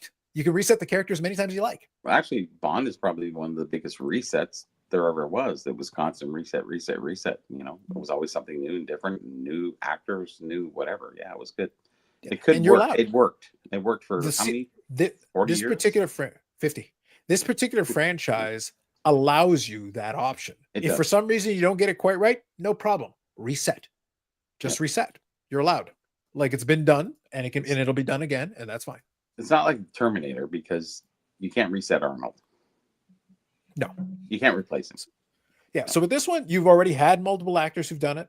Multiple actors have taken a shot at the role, and most of them have had some success. Most of them have at least a couple of movies or one or two that are pretty good. Again, your preference is your preference. Your age is going to affect which one you like the most likely. So it'll at least give some impact. Yeah. But everybody's got their favorites. Yeah, I did like Daniel Craig. The one time, that one movie where he got his testicles smashed and he was I just went way too far. I did not like that scene, and even thinking about it, who could stand that? Honestly, are you that tough of a guy that come on? Well, Eric got a concussion during that scene just watching it. Yeah, I got a concussion. One kick in the balls, you're over. He got smashed to hell, and I just went nah. And then the girl, whatever. Anyways, it was just almost cliche at the end. I didn't like it. I didn't like the finish. I didn't like that scene either. It's not about the intro; it's about how it finishes. Thinking about it, to me. So and I like to see a good finish. I don't know, Eric. Like I said, thou doth protest too much. That scene maybe what traumatizes you, reminds you a lot of when you went to the chocolate stick challenge. Now, unfortunately, the concussions, you may not remember this, but we discussed it at length during your mumblings.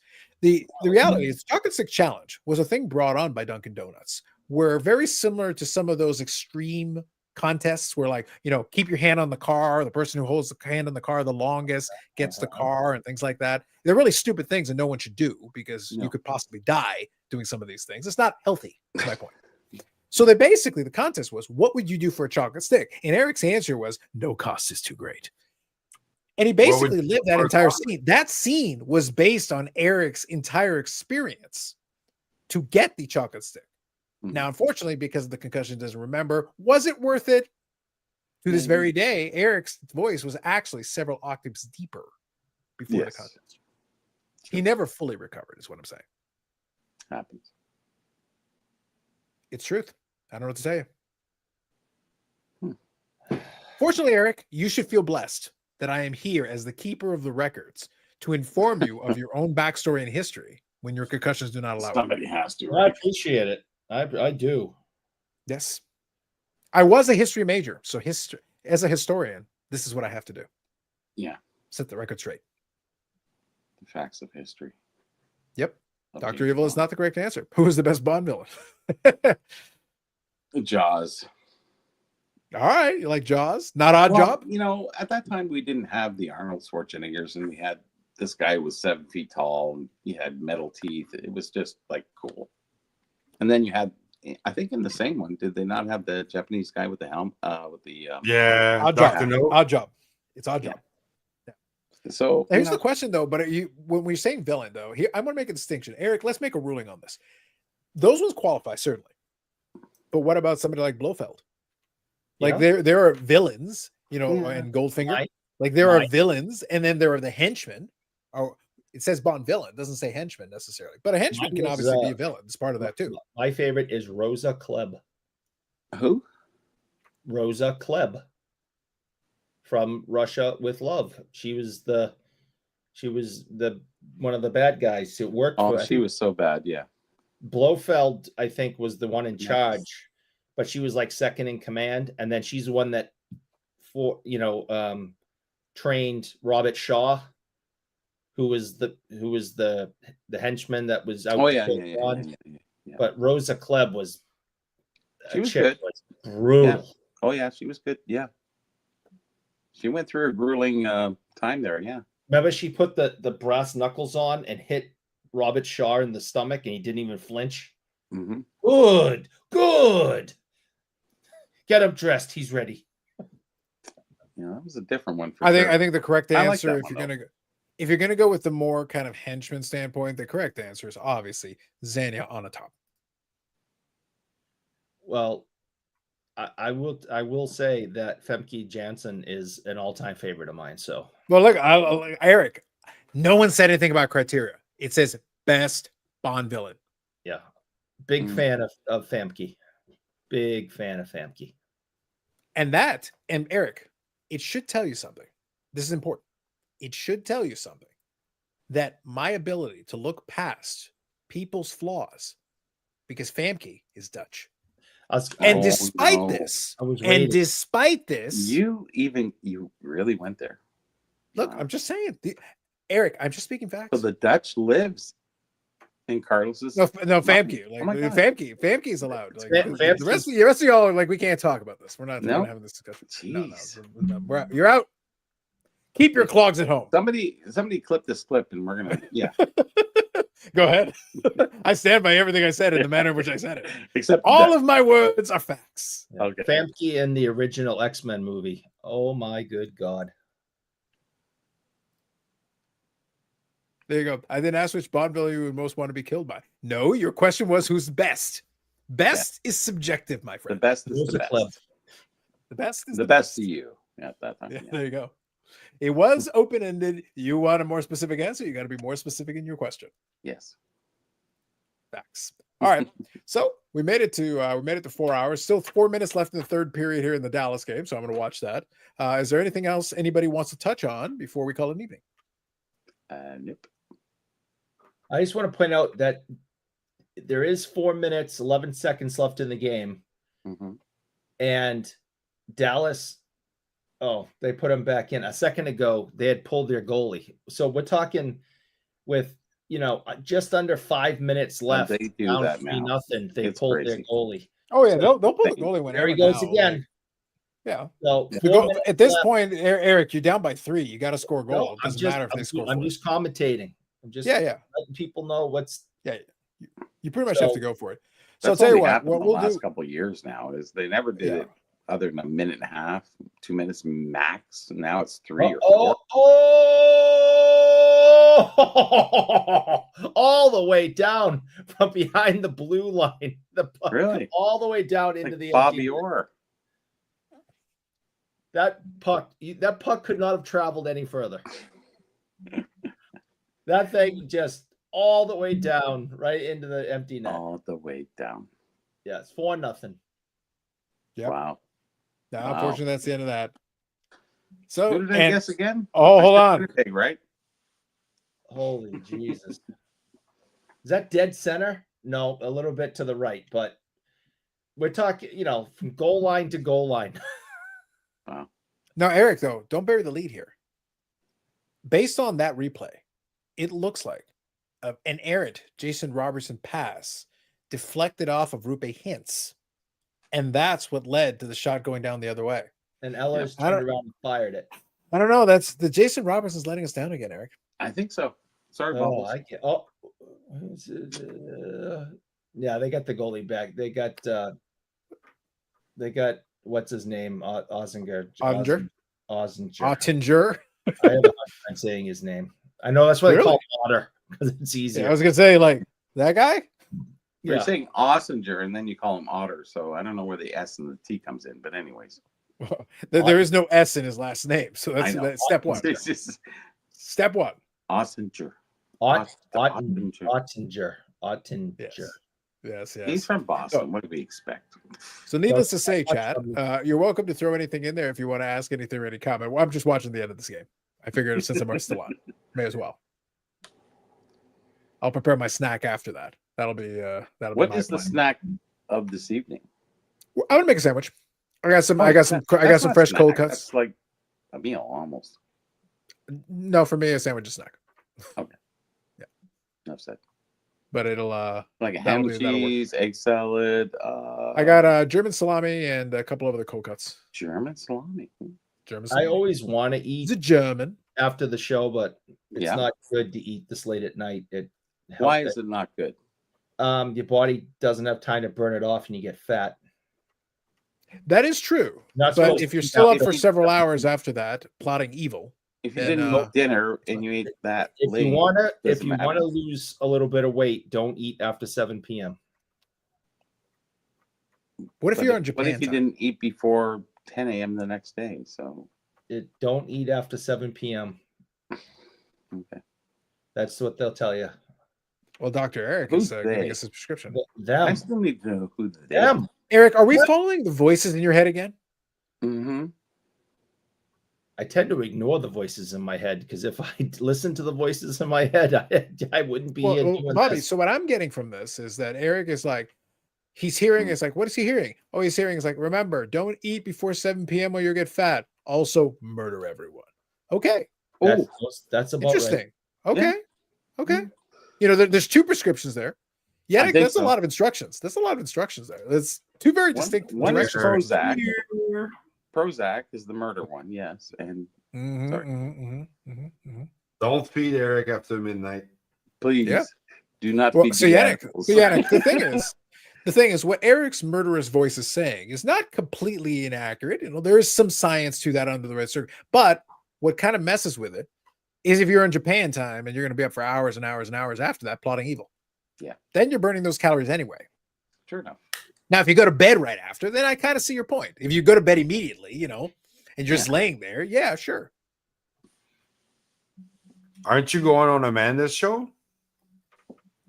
I don't know if she's doing it tonight. It's like every other week, so I don't know if this is this part of the cycle, but no, Every there's nothing other planned week, as far as right? I'm aware. I think it was supposed to be last week and then it got canceled. And I don't think they postpone it to the following week I think usually, yeah, I think usually for the schedule. So that means I'm next week.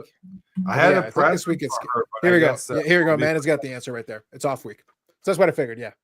Makes sense to me. That jives. I had a present for her, but it'll be for next expo. Ooh, fancy. Fancy. Yep. Well, your challenge is if we do that, I think you're gonna have to figure out a way to get everybody in the same place. That's why I said it's herding cats. Good luck. Good luck. We'll just book Montana, the whole place. So actually, Amanda, if you can hear me, if you're there, I got a question. So did you end up doing anything with the AEW influencer box yet, or is that what's supposed to happen with that? And so Eric, I got a question. With Uh-huh. Amanda's format and like the stuff she does, how is she ever going to open that box? Like where? On Instagram or a random YouTube video? Like how would it get done?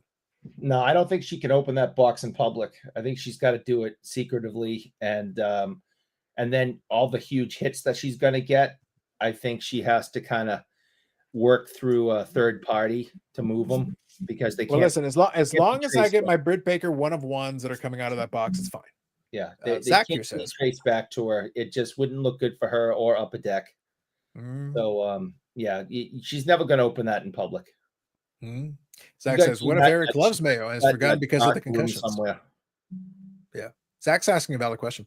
What if Eric loves Mayo and has forgotten because of the concussion? That's true. It's possible. I'm not building. That makes a lot of sense. I'm not going That to. science checks out. I'm not going to investigate it any further and find out. I don't want to. I don't know. Seems legit to me. Not yet. So Amanda, though, my question is, like, I'm being serious here. I'll be 5% more serious for a moment. So the box is there, and you've got your Instagram, you got your YouTubes, you've got options. But the thing is, it doesn't really fit into any of the normal things that you know. Like you open these Marvel things. You open, monster cards. You got all these different, and I guess you could do it on Whatnot as well, I suppose. But like, where would something like that fit? That's actually a serious question. I don't know. Because when somebody gets like boxes from these manufacturers, normally it's because, oh, Eric likes, fake hockey teams. Here's a fake hockey team card. It's not a fake hockey team. Totally fake hockey team. So I'm just saying. Haven't opened anything from Expo yet? What are we waiting for? Expo was like 6 months ago. Yes. Eric, Yannick, the memories are fading. It's been so long. It's been like 87 years since the last Expo. Unbelievable. It almost seems like enough. it, eh? Yeah, it does. It gets away from us real quick. 2 weeks. So, by the way, a quick random thing before we go off. I did get a chuckle. Carlos Sr. wanted to pick up Roberto, and when we were going there, it was funny. It was great as he called me, and he was just saying like, "Oh, do you need anything from the grocery store?" And I was just sitting there like, "Well, not necessarily, but what the hell? If you're, yeah, but I was like, that's basically what happened. Is that like I didn't necessarily plan on grabbing anything, but I was like, what the hell? All right, so I'll go with you. I'll keep you company for a minute and I'll go grab the stuff in the grocery. And usually I say, do you want me to grab anything while I'm in there? Basically, since I'm in there anyway, is there anything that you would like me to grab while I'm there? So anywho, I go in and grab my stuff. I come out of it. But the thing that made me chuckle about that whole thing was that I actually forgot what was the point of my story.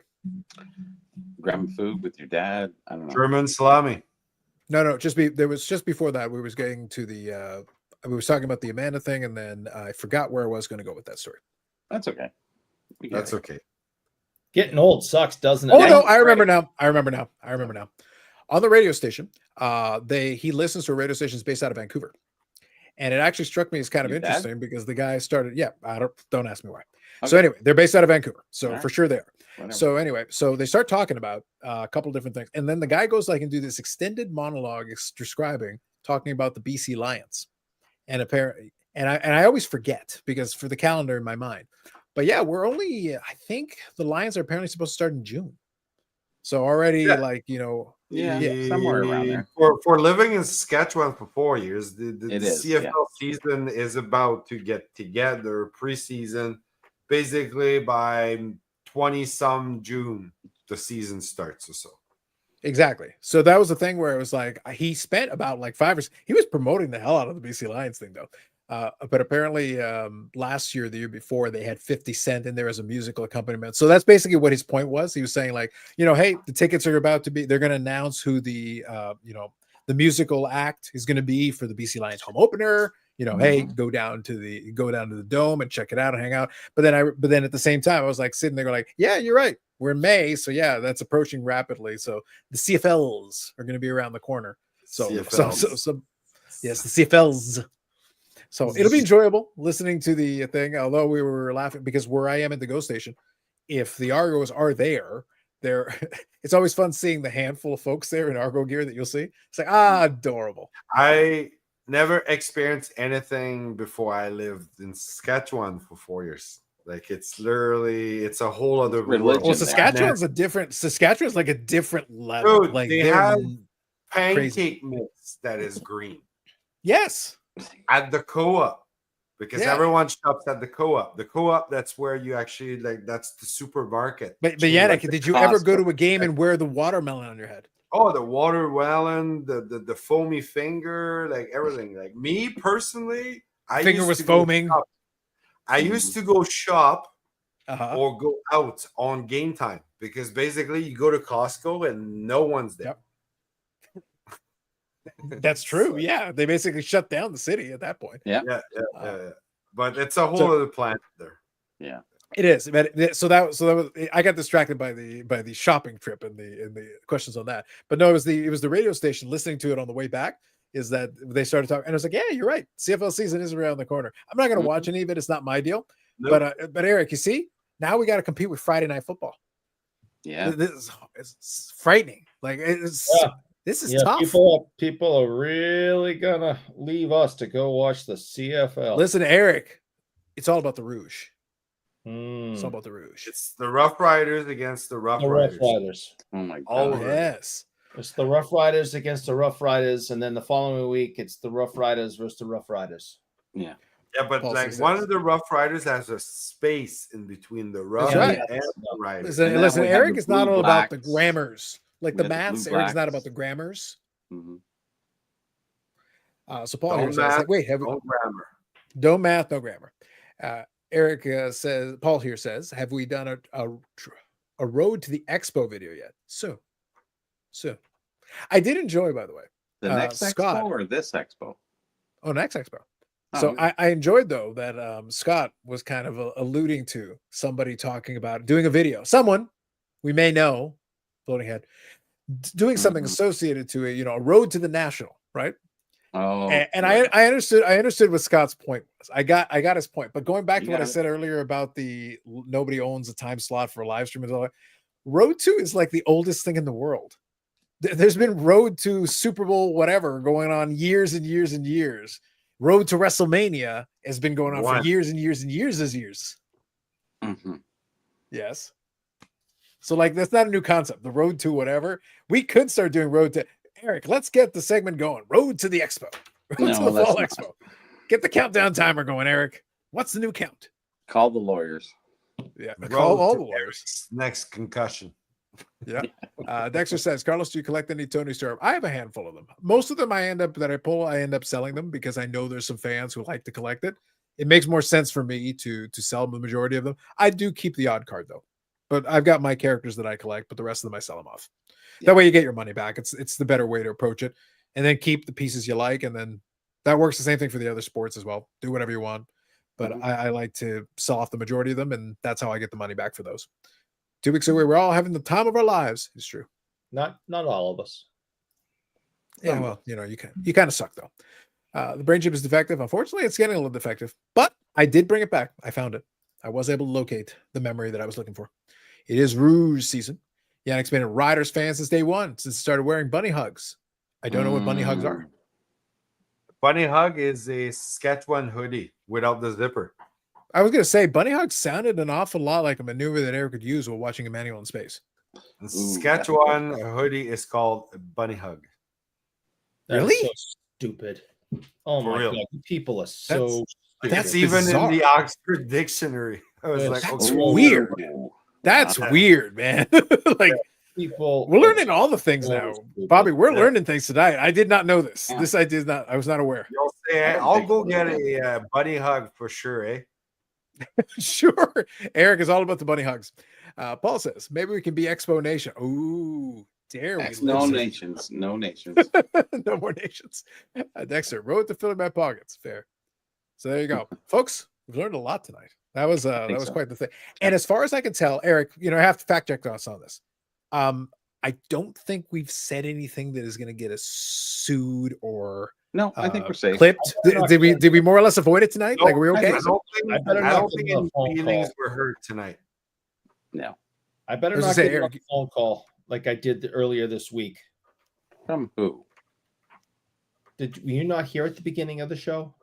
Stinky This show? feet. The person who does not have stinky feet. Oh, Oh, yes, yes. of course, that one. Yes. Yeah, but that was an avoidance of a lawsuit. That's I think the waivers cover a lot of ground, but I think If I didn't apologize live on air, I was going to get sued. Legal action Deservedly so, is honestly. going to be, against me. Yeah. Is there tariffs on suing people in the United States? I don't know. I wasn't going to risk it, so I had to apologize. Up front. You were going to Yeah. get sued in Canadian dollars. Yeah. Oh, Jesus. Yeah. I think, $4 I think I I don't know still if you have can some of afford those that. around. Like, hang on. You got I think I still change. have. Hold on. There you go. I got $25. Hey, that's Canadian money. There you go. I got $25. well, Bobby, I've been telling you all along. Eric is in a Canadian protectorate state. He doesn't actually he have is, American yes. money. I know. Yeah, and to be fair, To be fair, thank you. Eric hates America and freedom. Oh. We have discussed this previously. and freedom. Oh, okay. Yeah. Well, unfortunately, if the concussions hadn't ravaged his mind, Eric would remember the horrifically anti-American rants that he went on. Oh, He went on for thankfully, I cut out 75% of it, but there might be clips circulating out there. Probably. I can't believe the things he said against the American government. I can't Is believe that- the things I said. Is What that else? your regular wallet, Eric, or that's your Canadian wallet? That's the one he found on the It ground. might be. I was like, what is this? That's don't worry about Canadian what wallet. ID. His Wayne Gretzky rookies in the wallet. He's got Maybe. his Yep. money. Right Don't beside worry- the 20 don't and worry the about my 5. wallet. It's none of your business. Mhm. That's my wallet. Meta says Buddy Hog is adorable. It's quite a thing, apparently. I hear Yeah. Regina is the Paris of the Canadian Paris. is. It's something. But- It's So something. it is. Oh, Zach says, have a good night. 26 likes, not bad. Not bad. Thank you, Good. folks. I wanna go to Remember to bed. hit the like on your way out because Nice. Eric will pay for all of them. Yep. And you know what? Since Eric is so passionate about this, and as a consequence of his anti-American rhetoric, I am going to charge him the like button fee in American dollars. Oh, He's not getting off easy. I Nope. have to get up at 7 and watch the Giro d'Italia. That is something you made up. It's not. Lemon It's the Tour of Viking. Italy. It That started. doesn't sound remotely like something real. I was up at 7 a.m. today watching the Tour of Italy. Stage 2. You should is be charged a tomorrow. tariff just for your horrible lies. No, I think so. the Giro is started today. Stage 2's tomorrow. I got to get up at 7 so I can start watching the Tour. gyro. Bobby, we're back to my original point from mere moments ago. I explained that Eric is a fake American, and now he's telling me about something international. A real American would say that anything international is trash. Therefore, international cycling is garbage. It's the devil. I think that name he makes up, Puck Harrison or whatever. Yeah, her and I name also think he went is. into an AI name generator. He's like, come up with a stupid name for a bike race. I And think you ChatGPT spit Did that you crap out. Google? Gyro. Did you Google? I don't. He I Googled don't have so to- hard. He He Googled so hard he had another concussion. I think so. So I want to go to bed because I got to get up at 7 and watch the race. Okay. Mm-hmm. Oh, There's a okay, time that's- difference from to Italy to here. All right. On that bombshell, hopefully, Gotta get up early. we avoided Eric getting a suit or canceled again. Hopefully, we Yes. avoided it. And We did. most importantly, someone out there, some bobblehead guy, we may have a discussion on Monday that will come up, that will appear I on the think channel so. on Tuesday. And all I'm saying is that J Rob had better make it up to us. Yep. I was let down. I'm I very think so. disappointed. Very disappointed. The Leafs lost in overtime. The Stars lost, didn't score a goal. Sad times. No Sad feelings times. were hurt. No joy in Mudville. Mighty No joy in Casey Mudville. has struck out. Good night, y'all. Yes. All right. Good night, everybody. More videos coming to the channel. Live streams next week. Long string episodic. Eric will say something horrible. Probably get us canceled. Enjoy the rest of your weekend. Have a good one. Catch you later. Peace. Last comment here. Bob gets it right there. Gonna watch some Psycho Cross. Eric always watches Psycho Cross. Yes. Have a good night. Take it easy. Psycho Circus.